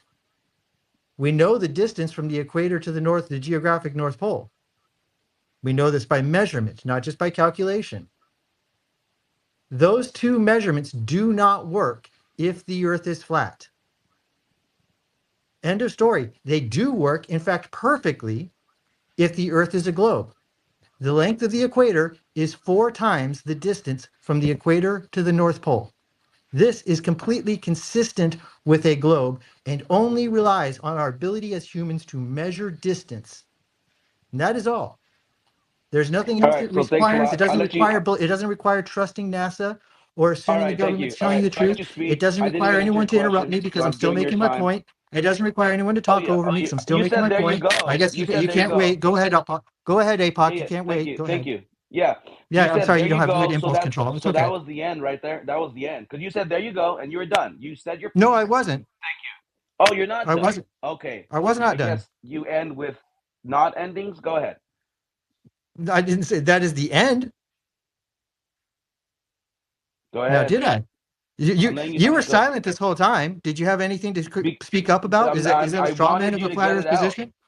I want you to get it out so then I could talk. I didn't want to interrupt you, but go ahead, finish, please. No, I think I've gone far enough. Let's see if you've absorbed what I've said so far.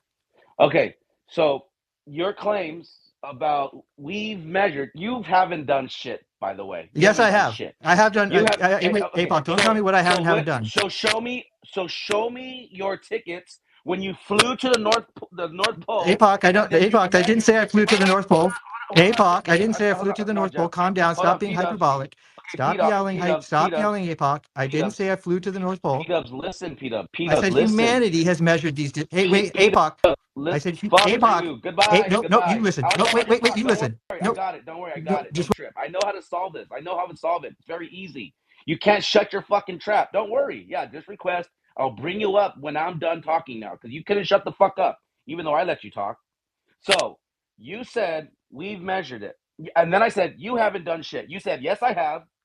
Then I said, well, then show me when you flew or drove or skied, whatever the fuck you did, to get to the North Pole, and then you traveled with a measuring stick, however the fuck you think you're going to measure something from that this fantasy North Pole you're talking about, and then all the way to the fantasy imaginary equator line. I was saying that you didn't measure shit. And no one's gone from the fucking North Pole to the equator. It's all it's a mathematical construct. And you can continue to say, no, we've done this. No, we haven't actually. It's all fucking some dude fucking apparently thousands of years ago took two sticks with two shadows and calculated it, and they just fucking ran with it. You think because we can measure something across the states to get a distance, you think somehow that proves this Earth globe that you think we're on. So now let's bring you down. We were actually talking about it earlier, P-Dubs. We're talking about how on a big, like a large macro scale, you zoom out of the Google Earth and it shows you a ball, and that's a mathematical construct because when you zoom in, then you're seeing this planar surface that of which we live on. With topography, there's ups and downs, hills and valleys, obviously, but the whole point, though, P-Dubs, is when you transfer those lines locally, you're actually going to get to a point where you're not going to be coming across this globe curve drop over distance calculated fantasy world that you think we're in. That's it. That's all I wanted to say. I see that he dipped out unless I'm seeing a glitch. I don't care if he did rather or not anyway, so I'm just tired of idiots like that, dude. Is anybody going to address the elephant in the room? What's that? I will. Hey, elephant. How you doing, man? I'm just kidding. Go ahead. Distances are linear. You know, the elephant in the room that I caught was he's talking about distances over a perfectly spherical model. I wasn't talking about a spherical model at all. I was just talking we can measure distances. Sir, did you or did you not say that the distance between the equator and the North Pole is the same, is equal to 4 times, or 4 times the distance from the North Pole to the equator is equal to the circumference? To the length of the equator. Length of the equator. Is that a circumference or is that a diameter? Is if you think it's a circle. Or is it a diameter? Circumference? Okay, the circumference would be the length of the equator. That is what a circumference is. The distance around a circle is correct. Thank you. So my point being, if you let me fucking finish. Oh, you were asking a definition of things. You using Weasley words. No, the length of the equator is not a Weasley word. Thank you. So I tried to clarify, and then you anyway. This is a perfect spherical model. What is now the problem is now you're faced with the the WGS84 model? No, hold on a second. Right? Hang on. Okay. You're faced with that where it's supposed that we're like this giant potato-like, pear-like thing. How pear-like do you think it is? How pear-like? My point being, if it's not, if it's pear-like at all, here's the deal. Can I say something real quick? Can I say something? Hang on, shut your fucking mouth. You're already spoken up. No, because you're making it. Shut the fuck up. Okay. The point being is thank you. If it is pear-like at all or potato-like at all, it is not a perfect sphere. I don't think it's a perfect sphere. I don't think it's a perfect sphere. So why did you invoke that? I didn't say it's as being part of your argument. Did you or did you not invoke that we know that the distance from pole to the equator is 4 times that is the circumference? Yeah. I mean, did I say exactly? Do you think I mean exactly when I say that? Do you think I mean exactly when I say that? Did you say that as being exactly when I say that? You referenced that. And I still will say it. I will still say it. You don't need to keep repeating back what I said. Okay, hang on. So you're speaking in theoretical terms then. No. At this point, you're not speaking as if it is a hard value. Okay, so here, can I respond? Go. Okay, cool. So the distance, the amount to the Earth is not perfectly spherical, is a fraction of a percent, 0.03%.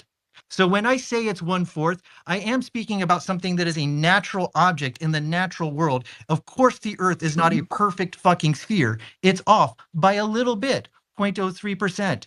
So when I say the equator is 4 times the distance from the equator to the North Pole in my model, and that's what we measure on the Earth, I'm not saying exactly that. Of course, I am aware that there is a discrepancy of 40 kilometers over the course of 24,000 or 40,000 kilometers. It's really just not that big of a difference.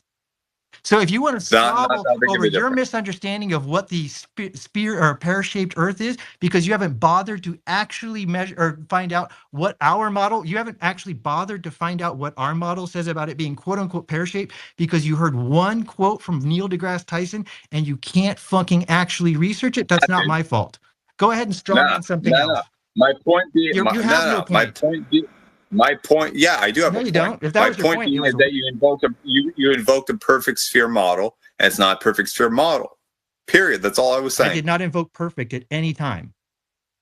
Of course you did. No, I did Four not. times. I said it's a Four times perfect match for a spherical Earth. Oh, perfect match Yes. for nice Weasley, All right, nice yeah, that's right. Weasley You terms can there, consider buddy. it Weasley, but you won't address the Yeah, fact, good job. Mick, you won't address the fact that we can measure distances on Earth, right? Is that a thing or not?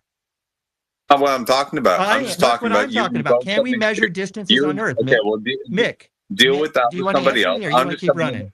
Deal with that. Do you want to No, keep running deal with or that you with want to someone else. answer? I just came in. I just Okay, you came want to in. keep running. That's fine. Just real quick, hold on. Hey, Mick, hold on. Hang on. Wait. I just came in. You can keep running, Mick. I just came I know, in. you I just came in. dumb point. You got I shown just your came ass, in. and now you're No, running. shut That's your cool. fucking mouth, buddy. Yeah, it's okay. I You got just shown your came ass. Go in. ahead, run back to your listener. No, I just came in. Yeah. I just came. Holy fuck. Okay, listen, both of you guys, hold up, bro. P-Dubs is not gonna shut the fuck up, Mick. So I think what I'm gonna do is I'll just drop him from speakers. That way you can get like your shit out because he's not gonna let you, bro. It's just audio chaos. So I'll fucking just drop him as a speaker so that way we could just, hear what you have to say. Yeah, I already did, APOC. I took care of that. Okay, good. All right, good shit. All right. Thank you. All I was trying to point out is what he was invoking was a perfect sphere model. We don't exist on a perfect sphere model, even according to the mainstream. Ergo, what he's saying is inaccurate. Period. At the end. That's all I was saying. Yep. And admittedly, it is peanut gallery. Right? I just heard the whole thing. And I was like, oh wait, actually, and I'll admit that, but it's true. So take it from there. And Mick, just to piggyback that, it's comical because he wants to take the way we measure distances locally that aren't going to give you this globe, this drop over distance on a bigger scale, but he wants to use North Pole to equator as his fucking proof. But when you do it locally, if you were to actually transfer lines from those great distances, you'll see there's no fucking curve. And the reason why there's no curve is because that horizontal line that you're transferring from 4,000 miles away, however far it is, that you're going to see that it's a horizontal line transferred all the way across. And then you're going to get your ass to North Pole from the equator, from these two invisible things that exist on our world that we've created as a model. And then you're going to realize, well, then how the fuck did we get here transferring a flat and level horizontal line all this way if it's supposed to be curving? See, this is where he's bricked. This is where he's lost, and he's just an idiot. He doesn't get it. He's probably not ever going to get it. Go ahead, Serge. Yeah, how's it going, guys? So, Round Earther here. I have a question for you guys. How does the Google Maps work on my phone if it doesn't use GPS systems? What do you mean? Is he talking about the system of GPS first, or like what are you saying? Are you talking about so GPS or because Google? I don't want to say GPS because it uses the word global in it. I mean, no, you can use whatever you want, man. Like I think, speak as you would, just say it plainly. I think we address topics when somebody's being honest and plain. Like just don't we need to know the context. So just tell us the way you know. So that's the question I have is, global positioning systems, they use satellites that, how I believe they orbit the Earth, and they give you a pinpoint location of exactly where you are. So on a flat Earth model, how would that work? Well, I would say this just real quick before anybody else jumps in. Do you know how the global positioning system works based on just the GPS and knowledge you can tell us about right now? Just how it, have you applied any research or any rigor to the information of how global positioning satellite work? Do you know anything about it? I did, and now Okay. I know it at a base level where your phone basically sends off a signal to the satellite that is up there in the space, right? And then it sends it back to you, and relative to where you were or where you are now. So it kind of does like a triangulation, and then it gives you like a location where you are based off of your cell signal or something. I could be completely wrong, but I'm just spitballing at this point. Yeah, when I think what we do establish in these types of conversations, Serge, is when somebody does bring a topic up, I'd like for the person to actually have an established premise that they can speak from either a type of research that they've done, and they'd give it to us with hey, look, this is what I learned from global positioning satellites. This is the links I can give you. My citation for it would be, this is what this person said about how it works, and then wrap it to us that way so that we can know that your position is solid, coming from a foundation of knowledge, versus you coming in here and saying that you're spitballing, which when we give our rebuttal to you, it's going to sound like Chinese. You're not going to know what it means because you didn't know your premise well.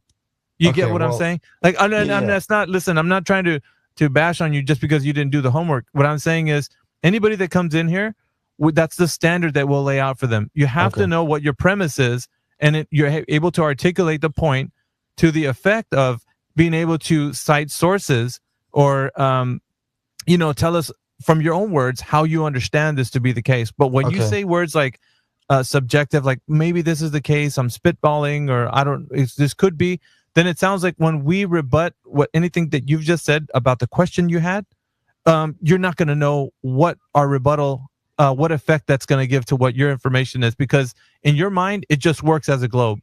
So anything we say is going to fall on your mind, well, that's true what they think it is, but it's not that because I know it's a globe. I'm You down get what to I'm hear saying? it. And while you were saying that, I just quickly searched it up, and it was pretty close, where it says there are at least 24 GPS satellites in medium Earth orbit, and they, each satellite continuously sends out signals with two pieces of information: a satellite's current position in orbit and the exact time that the signal was sent.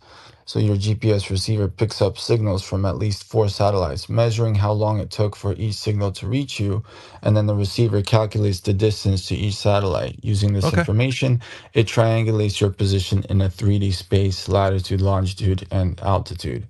And so that's, simple ChatGPT search will tell you that, and then FAA.gov will give you more information on all the workings of the GPS system.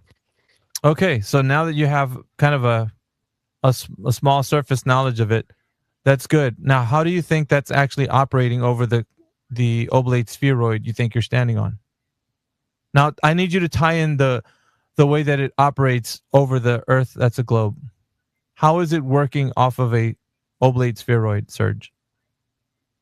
You got to tie it in now. Are now you that talking about because that information that you read, and nowhere in there does it tell you anything about the drop over distance or the amount of curvature that the satellite negotiates over above high in altitude. Like it doesn't tell you, the path that it travels around the globe. Because according to that information, there's no information around the globe.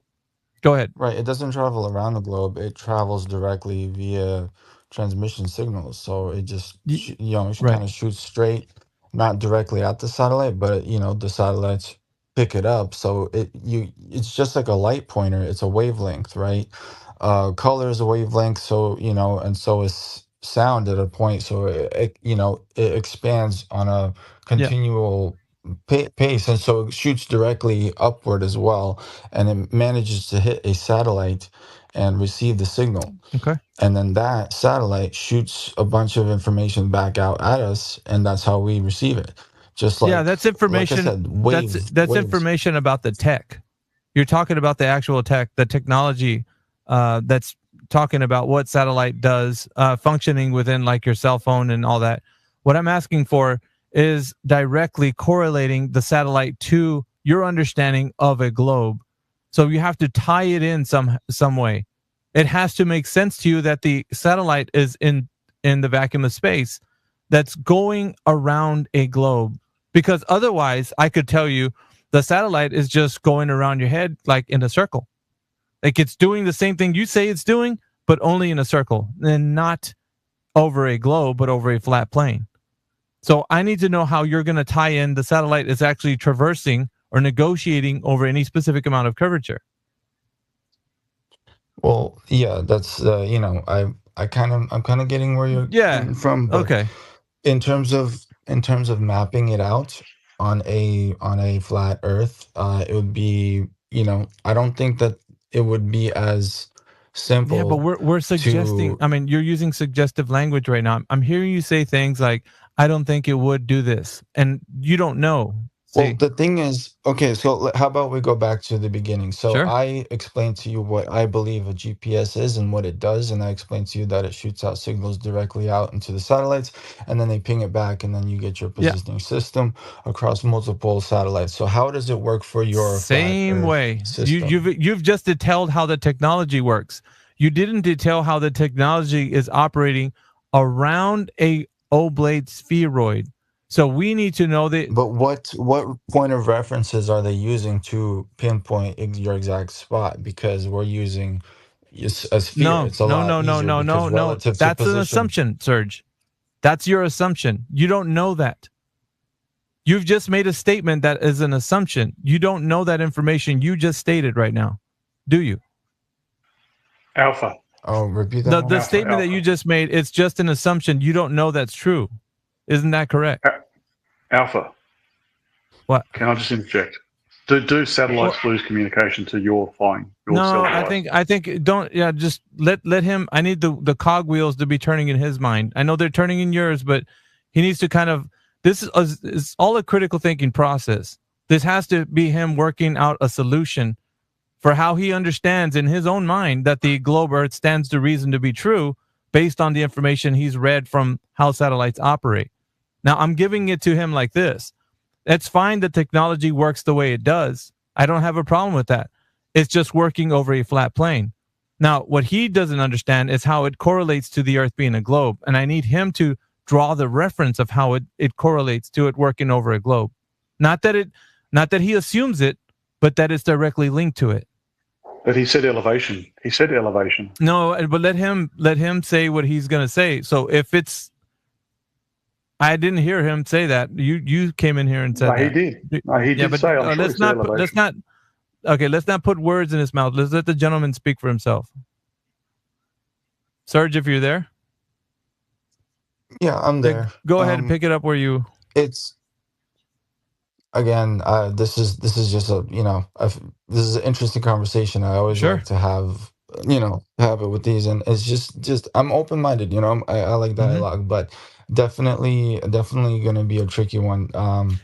You could sit and think about it, Serge. I'm not going to listen. I don't want to paint you in a corner, but I will say this. You've been cordial so far, so I will say this. Just maybe have a good think on it, and then you can come back and we can tackle it from where you left, like pick up where you left off on this particular point, and we'll hash it out some way. We'll figure out how you can dig up some information. I mean, perhaps you never engaged in this topic, and now that you are, it seems interesting, or whatever the case. I don't mind you actually doing research and then coming back, dude. I think I want people at their best when they come up here with their arguments locked and loaded with all the information that they will ever need to make their point. I don't want somebody kind of half-hearted making this kind of a wishy-washy attempt.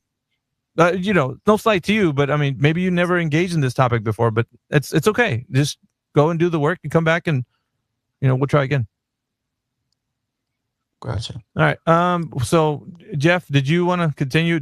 You can continue off of the point he did, because he's kind of just relinquishing the point at the moment. So, well, he did say elevation, and he said that they do triangulate location based on distance traveled from the radio waves or whatever the process is that they use to send a signal to your device. Repeater towers. Yep. It's something, I don't know what exactly it is because I haven't done the research like you suggest. So. Sure. But the fact that it does work, and it does pinpoint your location pretty closely to where you are on the ground. Mm-hmm.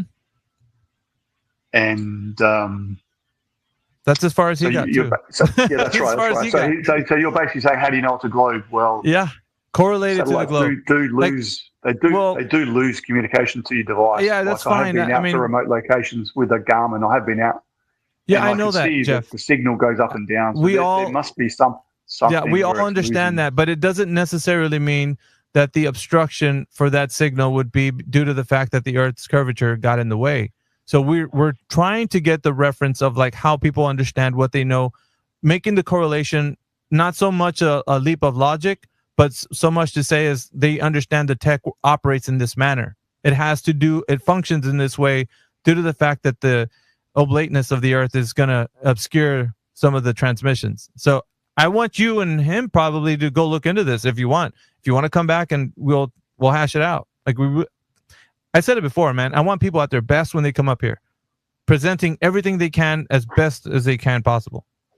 Most people that come in here are lay people. I know, Jeff, but you know what? I tell you what.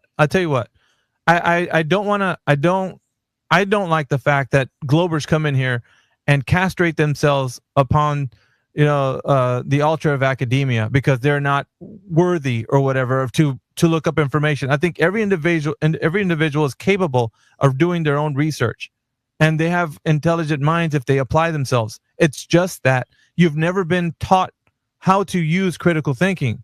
You've never engaged in a conversation that challenged the way you think, and then you're like, you know what? Let me look at that. Let me go back and see what's going on, and then I'll come back and maybe we'll hash it out. Who knows?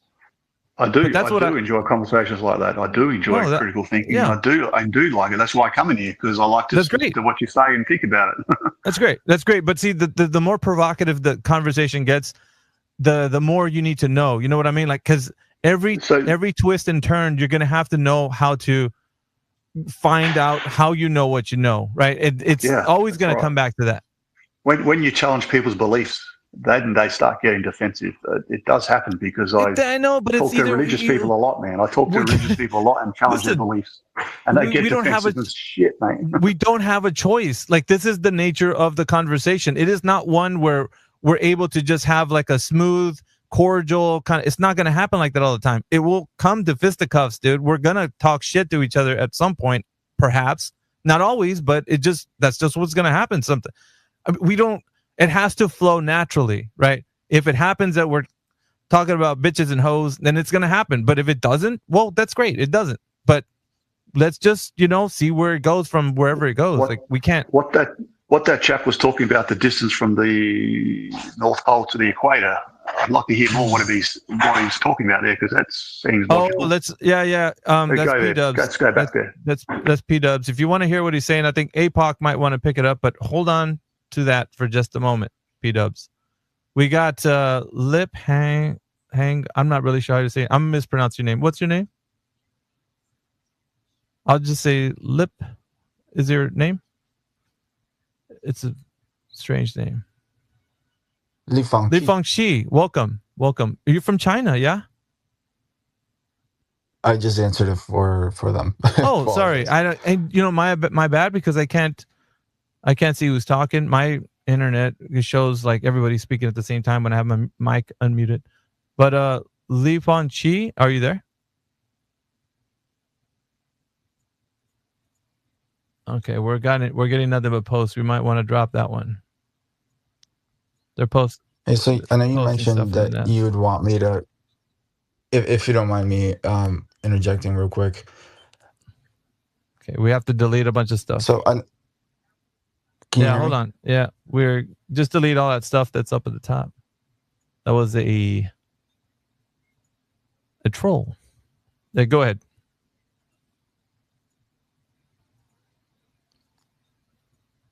I think they're back as speaker. I would want to hear them. Yeah, APOC and Flatsy, are you there? Yeah, I am deleting all this shit. Yeah, go ahead and delete their stuff and don't bring that person back up again. But go ahead. I think P-Dubs is going to be the next speaker.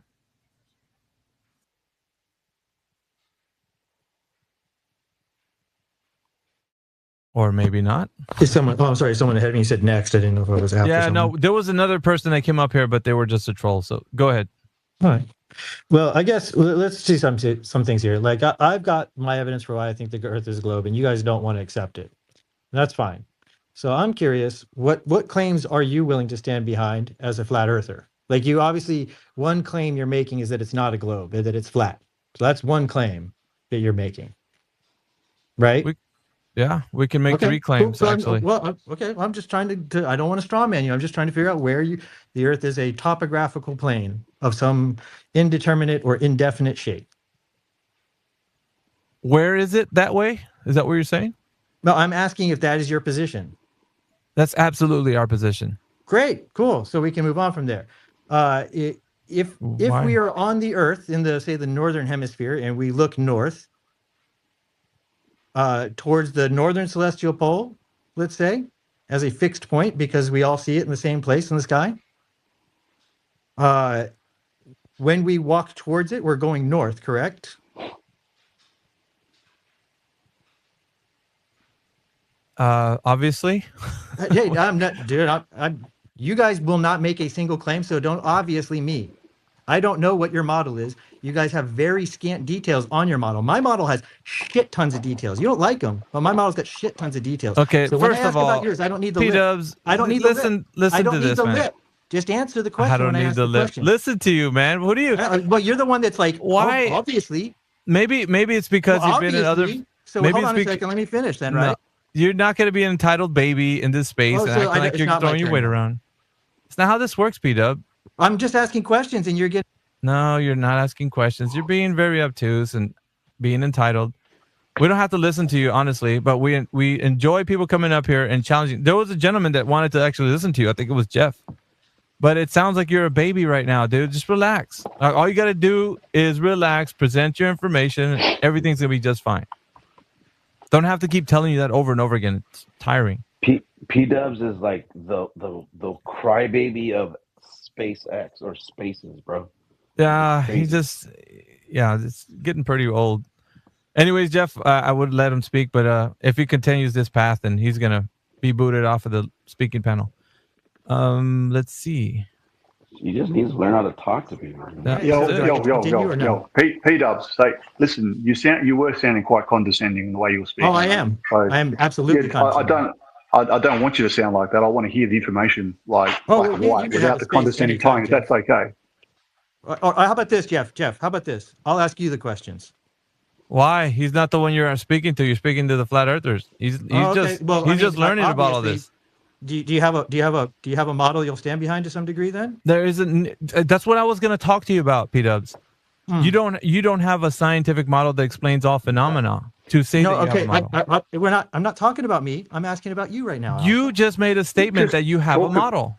Right. Talk about the distance. Talk about the distance direction now. I want to hear about it. Stop arguing. Just go on with I'm just trying to talk to him, Jeff. And you're talking over our conversation. Oh, God. Yeah, because you're starting to an argument. That's why I just want to hear the information. AV, I'm saying my model is a globe. You don't like my model. I understand that. You don't accept that my model explains anything. Okay, great. For the sake of argument, I'm not gonna. For the sake of argument and for Jeff's ears, I'm gonna let you go on that one. I want you to present your information so he can hear it. Go. Right. So I'm asking you a question though. Are you not answering questions? I am going to answer your questions, but at the moment, he wants to hear you present what your information is going to be. I mean, Jeff, but what I'll present is that the length of the equator, which is a known value, is an east to west circle around the North Pole. The length of the equator is 24,900 some odd miles. The distance from the North Pole to the equator is 6,200 some odd miles. Those two numbers are not compatible if the Earth is a flat topographical plane, right? The distance from the North Pole to the equator would be the radius of a circle, that circle being the equator. There is a known relationship between the circumference of a circle and the radius of a circle. I am not talking about the radius to the center of the Earth. I'm talking about the distance from the North Pole to the equator. And on a flat map, every flat Earth map and every interpretation of flat Earth I've ever seen and anyone's ever presented, and this may not be the position of the room, but the North Geographic Pole is at the center of the equator, center of a circle formed by the equator. Yeah, that's what I was trying to understand by looking at some topographical map of the Earth. That's the point where I'm trying to come to. and understand happened, it geographically and use flight pathways to represent locations on that. That's where I'm heading as well. And you sound like I see you're trying to describe something like that. Is that right? I see your post in the nest with the azimuthal equidistant projection. Yep. Can you tell Jeff what that is, P-dubs? That like all maps of the Earth that have any worth, they are projections from a globe. There you go, Jeff. Okay, I get that. On that map, but I don't. If you look at a flight and you assume that on a flat map you would fly a straight line between two locations, the flight paths will not match reality. And that's what his image is showing. That's what I can't get past. That's what I can't get past. That yes. Yeah, but what are you comparing though? That's what I was telling Jeff. What am I comparing it to? If you fly from Sydney to Santiago, a very well-known flight. No, I'm not telling you. I was telling Jeff. Actually right now I'm talking to Jeff because I know that, but I'm asking him because his paths work on the globe, straight lines. There's a confusion. You're getting wires crossed right now. Go ahead, Jeff. So I'm trying to comprehend what a topographical map of the Earth would look like, right? So using a squished down globe of the map and putting it onto a circle is the only way I can comprehend it. Is there another way? Yeah, there's about 7,000 other ways. Okay, I think P-dubs is going to answer for us now. What's the most generally accepted one then? There's generally used ones. I don't know about accepted, but the Mercator projection is probably the most often shown map of the Earth, I would say. It's the most widely used. It's the most widely used map projection. It's the square one where Africa's not as big. Yeah, do this. Go to timeanddate.com. You'll see it right there. It's that square one. It's the one you've seen your whole life. Shows all the rectangular one on the wall. Yeah, the rectangular one on the wall. Yeah. That's the one. That's the one.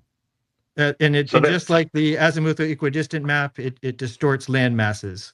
So the only as far as the glober is concerned, as far as a glober is concerned, the only correct map, the only map that shows all the continents at their correct perspective and distance is a globe, and a globe is a type of map.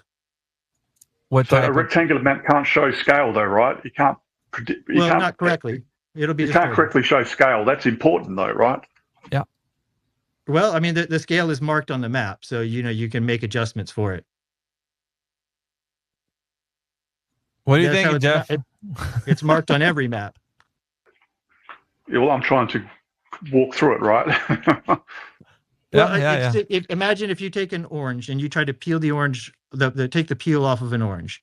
If you want to make that peel lay flat, you either have to squish it flat, in which case you will be distorting the peel, or you have to make a bunch of cuts in it so that it will lay flat. And even then you'll have some distortion, but it'll be minimal if you put enough cuts. So there's various maps out there that try to establish different things. The azimuthal equidistant projection, like the one, the Gleason map, or the one that's often touted by flat earthers, is a very useful type of map. The center does not have to be on the North Pole.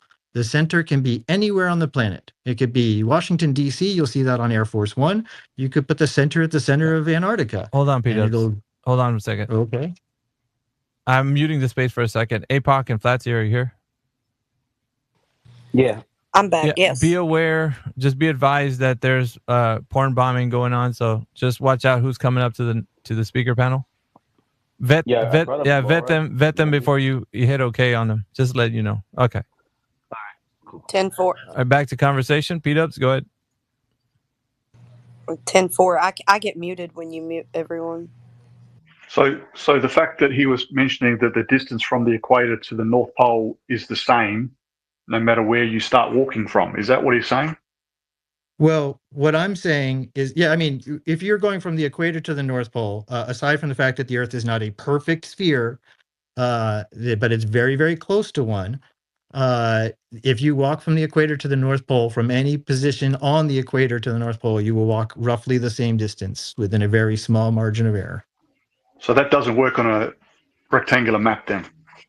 On a rectangular map, I guess no one's really considering a rectangular map to be an option for the shape of the Earth, because you can go east or west and not fall off the edge of the map. So the reason the flat earthers typically use a circular azimuthal equidistant projection map is so that when you make an east or west circle, you can end up back where you started, which is what we pretty much experience on the globe. Now, they claim that north to south circumnavigation has just never happened, is their claim.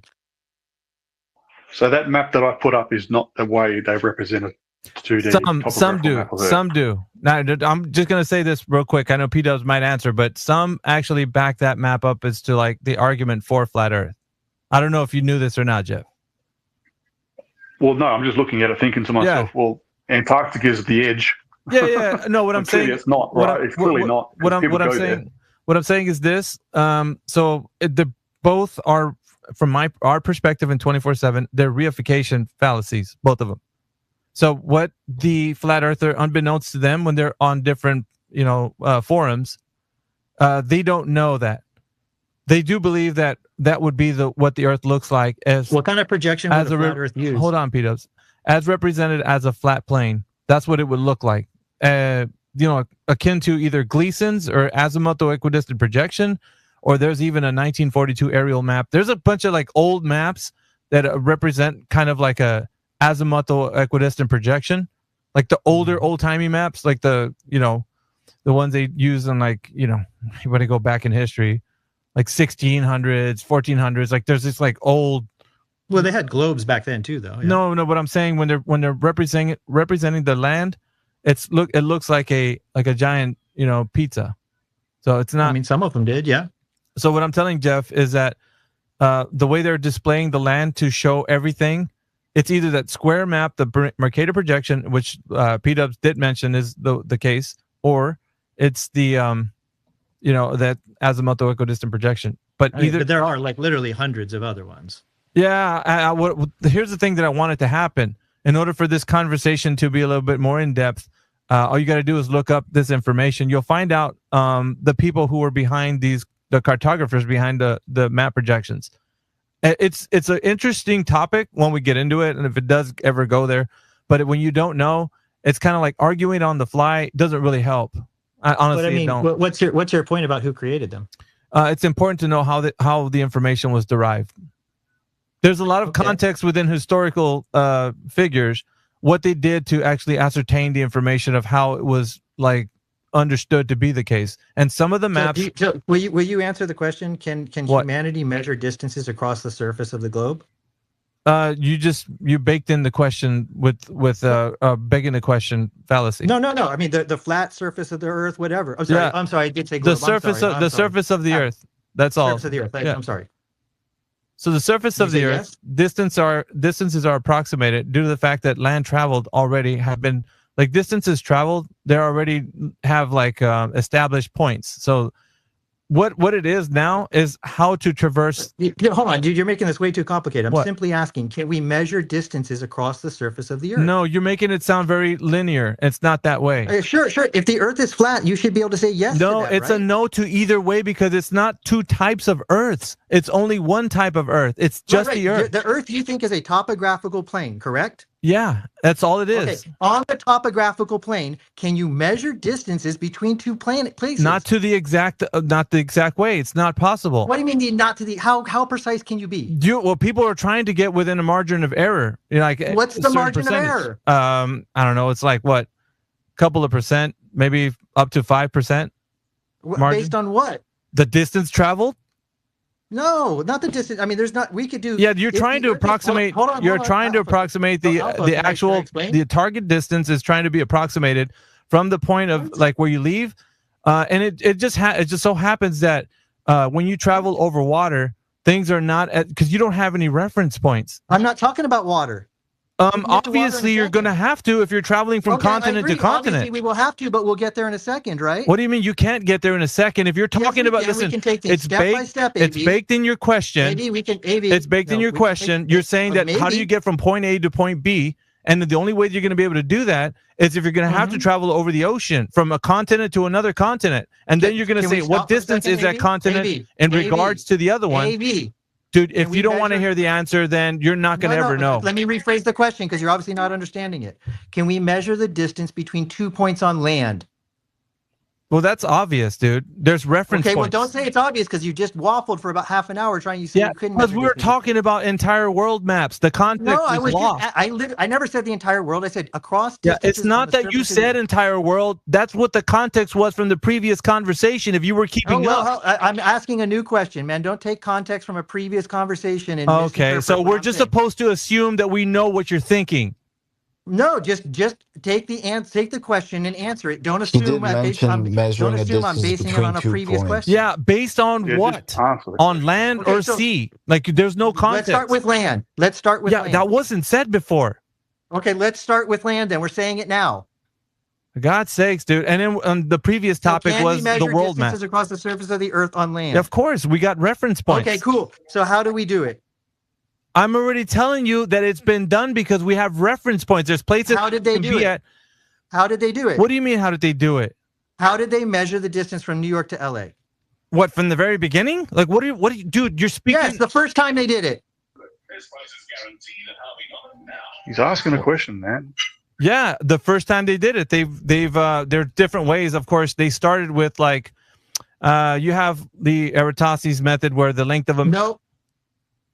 Okay, so are you just going to tell me or are you going to say no? Well, I mean, you're just wrong, but you can keep going. No, go ahead. You tell me. If you're saying no, okay, I'll assume Eratosthenes' method was one of them. What's another? Yeah, what's the it was one of them. Then why the fuck did you interrupt me?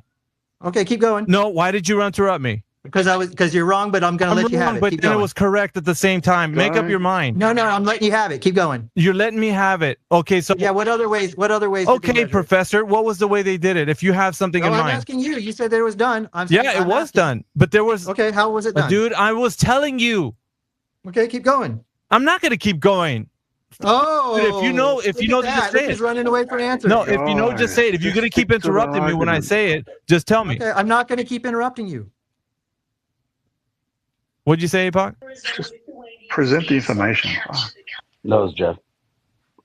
Present the information. Present the information. No, I'm not going to say it when this fucking prick is interrupting me when I'm telling him. Okay, so, I'm not going to interrupt you. So if you don't have any point to bring up here and all you're going to do is just interrupt me. How did they measure the distance I was fucking telling you, you dumbass. Okay, then keep telling me. No, I don't need to keep telling you. You're not fucking controlling this conversation. So I'll keep making my point then. How's that? Yeah, what is your point? I don't fucking know. I just removed him just for a second, dude. I'm honestly, dude, I'm tired of that fucking idiot, dude. Yeah, what's his point, dude? Like, I mean, moron. Dude. So you can measure, measure distances. You can measure distances on the surface of the Earth from point A to point B, and there's ancient methods of which they establish how they know any distance on the surface of the Earth. But like I was going to tell him, in the fact that Eratosthenes used the method, the length of a man's stride, which is, they're giving these approximations from Syene to Alexandria. And based on this old ancient method, it started a long time ago of how they started to approximate how to go from point A to point B on land. These questions are very ambiguous. I don't know if he's talking about land, about the ocean, like from, continent to continent. No context is given. And he's trying to get a fucking W for what, dude? It's like, what is your point? And I do want to say this. Jeff, I think you were the one that was like questioning why Alpha just isn't answering. And here's the point. Here's the reason why. Because when you give idiots like P-dubs, yes, we can do it between two distances.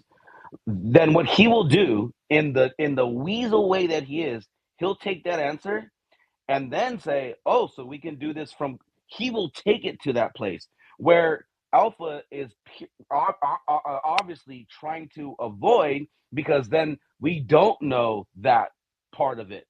Like we're just saying we know these distances from one continent to another. We're just, because it's baked into the calculation of this sphere ball that's not a sphere ball. How fucking ironic is that?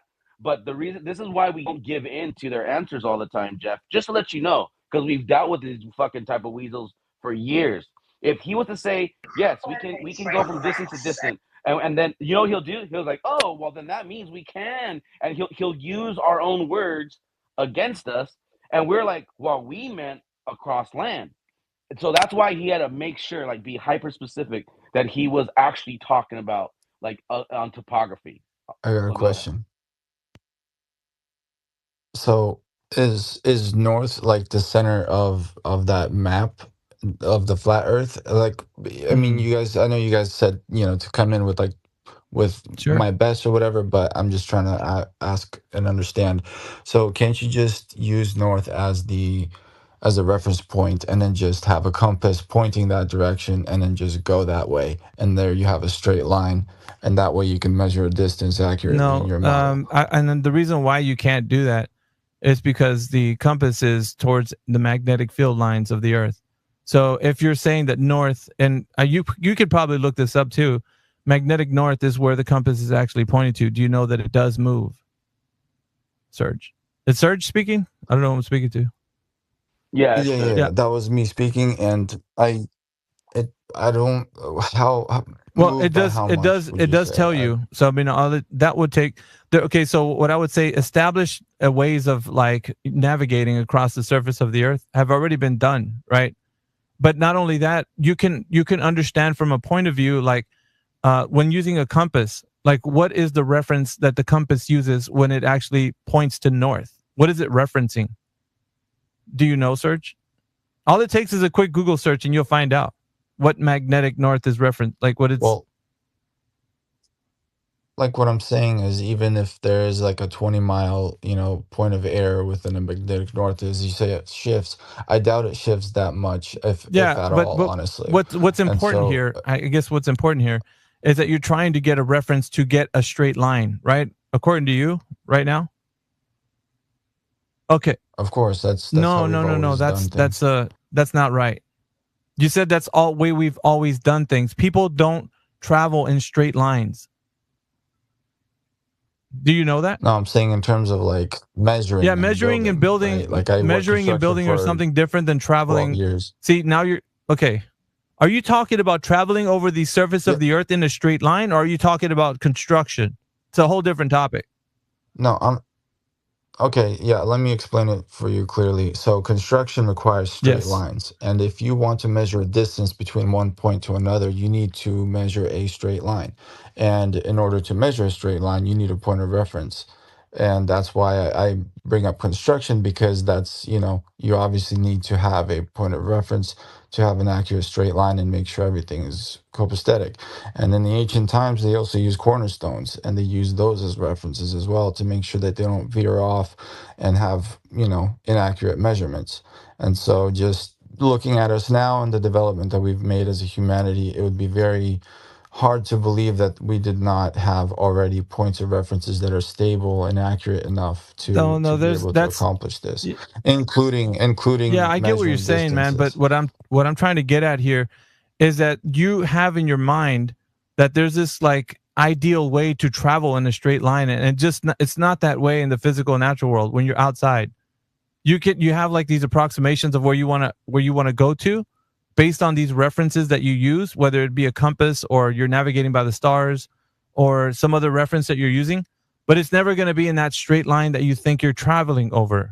It's going to be the best heading you can possible, right? But it's never going to be the straight line in your head, the way you're thinking about it.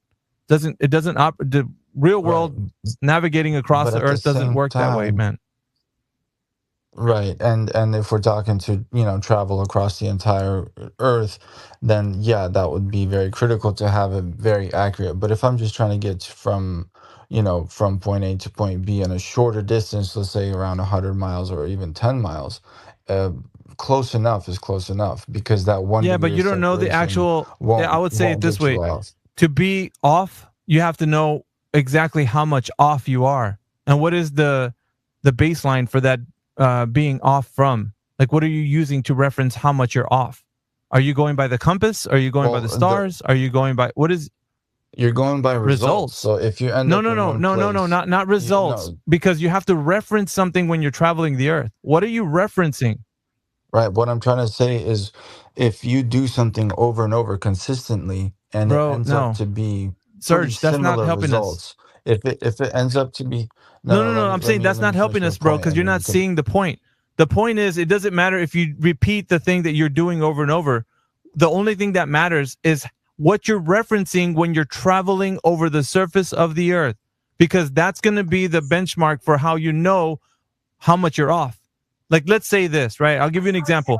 I'm using the stars to navigate over the ocean. And then based on that, I can know what the distance that I traveled and how much I'm off based on that reference of using the stars. Now, I can do similarly something different using a compass. I'm navigating across the surface of the Earth using a compass from where I started to where my target distance is going to be. And using that reference, I know how much I'm going to be off based on the reference of the compass. When I'm referencing something that helps me navigate across the surface of the Earth, that thing is the way that I'm going to know how much I'm off from the place that I started from to the place of my destination. You get it now? What are you referencing? What are you using as your guide?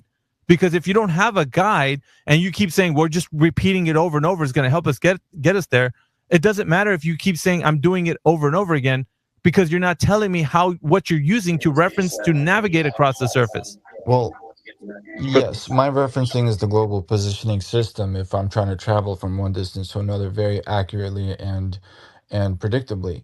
And now I'm just trying to I'm wondering, how do you guys reference, or how does the flat Earth model accurately and predictably reference their travel distance? I get it. You're saying we're using global positioning satellites. So what you're doing is, this is almost like you're baking in kind of an argument saying that we're using global positioning satellites, which are traveling over the surface of a globe. And I want to know how you're going to tell me how global positioning satellites or any other thing is helping you travel over the surface of a flat earther. You can use satellite towers as well. I mean, you can triangulate your distance from one place to another, and you'll be very accurate as long as you That's have great. And I told you, Serge, that it doesn't matter what you're referencing. It's not over the surface of the globe that you think you're traveling over. Okay, no, I know, but I'm just saying, let's do the flat Earth model. It's not a model. And you have there's no model. Let's say that sorry. Okay, let's do the flat Earth, right? And then you have 20 or so. Let's just say you have enough satellites to cover the entire place, and now you can reference your position, and now you can measure your distance. Yeah. So what? Like, what did he do? We got from point A to point B. We used GPS, and now we're at point B. We left point A. We arrived at point B. That's great. I was just helping you answer P-Dub's question. P-Dubs is he wants to get some kind of W, some kind of gotcha. Really, the only thing he was trying to figure out was, how did they establish distance measurements? And I was telling him there were ancient methods of how they established these things. Like I was gonna tell him that, but he's like, "No, you're wrong. No, I'll go ahead and let you be wrong." No, idiot. The ancients used different methods and body parts. Did you know they used the foot? Did you know they used a forearm to measure distances? Yeah, distances on the surface of the earth. But had he let me speak, I would have told his dumbass that. That's ancient methods. That's how they started to derive distance, like from point A to point B. It's annoying when somebody comes in here trying to get a W because they think they're going to say something that it's not, he didn't have a point, right? So basically, I don't know where he was going with it because he never told me. He's like, no, I want you to say it. Like, for what? Like, I don't know. Anyways, back to what we're saying here. I would like to. I would have liked to have heard where he was going with it, but you cut him off. Put him down. Dude, he is not. Okay, when I was telling him that, first of all, Eratosthenes' method, they were using the length of the man's stride, like for the benchmark of how far away a sign is to Alexandria. He didn't accept that. He's like, no, you're wrong, but I'll go ahead and let you have it. Okay. If I'm wrong, then what? How am I wrong? Correct me. And he didn't do it. No, I'm not going to do it. It wasn't just the length of his stride. It included the sun. It doesn't matter. He just wanted to know how it was done. I gave him the method, or at least I was attempting to try to give him one method of the way they got distance, but it wasn't good enough for P-Dubs. And you wanted to let that numpty continue on his rant about, and I asked him, I was like, well, if I'm wrong, correct me. And he's like, no, you go ahead and tell me. I was like, okay, let me finish. And then he didn't. He kept interrupting me. That's why he's sitting on the listening panel right now. Yeah, I get that. The reason why using the sun matters is because Eratosthenes or whatever realized that the Earth was in fact 360 degrees. No, because he realized. No, that's incorrect, the Serge. shadow of the Earth's sun. That's incorrect. Was I'm gonna tell you why. I'm not like P-Dubs. I will tell you why. The reason why it's incorrect is because he's assuming the circumference of a circle. He didn't. He was not measuring drop over distance from Syene to Alexandria. You don't. Okay, first of all, it's hard to argue with some. Serge, hold on a second. He didn't assume. Serge, he added 7.2 degrees. I know that. Did you look at the historical answer for what Eratosthenes had done? I mean, of course not. But the fact that you're having I mean, honestly, this is the second time you've done this. You've already inserted into like nuh-uh to something you haven't researched, dude. Second time you've done that. I'm asking you, please go do the research. Come back and we'll talk about it. Because when you're saying no, Serge, hold on a second. No, when you say a nuh-uh to me and you didn't do the research, you don't know anything about Eratosthenes or what he'd done, then it looks like you're just making shit up to say nuh-uh because you want the Earth to be a globe because of your bias. That's all. No, that's you're putting projections. Okay, then tell me the Eratosthenes method, Serge, if you know it. Well, that's the thing I told you already. That you don't know it, right? Well, I kind of explained it. No, you didn't. What did Eratosthenes do, Serge? He measured the distance of the Earth by stride, right? A man's stride, like you said. But he also measured the angle of the shadow in Alexandria, which was about 7.2 degrees, right? And what was this in reference to? The thing is, he didn't reference it to it, that he referenced it to the sun. And then he added that, and then he realized that it was a 360 degree. He didn't realize it. It wasn't it wasn't an epiphany he had. Wow, I now know that it's a part of a circumference. He didn't do that. Again, I didn't use the word epiphany. I used a realization, whatever. The aha moment, dude. You know what I'm talking about. The moment of clarity. Yeah, and I'm just clarifying. About what I meant. I didn't mean. Yeah, but you're switching it around to make it say like what I'm saying is not akin to what you're saying. It's the same shit, dude. We're saying the same thing. No, I'm not switching it around, bro. You're telling me I'm switching it around. Yeah, that's because you're being a weasel right now, dude. All you got to realize is that if you think that Eratosthenes had a moment in time where he said, okay, I now know that this is a part of the circumference of a circle. Okay, that's great. How did you complete the circle without completing it? You're on a slice of the circle, and now you've just assumed that the whole entire Earth is being completed. That's a far-fetched idea, don't you think? Okay, could you enlighten me about what he did? Why do you want to be enlightened? I thought you knew. Can I just interject for a second? Well, I'm just saying though, like I was trying to tell you about Eratosthenes, but you were like, no, let me tell you. And okay, go ahead. No, I didn't say anything. Okay, like so the length of a man's stride with the stades, right? And you could look this up too. How much the stades equal one stade? How many strides equal one stade? But then when you start to figure out that he's actually going from Syene to Alexandria and then measuring on one town. He's got a whale that's where the sun is at solar noon. It's going all the way down to the bottom, right? He sees the sun like 90 degree. It's at its zenith, going down into the well. He can see all the way to the bottom of that well. So he thinks at solar noon at a different location, if the sun's hitting that stick, for example, I mean, it could be an obelisk or whatever you want to call it. In ancient times, they're using for this. But if the light coming from the sun is hitting that at an angle, he's going to measure the angle of that of the way it's falling onto that stick. And because that divergent angle that he has at solar noon and at the other location, the assumption was made that because we have two locations and we have one where the sun's going in 90 degree and also we have on another place where the sun is hitting at an angle, that must mean that it's hitting the sun's light, it's hitting coming in parallel and hitting the surface of the Earth at an angle in one location and directly, perpendicular at another location, which is the one where the well was at. So with the light's shining into one location where the well's at, it's coming in perpendicular to that sunlight. So you can see all the way down to the bottom. And at the other location, it's hitting at an angle because the Earth's surface is curved, right? You understand now? At the other location, 500 miles away, this was the assumption is that the surface of the Earth is curving due to the fact that on one location we have divergent shadows of the sun's light hitting that stick, and on the other location you have the sun's light going down into the well all the way to the bottom. So you have the angle created because of the fact the surface is curving if the light's coming in parallel. Now, in that story, the sun's light is only known to be at undetermined distance. It wasn't at 93 million miles away, of course, that came later. But this was at an undetermined distance away from the Earth.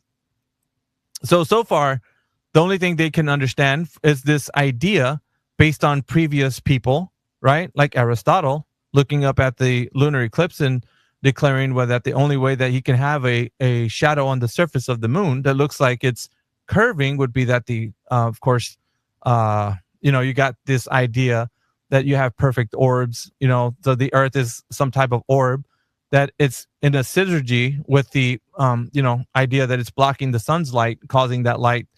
And I'm just going a little bit back so you can get context of why Eratosthenes came forward and said what he did. So his assumption of why the Earth was what it was because it was built on other people before him that were proposing these ideas of how the Earth could be this, and making sense that it would block the light of the sun and looks like a curved surface on the moon. So then therefore the Earth must be some type of spheroid or perfect sphere, whatever their religious context was out of that. Then therefore, if we're going to use that moving forward, and you have sunlight with shadows being cast on one location and no shadow being cast in the other, then we can assume that it's working off a piece of the circumference of a circle. Shit's flat, nigga. So wonderful, dude. Anyway, we're only talking about, like, with this method, he was just basically giving an inconclusive understanding based on an assumption that the Earth had a curved surface and was a part of a circumference from Alexandria to Syene, that it wasn't determined, though, that it was a definitive proof that the Earth is curving. So there was no drop over distance that was taken from this. This was just, as you could say, an assumption that was baked in prior to the actual sunlight that was measured from the angle of the shadow.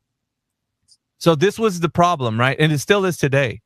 When thinking of the Eratosthenes method, it was also said by Neil deGrasse Tyson, who's a current scientific communicator. He also said that you could actually think of the sun as close and local, and being on a flat surface, this Eratosthenes method could also replicate the same results. So in fact, the Eratosthenes method would be inconclusive, meaning that it's not leading to a conclusion that the Earth is a globe based on Eratosthenes. So that being said, now we know that you can have shadows diverge on a curved surface or a flat surface. And one example we can show with that is that in your room right now, use your own flat floor, get two objects, put one object underneath the light source and put one object away from the light source. What you're going to see is a demonstration of what can happen on a flat surface. And that means that because one object is closer to the light source, you will have no divergent shadows because it's underneath the light source. And the other object that's farther away from the proximity to the light source give and cast a divergent shadow on a flat surface, giving you the impression that it can be inconclusive to say that Eratosthenes made his conclusion, his realization, his aha moment, his point of clarity, that the Earth is a curved surface. So that's how we know he wasn't conclusive in that. That's a lot. I know, but it's not only a lot. When you come into this and you don't know anything about it, you think that it's all conclusive and it's the slam dunk that you need to prove that the Earth is a globe. But in fact, even the scientific communicators of today will agree that Eratosthenes had a very crude method. It wasn't conclusive. They can always say that it wasn't conclusive. Now, of course, they will agree that today they figured out ways to give like a preponderance of evidence to give a determination whether the Earth is a globe, but they will say Eratosthenes' method was not a conclusive method to lean on as far as like, much rigor that can be applied to that, because you can only squeeze so much, blood out of that turnip. There's not really much you can get more out of than just saying it's inconclusive, because you can have divergent shadows on a curve or flat surface just fine. So what about Aristotle? Oh, Aristotle was prior to Eratosthenes, which of course it was more, I mean, you got to look at these. Do a study on these, Serge, because I mean, I hate spoon feeding people. I would like them to actually do a little bit of work into like researching any of this. But if somebody's making a grand leap of logic by looking into the sky and saying, thus the Earth is such and such based on what I see in the sky, it's not. It will still be inconclusive because it would be based on someone's assumption, and it was not based on direct measurements that could be understood to be taken from the surface. It's taken from the sky. We can't determine that the sun is, that the Earth is a globe based on something we see in the sky. I mean, there is, it just seems like the amount of like explaining you're trying to do, you're making a lot of logical, like, exercises in this gymnasium to explain flat Earth to me. And so you were it's more asking simple about, to me bro, to you were asking understand. about Eratosthenes, and I laid it out to you. I wasn't doing mental gymnastics for flat Earth. I haven't even begun to tell you anything about flat Earth yet. Okay, so about the whole lunar eclipse, right? You were saying Globe about how debunked we can't itself again, come up with the. Yeah, dude. Like, I mean, honestly, I was not telling him anything about flat Earth yet. I was just telling him the understanding that he didn't have with Eratosthenes. We're going through Aristotle. There's a lot of like, historical figures that you could look into and look at the context of how they derived the information of how they knew what they knew. And if you look into just the story, you'll realize that there's no determination that came from what they understood. It's all based on assumptions. Okay. One last thing I would like you to debunk, and then I'm done talking. Lunar eclipse, how do you explain that? A lunar eclipse happens with the syzygy of the Earth according to the paradigm of the Earth being a globe in a solar system. So in that we have, I'll give you that version first, right? That version is we have the idea that the sun, moon, and Earth are in a syzygy. So what that means is there's an alignment, right? So when the Earth gets in the way of the sun's light, it casts a shadow on the moon, according to the way it's supposed to be moving around, and such. So if when this syzygy occurs, then there's like an alignment, right? The Earth gets in the way of the sun's light, and it casts a shadow onto the moon.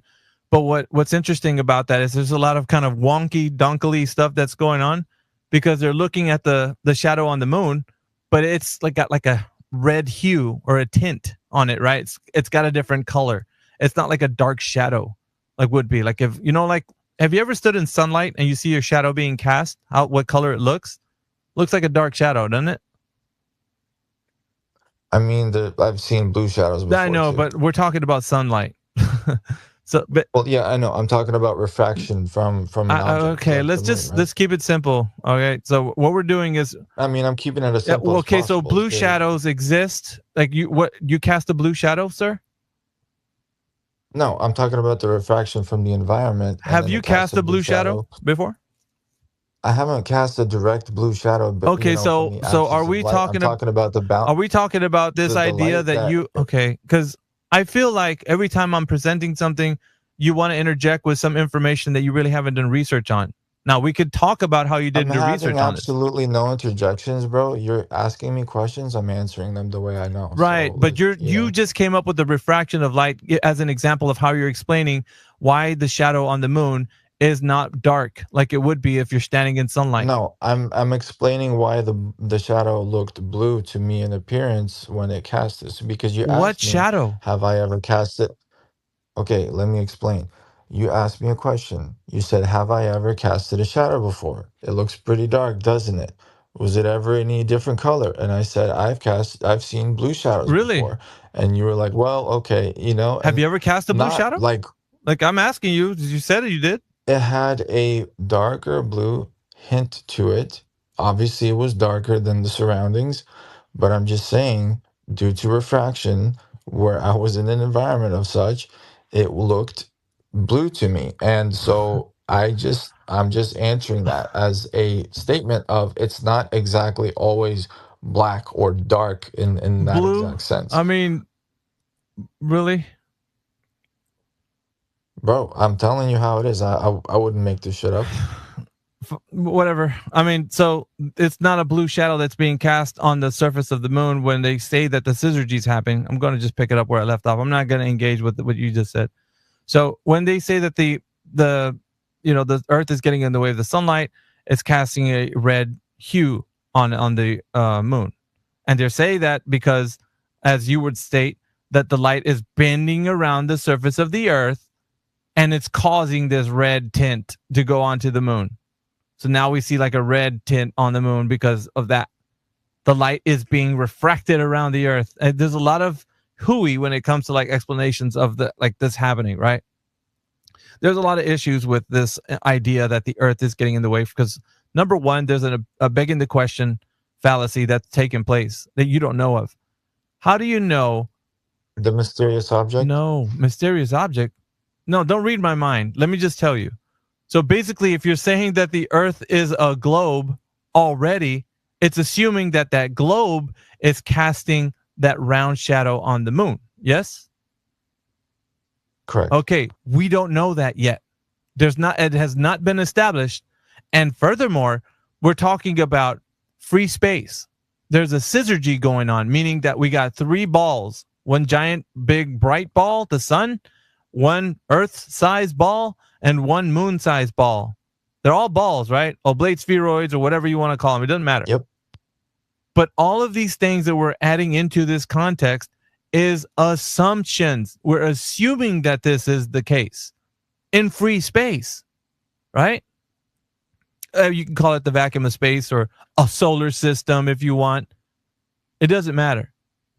So I'm going to ask you some basic questions because this is baked into your understanding. You think, well, I'm just looking at the moon shadow, or excuse me, the Earth shadow covering on the moon. No, it's much deeper than that. You don't know that the Earth is an oblate spheroid, and you damn sure you don't know that you're in a solar system where the sun is in the middle and the Earth is moving around. You don't know any of this. You're assuming all of this information and then saying, I'm seeing a round shadow being cast on the moon. And you don't know that the Earth is flat. Okay, we're not on me yet. We're still talking about your belief in this idea that you're in a solar system. Now that I've addressed that, how do you know that's the case? Two things, solar system and round or globe Earth. How do you know that's the case?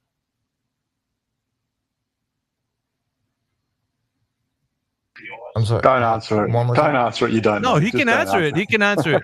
He can answer it, Jeff.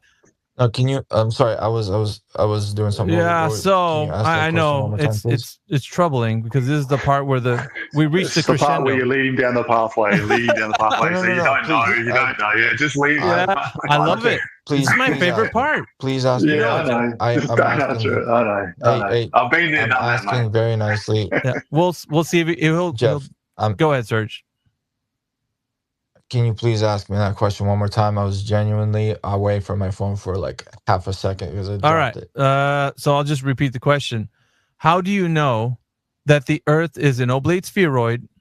And furthermore, how can you... There's two questions, actually. And how do you know you're in a solar system where the sun is in the center and the Earth is moving around it? Two things. Don't drop your phone again. Well, because... Again, the way that I know is by, and again, you're putting me like, I know that you're gonna try to get me into this little gotcha moment. No, it's not a gotcha. I know I got you. I don't have to think that I'm going to. This is it. This is the crescendo search. This is where you say I don't know, and we just move on with our lives. Because relative to where the sun is and where the moon is, when the Earth gets in front of the sun. Get this, it casts a shadow on the moon, and the moon has a round shadow on it. And that's just the most mind-blowing thing to me. I know, but you didn't answer my question. If you can kindly answer my question, I think we can get on with our lives. Don't answer it. Don't answer it. So I'll ask again. How do you know the Earth's an oblate spheroid? And furthermore, how can you tell you're in a solar system where we're revolving around the sun? Go ahead. Take it from the top. I'll get back to Thank you. Because... Thank you, sir. Again, that'll be all. Bring P-dubs up. We don't need to bring P-dubs up, dude. That guy, That guy is an Bring him endless up. troll, man. You just don't want to talk to him because he's got real facts. He's got points. He doesn't have any points. And I heard you getting worked up over him. He was winning the argument, brother. Really. And you just don't Okay, want to tell win. me how he was winning, Serge. Point out the point where he was winning. Because you could not answer a simple question on how you will what? How I what? You couldn't answer a simple question on how you would measure the distance between land masses. Land masses? That wasn't what he was saying. He's saying on land. How would you measure things? Yeah. Yeah. Regardless, either way, and how would you measure the And distance? I was telling him there was ancient methods that were done that were using, like Eratosthenes, the length of a man's stride, which is a stade. And that stade is... Which isn't reliable, right? Because you don't have a proper reference point. Dude, You were just debunking the whole Hold on thing, a second. The question was, how was it done a long time ago? And that was giving the answer. Now you're saying that's not good enough? My answer wasn't good enough. I'm talking about P-dubs. Oh, I don't know what he was going to say. Ta loco. He's crazy. He didn't let me finish, So, I mean, there's that. He was interrupting me. That you knew he was doing, or at least if you're going to white knife for him, you were definitely getting worked up over his facts. So he wasn't his facts. It was his interruption, Serge. I don't mind if he's saying he's trying to make a point, but he was interrupting me, telling him the answer that he asked me. So now I can't tell him because he was, blatantly interrupting me. P-dubs, if you could hear me and you promise not to come with your cape. Because save a hoe, Captain Save a hoe. Here he comes to save the day. I mean, do you want to prove the Earth is flat or not? Because I'm here to why listen. you caping, bro? And you don't gotta. Don't listen, Serge. You don't have to worry about other people. Just listen. Just kick back. And if you don't know something, that's fine. Like you didn't know the information that would have gotten you to the next stage, but it didn't. But that doesn't mean that the Earth is flat just because I can't. No, I never listen. I never said that was the case. We can come with those facts a little bit later, but at the moment we got a whole bunch of stuff in the panel. My bad for taking too long with Serge. I'm a bit long in the tooth, but Serge kind of wanted to go through this method, so I did. Well, he ended on a tu quoque logical fallacy. Mm-hmm. So that wasn't a good way to go out for yourself, Serge. What is a logical fallacy? Sorry. Yeah. Explain. You don't know what a logical fallacy is? We're lay people here, remember. No, lay explain people what don't the logical understand. fallacy was. Just remember we're lay people. You don't have to be talking this way, Flatsy. This is a great way to highlight how people think illogically. So yeah, that would be... you're being condescending. You're being condescending. It sounded like condescending to me. Jeff, are you going to micromanage me every time I speak? Good grief. It's supposed to be edifying. It doesn't matter if I sound condescending to you. The thing that I'm trying to put across. Okay. Thing I'm trying to put across is that you don't want to commit logical fallacies because those are lines of reasoning that do not follow. Your tu quoque. And what was the logical fallacy? Was trying to appeal to some sort of hypocrisy, and you're not. And what was that? Can you please quote it? If you don't interrupt her, she will tell you. I think that's the point. So when Alpha was going over how all of the globe proponents are just based off of assumptions, and then you turn around and say, well, you debunking the globe doesn't prove your flat Earth. That is a tu quoque logical fallacy.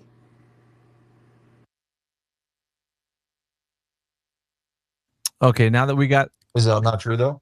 Yeah, no. So if we get to somebody else, I think we can go to somebody else, Serge. You had enough airtime. Old Jen's been into for a while. I brought up Old Jen a while ago. I appreciate the time, you guys. I genuinely don't mean any. Yeah, it's all good, man. I don't think. Don't. Yeah, you got to be a little thick-skinned in this chat, though. Ask Jeff. Anyways, my ex wigged out, by the way. Also, I had to drop and come back. Just to let you know. I don't know what. You know what it sounded like. I know what you meant, but what it sounded like somebody that you used to know a long time ago, like your ex, wigged out on you and you had to leave. That's what it sounded like when you said that statement. I know what you meant, though. That's hilarious. Let me give you a co-host again. All right, I think we're at old man or something. Old Jen, I'm sorry, dude. Old Jen, if you're there, old Gen X? Yeah, I didn't know you were coming to me. I'm just sitting in here trying to piece different things together. Flat Earth is kind of a strange topic to me. I'm just kind of sitting here listening. And I appreciate the kind of way that you came in too, man. So from a Gen X to a Gen X, man. Like, yeah, I appreciate it. Yeah, I'm just barely a Gen X. I'm almost a baby boomer. I was born in '66. I'm 1 year away. Well, I don't know if that makes me lean more their way, or if it makes me lean more. I don't. I'll tell you what, man. I was sitting here trying to listen, but there was a whole lot of interrupting going on, and nothing that I heard was proving anything, because everything was being chopped and nobody was really getting to say anything that they or finish up a thought, I guess is a better way of putting it. It's usually the nature of the beast sometimes, old Jen, because of the way people get in a fever pitch because of the fact that this is a very provocative topic. It's kind of like when you identify with the fact that the Earth is a globe spinning in the vacuum of space, and you find out information that it's just all been misinformation. It hits different. You don't really know how to react. So your mind starts to scramble around to figure out like an escape. Like, no, I think you're just wrong. Like, you start to get defensive, and that's what happens. And unfortunately, after many times that somebody comes back and like really simmers down, then we can start having the conversation that doesn't have to be so like really, tense. And, so anyways, but I do want to get to you. Do you have any questions? And we can answer them like, in length. If you want us to, we can talk to you about anything. Just ask us any questions, perhaps. Like, I don't know, you have a different vibe.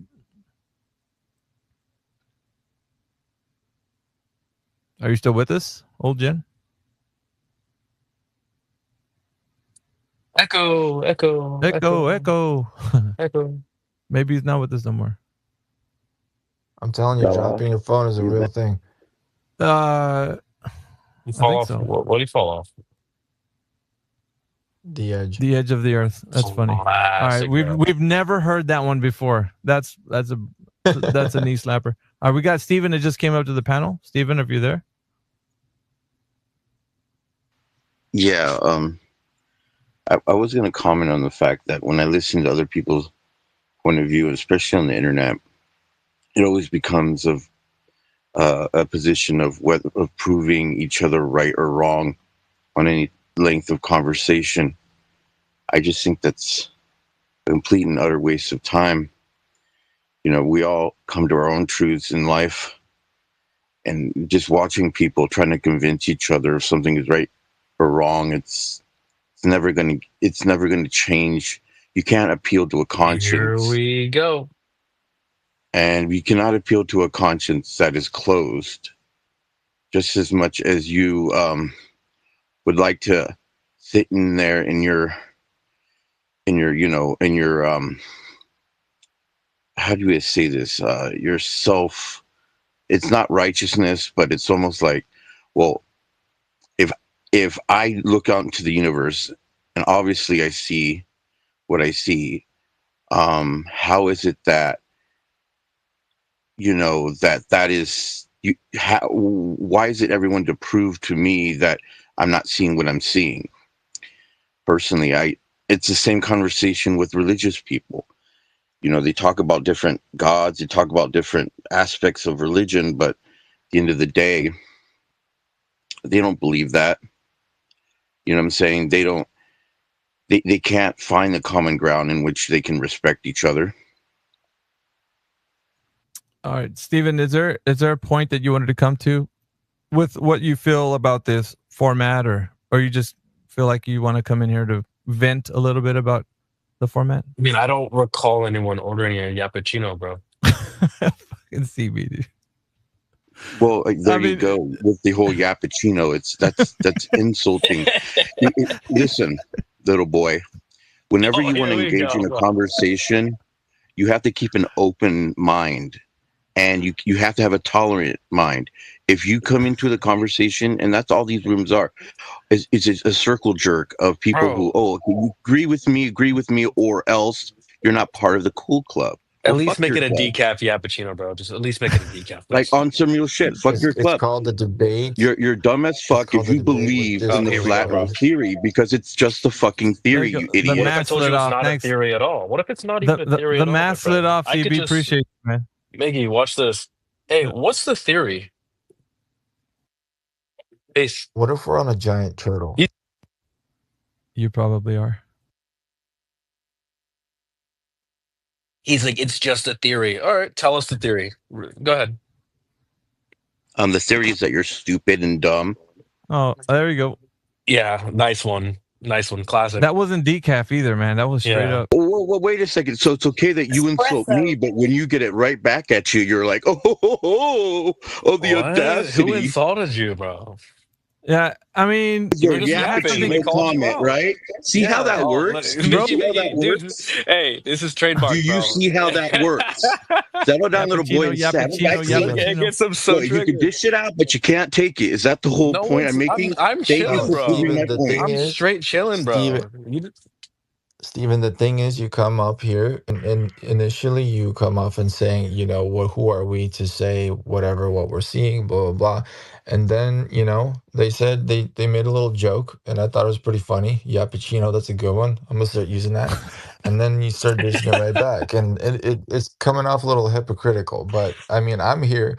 I got my viewpoints. They got theirs. And we have a discourse. I bring up my points. I obviously am not as educated in my sphere of knowledge and the thing that I believe I see what you did there, bro. versus them. Yeah. And I'm just, you know, pulling a Yappuccino right now. That's just what I'm doing. Well, I still want to hear the theory. What's the theory? That's true. You dropped on your head as a child. Yeah. Nice. Good one, bro. That's straight up, like, that's all caffeine right there, man. Yeah, I know. That Yappuccino. Are we allowed to discuss serious stuff? Say again? Are we allowed to discuss serious stuff? serious. Well, yeah, we were off joking the around topic. most of the time. Yeah, it was just way off. So I just want to do a thought experiment. Who's talking right now? Is that allowed? Is thought experiments allowed around here? Yeah, is that raw? Sorry. No, it's Jeff. Jeff, my bad, dude. I can't stop speaking. You guys Sorry, forgive me. man. I'm just cooking. Can you hear my air fryer going? That's my air fryer. No, I didn't say. Meat, man. All right, say with your chest, Jeff. I was just saying, are we allowed to do thought experiments? I mean, what do you want to talk? If it's practical, man, let's keep it practical. Can we do that? It's with satellites. Yeah, satellites. All right. So satellites go in a direction, let's say, at the equator. Is that allowed? In a direction to the equator. The satellite is traveling in a direction to the equator. Overhead the equator, the satellite is traveling in a direction of the equator. Does that make sense?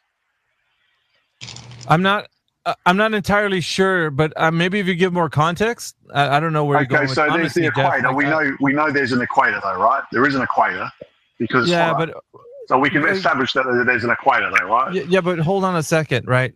Let's just get the baseline. I always do this, you know me. So if we're gonna say equator, how do we derive equator? How do we know what the equator is? Where is that taken? Where is that taken from? And I'll tell you, I'm not gonna leave you hanging like P-dubs. I will tell you.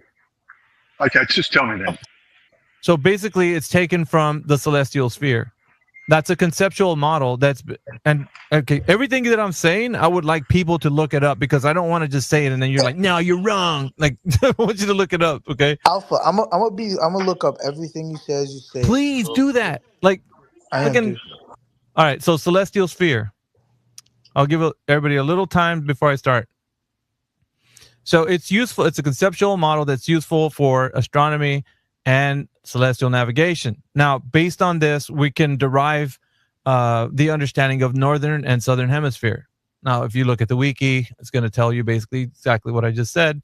And the equator is said to have an infinite radius. Now, that's kind of wonkily-donkily for you to think that the terrestrial sphere, that's the ground you're standing on, has a specific radius, diameter, and circumference, whereas the celestial sphere doesn't have one, right?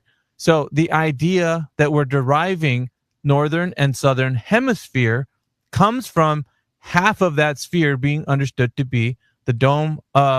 It's categorized as the clear dome that's above our heads. That the stars are there's no and star, sun, and moon. There's no linear distance to them, but we do see them at an angle in our view, right?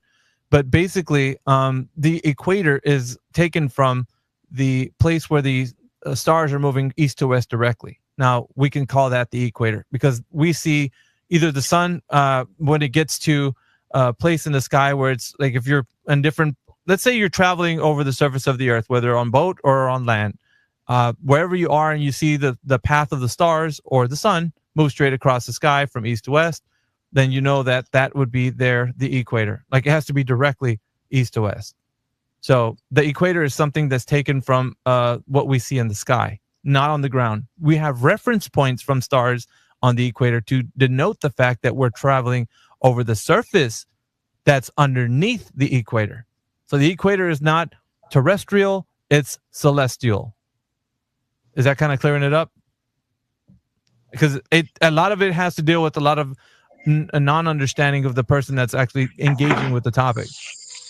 That was good. I was just going to say that a geographical location based on temperature, would that be a reasonable description of an equator?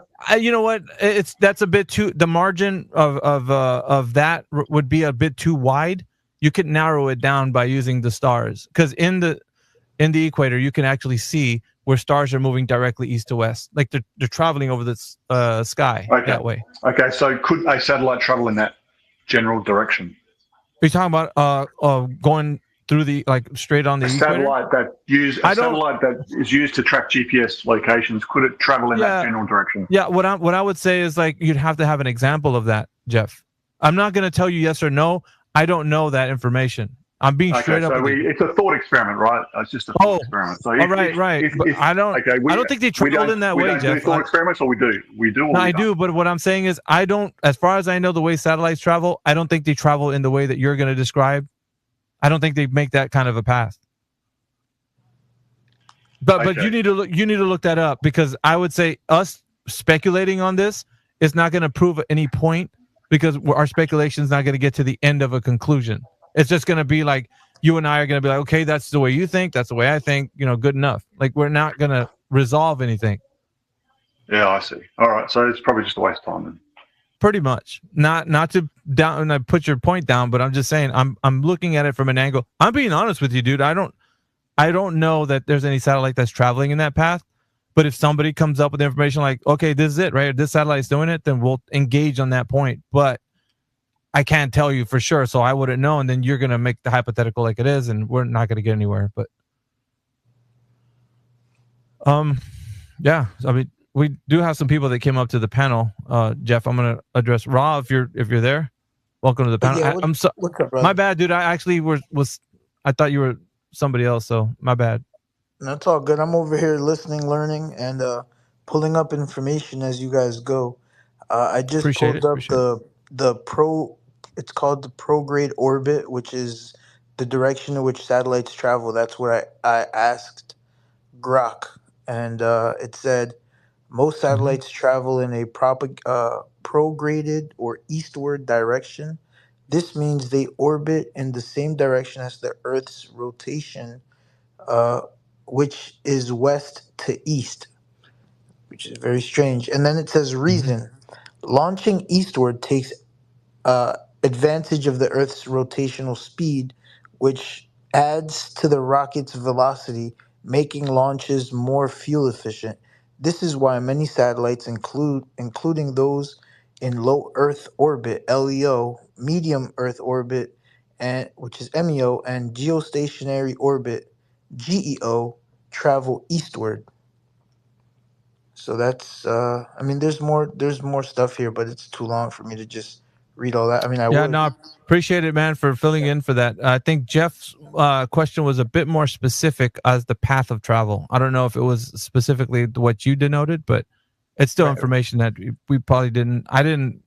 I'm not big on looking into that. For me, I don't need to. But I mean, if somebody brings up that point, we can definitely talk about it. I don't know how that's relevant, to be honest. Like, I don't know if the panel, APOC, Flatsy, or CB would see any relevance. I don't see relevance, or maybe Elbow. Well, I see you down there, Elbow. Well, basically, Can I just make a point? That Well, hold on. satellites.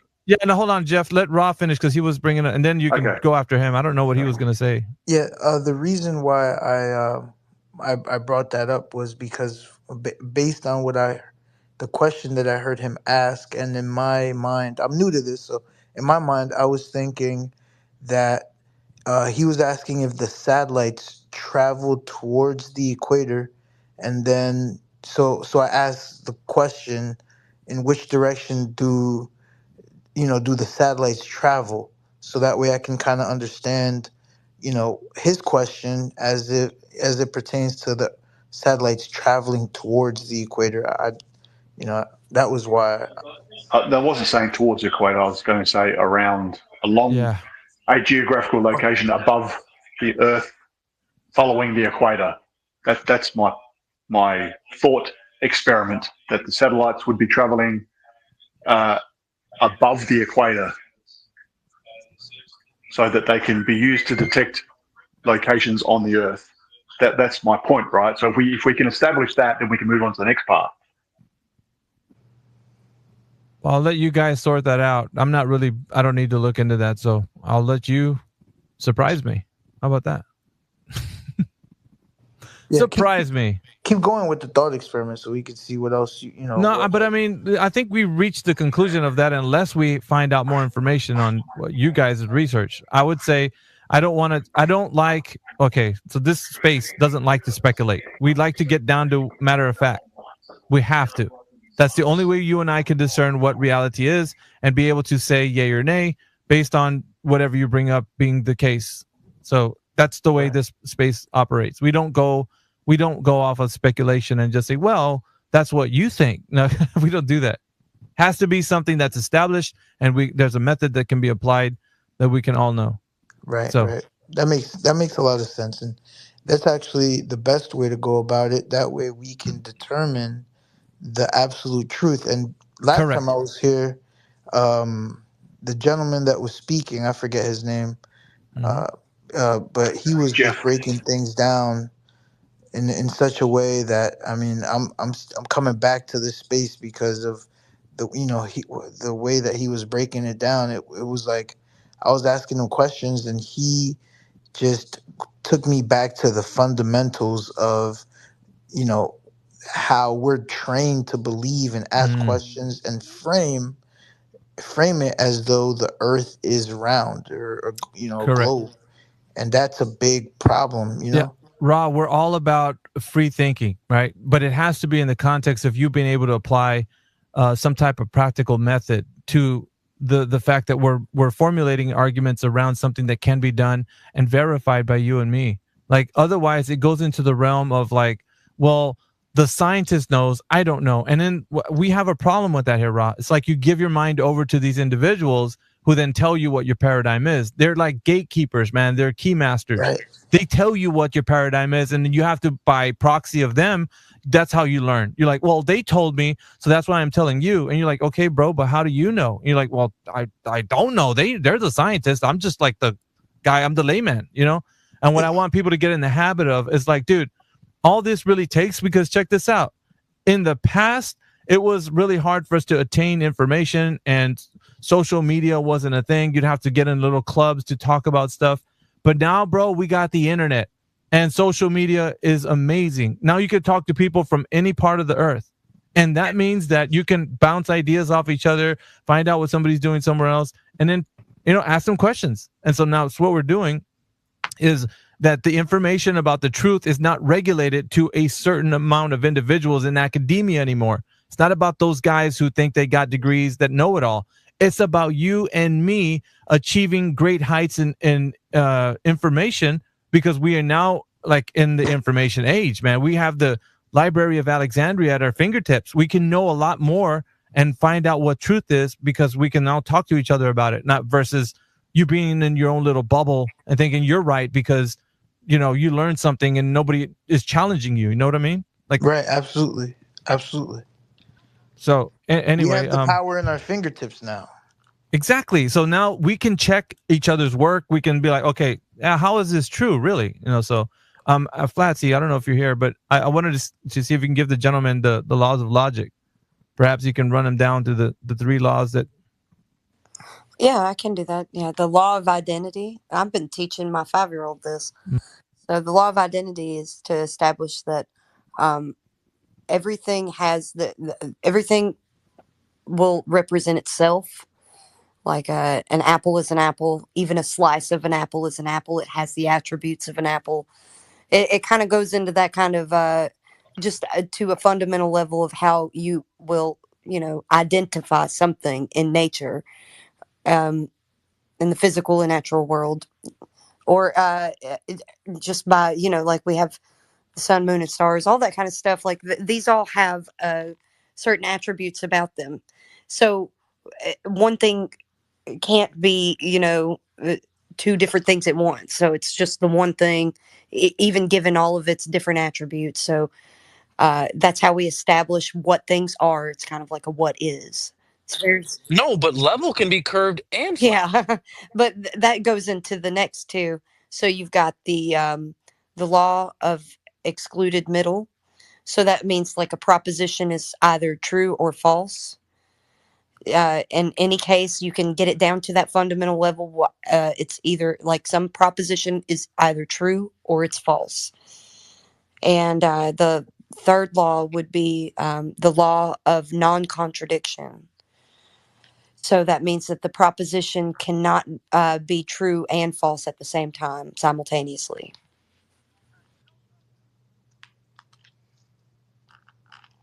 And the laws of logic help us get to a baseline of understanding between how we can reason with each other. Like on a platform such as this, if we don't have a baseline, there's no way that you and I are going to come to an understanding, because maybe perhaps you have a very solipsistic worldview, and maybe things are not as coherent to you as they are to me. So things like words meaning things are not going to mean things to you. Do you get what I'm saying? So if we don't have a basis for our logic, we cannot reason with people. It's just, it would be illogical. Like, how could you reason with somebody that doesn't know that fire is hot? And I bring this up, and it might be a little funny that I'm saying this, but earlier on Discord, I was having a conversation with a guy named Peter. People know him. He comes into the spaces a lot. And another guy named Grim. And their contention was that we can't know that fire is hot, because we can only believe that it is. We can have a justified true belief in that fire is hot. And I'm like, I was arguing for the side of like, no, we can know fire is hot. We can test that fire is hot. Not only that, but when in a matter of combustion, dry wood will burn, and that burning of that wood will cause a fire, and that fire will burn. So it will be hot. At no time do I have a belief in the fact that fire is hot. Like, it was kind of one of those forehead slappers, right? Like, how can somebody say something as ridiculous as that? Like, we can only believe that fire is hot. I am not kidding you. This is the level by which all of these guys will think. And what happens is, just like Flatsy pointed out, they undermine the laws of logic. So we cannot appeal to the future and say that at some point in the future, fire may not be hot. We know fire is hot now, but we didn't know what fire was like 10,000 years ago. And we don't know what fire is going to be like 10,000 years later. So we just can go based on believing that fire is hot now, but we can't say fire will be hot in the future, or we didn't know how it was in the past. So it's like, if we think that way and we don't establish, laws of logic and fundamental truths of our reality, then we can never know anything. I mean, brother, even the things that you think you know, you don't know. And what's happening right now, there's a culture. I call it the mind virus. I've said it before. I'm gonna coin the term again. The mind virus you've probably heard that term used in a different context. I'm talking about it in this specific context. It's brain rot. It turns your mind into spaghetti, right? Basically, everything that you know about the physical and natural world becomes subjective. How do you know that something? I'll put an example for the listeners, right? You guys that listening to me right now, and if I was to ask you guys the question, what are you doing right now? Like, specifically, sitting down, standing up, walking around, what are you doing? And if you were to answer to me, well, I'm sitting down. And if I was to ask you the question, do you know that to be 100% sure that you're sitting down? A lot of you in here are going to say, no, I'm not sure.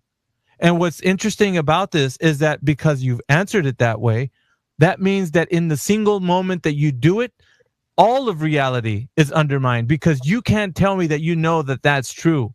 That's not a truthful statement. You could say, well, I have a level of truth. It's 87% true that I'm sitting down, but I could be a brain in a jar for all I know. But Yeah, I see, think that's the. it's. Go ahead, Klutz. I was going to say that these laws are not arbitrary, and they're the way that we've been able to govern all thought and rational discourse. This is things that the development of the understanding of it. You have to use these laws to even develop the understanding of the laws. You know what I mean? So it's they're self-evidently true. So if you're in an information age where you're trying to be fed a bunch of false information, uh, it would be very convenient to make sure that you don't learn logic in school. Like kids are not learning any logic in your public school system. I didn't, and I don't know anyone that has, unless maybe they've had homeschooling or private learning. Somehow, like some private school might brush you up on a bit of it, but the best way to um, be able to flood you with a bunch of bad and good information and you not be able to wade through it and also go and tout something that's probably not true. You just believe it's true because it sounded good to you, and I mean the royal you, not you personally. Um, yeah, that happens a lot. A lot of people just come and say whatever just sounded so good to them, and it made sense to them in their mind because something clicked, but they didn't run it through these really fundamental thing or the fundamental laws and the principles of logic to make sure that it's sound. So it's really important for people to have these tools, especially in something called the information age. Well, you need the tools to be able to discern what is true and false. And they're attacking the law of identity with you can be whatever you want. You can identify as whatever you want. And you better respect me if I do, like kind of weird stuff like that's going on.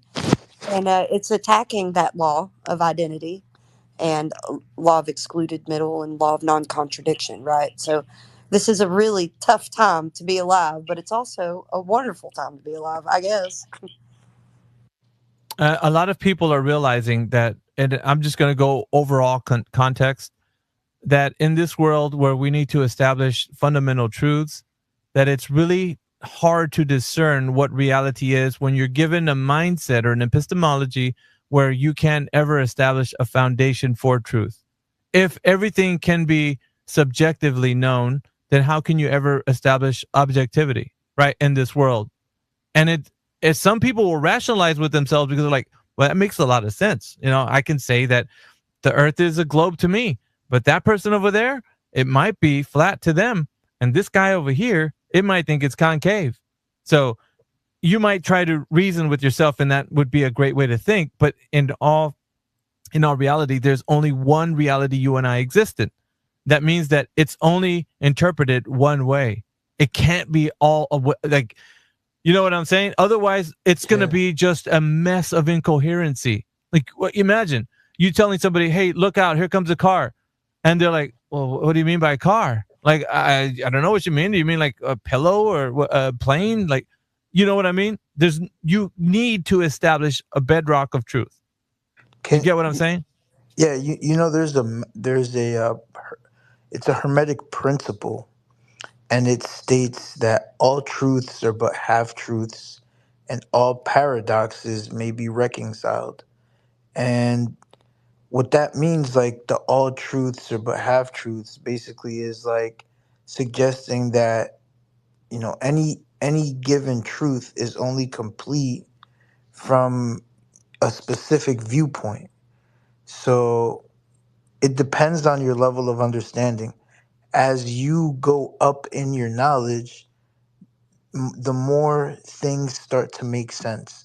Whereas if you're ignorant and you hear someone say something that to you may sound far-fetched, it's only because you may not have the complete information. Your incompleteness will cause for you to not have the discernment or the awakened soul or whatever it may be.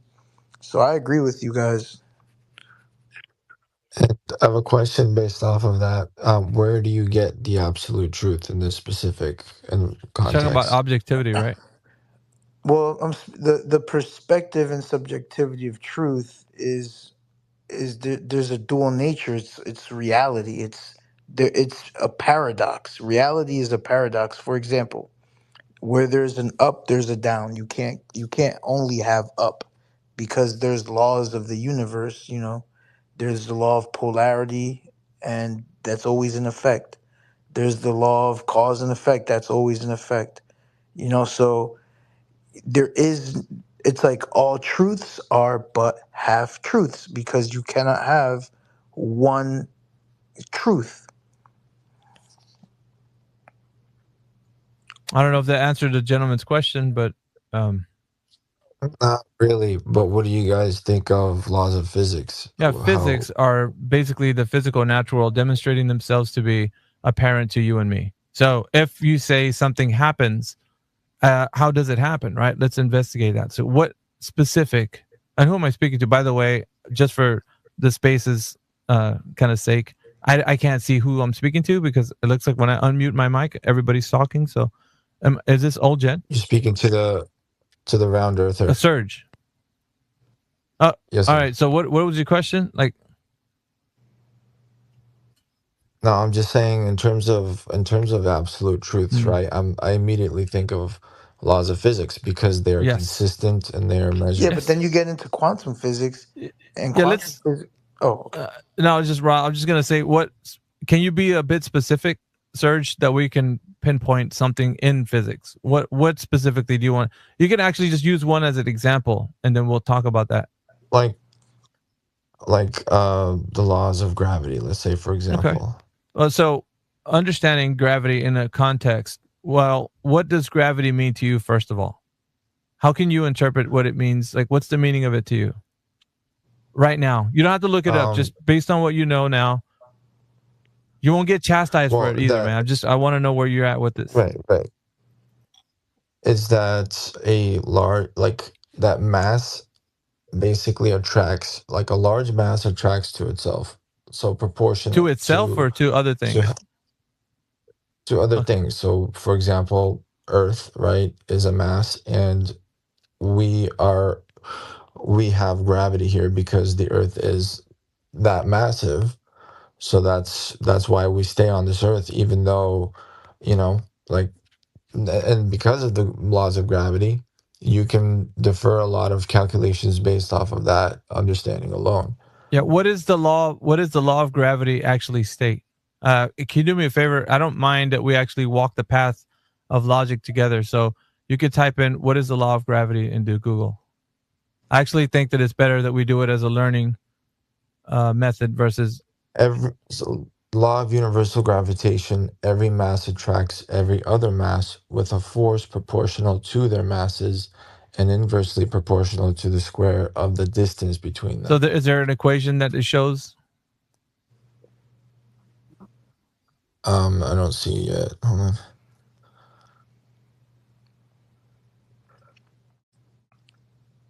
Okay, so what is occurring? There's two types of understanding when we talk about gravity. It's kind of like it's a term is married with a cause and effect relationship. So I'll put it to you this way: what is the effect, Serge? The effect is the natural phenomena that occurs. What is occurring when you talk about gravity?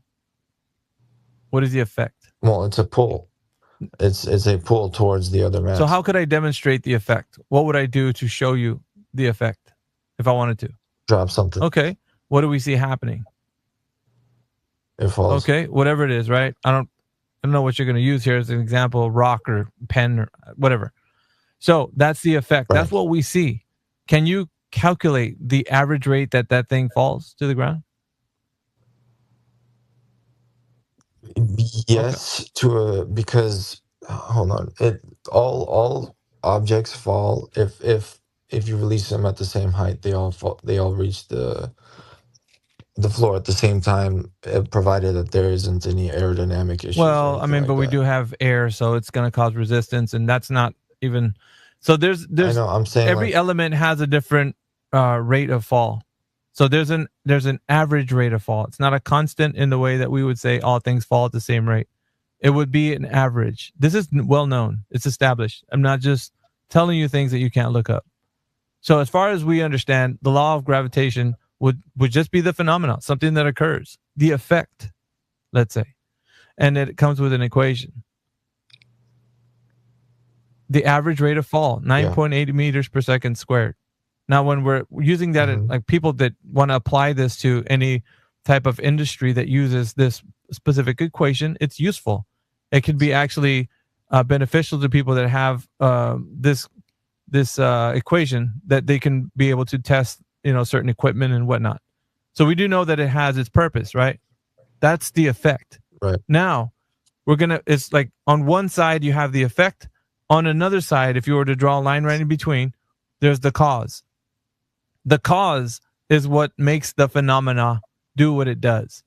So now the question is, what is the cause of the effect? Because you talked about the effect. Now we're going to identify what the cause is. Wait, but everything falls at the same speed. That's incorrect. Yeah. If It does, That's because incorrect. in terms of That's different not true. materials, there is a different friction between the air. Yeah, the but that's still relationship not of true the because material to the there's air. okay, so different elements fall at different rates. That's an average. And how And do some you elements don't you know? fall. Like gas will Yeah. expand up like randomly in all directions. Right, because of a density issue, Yeah, because but it's not it's heavier not than the applicable earth. to all things. So you have to wow, understand. that is No, true. it No, is, it's but not. it's the gravity is weighing on It's it. not. It's just that the air is What's the Surge. heavier, Okay, gravity? and so Urge, therefore, here's the pushback that you're giving right now is because you don't understand. If you do have the knowledge, you would. There's really some things you can push back on, and I would give you credit for. But this one here, it's not one that you can, because I can ask you, do you know? Either you know or not. You could tell me right now. Be honest. Do you know?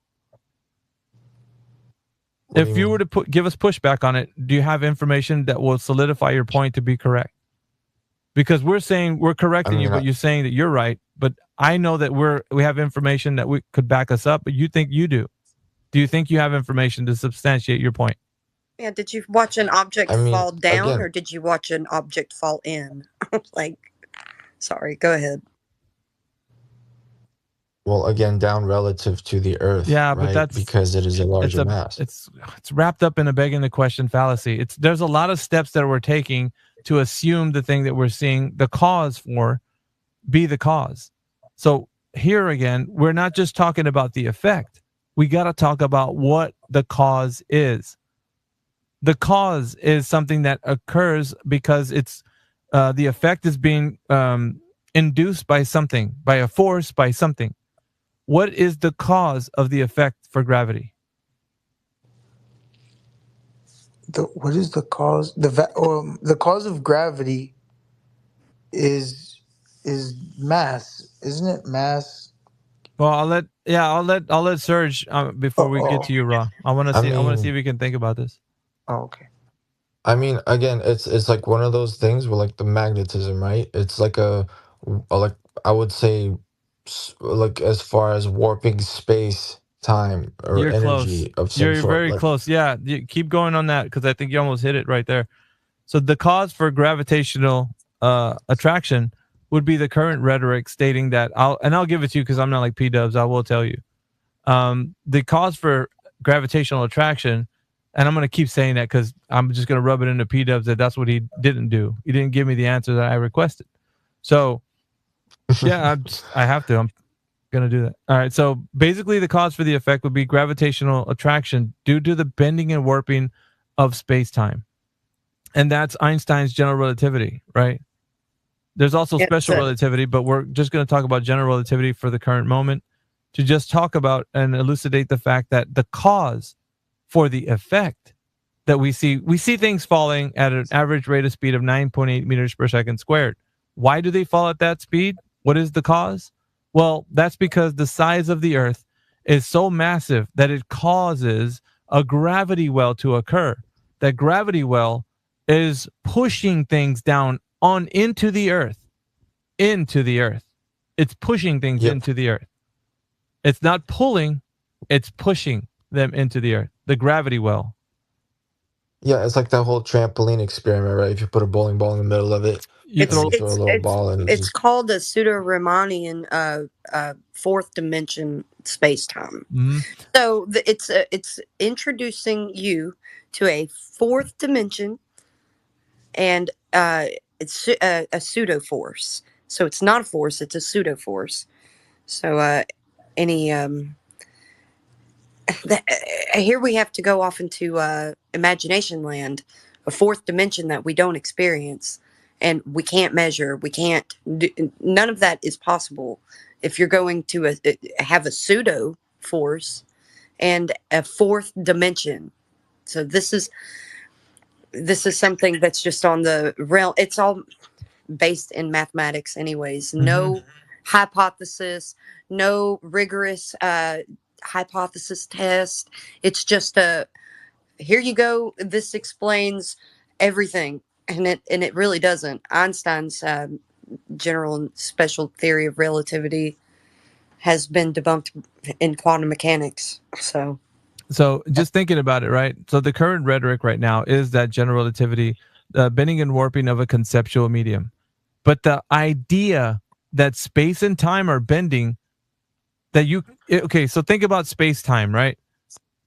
If I was to ask you, Serge, think about it. How can you bend a conceptual medium, something that's a concept? How is it possible that the Earth that's physical, it's a physical Earth, you're standing on it, right? Imagine if it was a giant ball. How could it be bending and warping a concept? Space-time is a concept. Can you bend space-time? What is space-time? How is it bent? That's a good question. I'm not. No, and it's not meant to. It's this here. None of it's a gotcha. It's just to get you to think about like these questions in the realm of like why the cause and effect for gravity. So gravity seemed like at the very beginning when we talk about it, like easy enough. Just one word, gravity. Drop a pen, boom. I just proved gravity.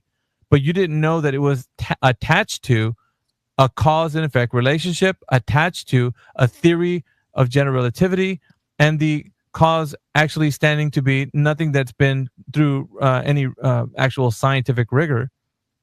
And now we understand. But the point I'm making. But hold on. But what I'm saying though is that because of that, right? Now that we have the cause and effect kind of parsed out, we know for a fact that the effect can be measured or calculated, I should say, because when we drop something, we can see the average rate of fall, and so we can just start making equations based on that.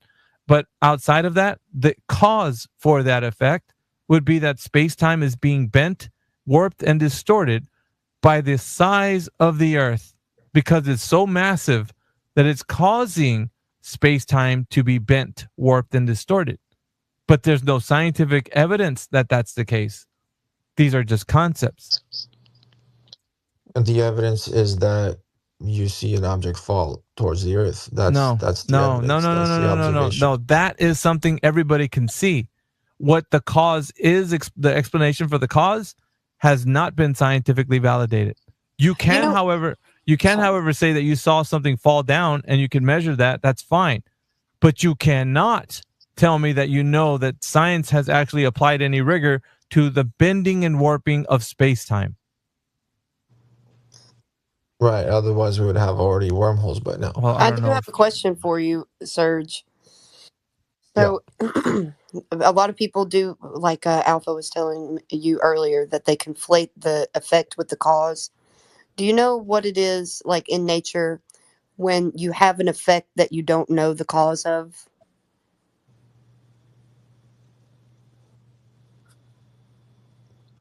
Not following.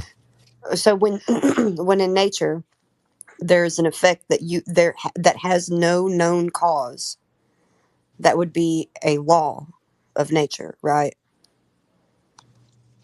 Well, I would call it an unexplained Yeah, event. we'll say it like this, Serge. Something that always occurs, that happens. What's the cause for something happening that you can't explain? That becomes a law. So the law of gravity, which you stated at the beginning, I'm just Flatsy, I'm just kind of moving it forward a little bit. But that's what she's saying. A law is something that occurs in nature always. But there isn't an explanation as to what is making that happen. We just see it happening. You could tell them, I know there's another one that you always used to say, so maybe I'll let you. And well, in this case, it's up and down, and why something would go up and why something would go down, and why is up and down up and down. Like, this is all just like goes back to the principles of logic and the laws of nature. If there's an effect in it, not everything does go down. Some things go up. Some things go. Like, it's always relative to something in a sense, but we're talking about up and down being relative to horizontal, perpendicular, and that kind of XYZ axis. Um, and if you wanted to go into a cause for that, it would be more philosophical than anything. Yeah. Right. So the up and down is relative to the x-axis. So if it would be a flat surface, it would just be flat, and if it would be a sphere, you would just make the x-axis into a ball. Well, actually, let me say this because that makes a lot of sense. When in biology, I learned that a fish knows which way is down because it contains a certain amount of mercury inside of its body. And mercury, weighing it down as an element, lets the fish have the cognition of which way is up and which way is down. So that makes sense with what she's saying, because it's like, in order for us to, imagine fish didn't have the mercury, they wouldn't know which way is up or which way is down. They wouldn't have a concept of up and down. You get what I'm saying? So it's like, Yeah, and our reference point is the gravity. It's pointing down. It's towards the center of No, mass, right? that's a baked in assumption that you think that it's towards the center of mass.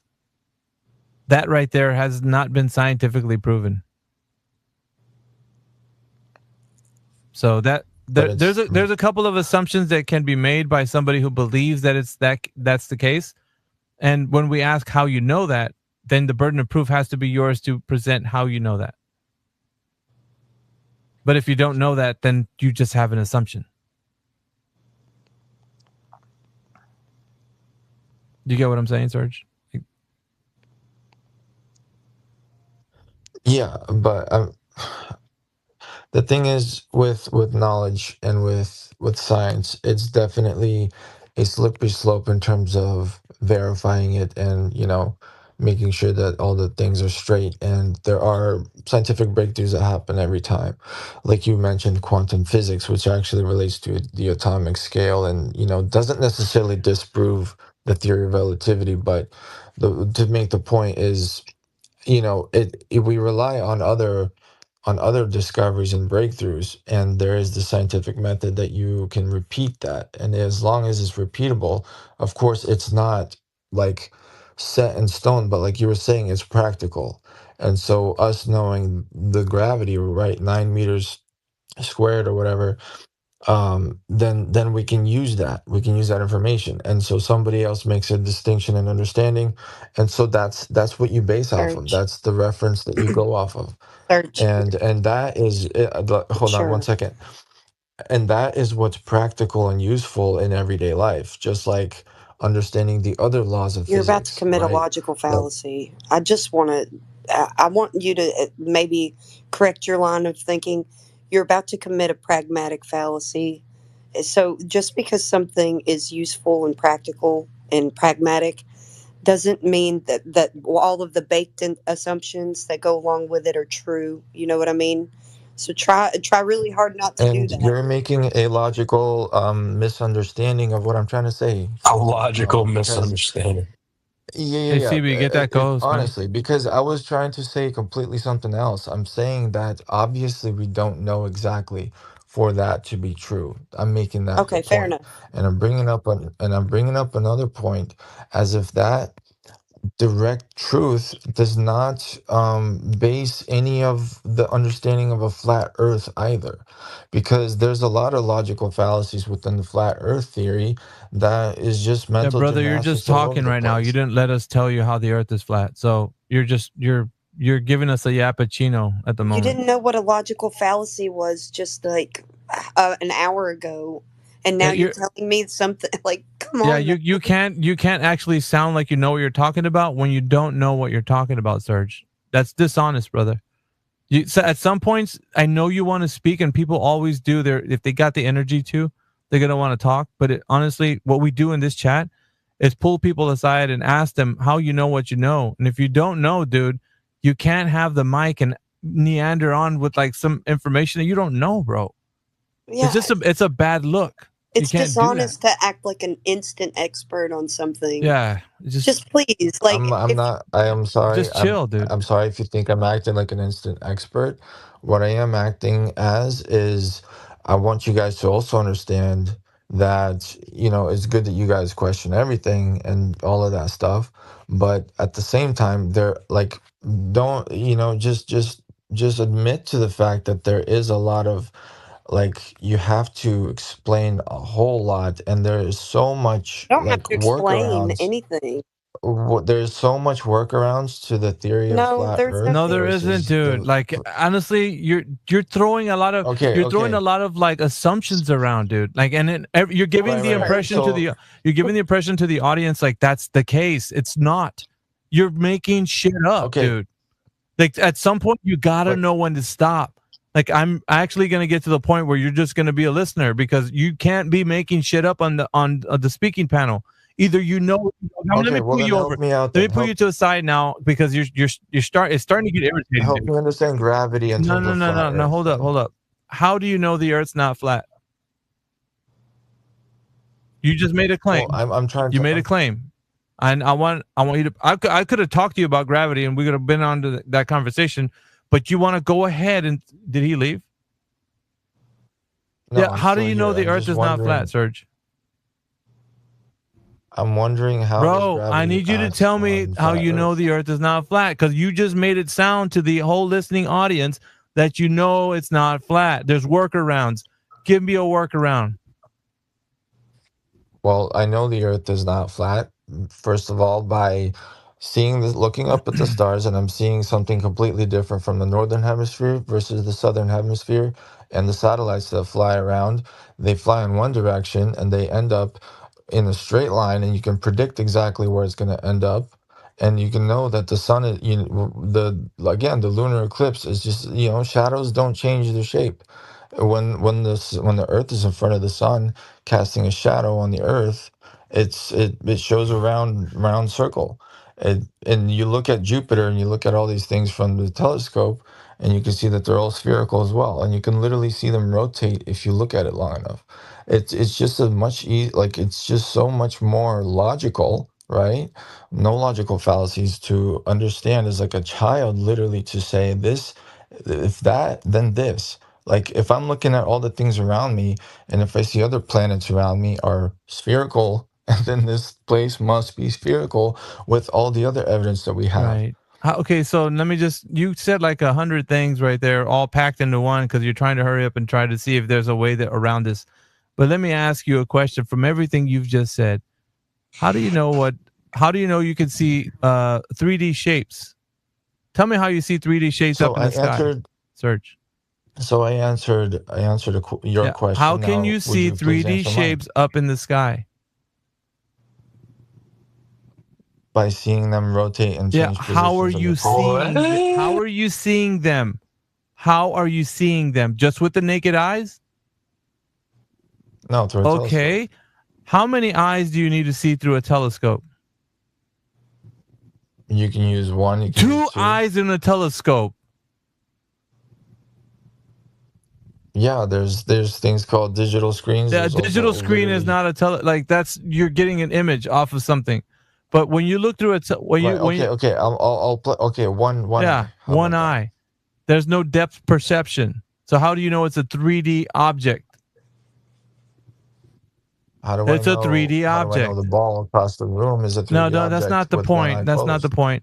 We're looking at lights in the sky, and you're telling me they're 3D objects. You're looking at it through a telescope, which is no depth perception. Now you're making this fantastic claim that there's spheres up there. How do you know that? No, I know it's a 3D How? object because I look at the moon and I see craters in the shadows that cast from the craters as Yeah, well. that's fine that you can see all of that. My question still remains, how do you know it's a 3D object, like a sphere? Well, because if you look at the moon based off of one position of where the sun is, and if the sun moves, then you can see the shadows vary in a different location, but the craters remain in the same place, and then you know that they have a depth to them. That's great, but how do you know it's a sphere, once again? Because you can see other sides. Well, how many sides have you seen on the moon? How many sides have you seen? How many sides? Well, I have seen one side on the moon, but there's, like I said, like I mentioned, Jupiter. No, we're not going to Jupiter. Planets. We're staying on the moon where you said you could see. How many sides of the moon did you see? One. What about the other side?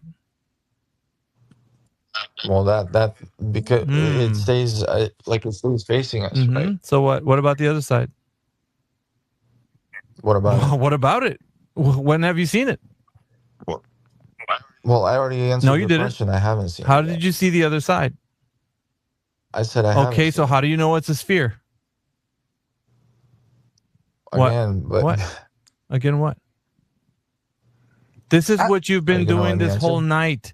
You're assuming things when I get you to think about them. See what happens, Serge? No, let me. It's easier when you know what. Hey, when you take the road of saying. See, you when don't you wanna, take the road of saying. But no, you don't Serge, want me to mention Serge, the other no, planets you can. that I'm looking at. You want to go? You want? Let's go that way. What other planet? Jupiter. Have you seen all of the sides of Jupiter? Like, I mean, you can definitely have see you it rotate. seen all of the sides? Answer my question. Have you seen all of the sides of Jupiter? All right, man. I've answered. Have you? Why are you not giving me the answer, bro? Listen, this I told you I didn't want to talk about planets, but you're the one that did. You're teaming up. I did teaming up on me with creation and all. Creation is just like, he's just ad-libbing, bro. Creation is just ad-libbing. He's not jumping in to say anything. Hold on. You asked me a question. I answered it. No, you didn't answer it. Yours instead of no. For the audience sake, you didn't answer it. And what needs to happen is a little bit of ego death needs to occur. Something that's very, bro. Just stand on the things that you say. If you're gonna just stand on it. You said. Right. Listen, I told you about the moon, Serge. I told you about the moon being a sphere. You jumped to okay. You don't want to talk about the other planets. So we're diving into this. Serge. We're diving into this specific system, right? About how. Yeah, look at this, man. He wants to fundy mute me right now. That's what he's doing. Cappuccino, bro. Yo, relax with the fundy muting me right now. Good.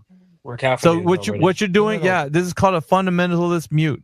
When a fundy mute happens, it's like what you look. You're doing it now. You're still doing it. Go ahead, please. So we were talking about the moon, and I asked how you know it's a 3D object because you're using a telescope. You couldn't get there from a telescope, so you said, well, I can look at the features on the surface of the moon. Yeah, have you seen the entire surface of the moon, every angle, every direction, like looking like a sphere? The answer is you didn't want to give it to me. So the audience is like, well, why didn't he answer? Well, it's because he doesn't know. He doesn't want to say he doesn't know because he's prideful. Now, and then I was like, let's talk about the moon. No, you don't want to talk about other planets. So guess what? Let's talk about other planets. Pick one.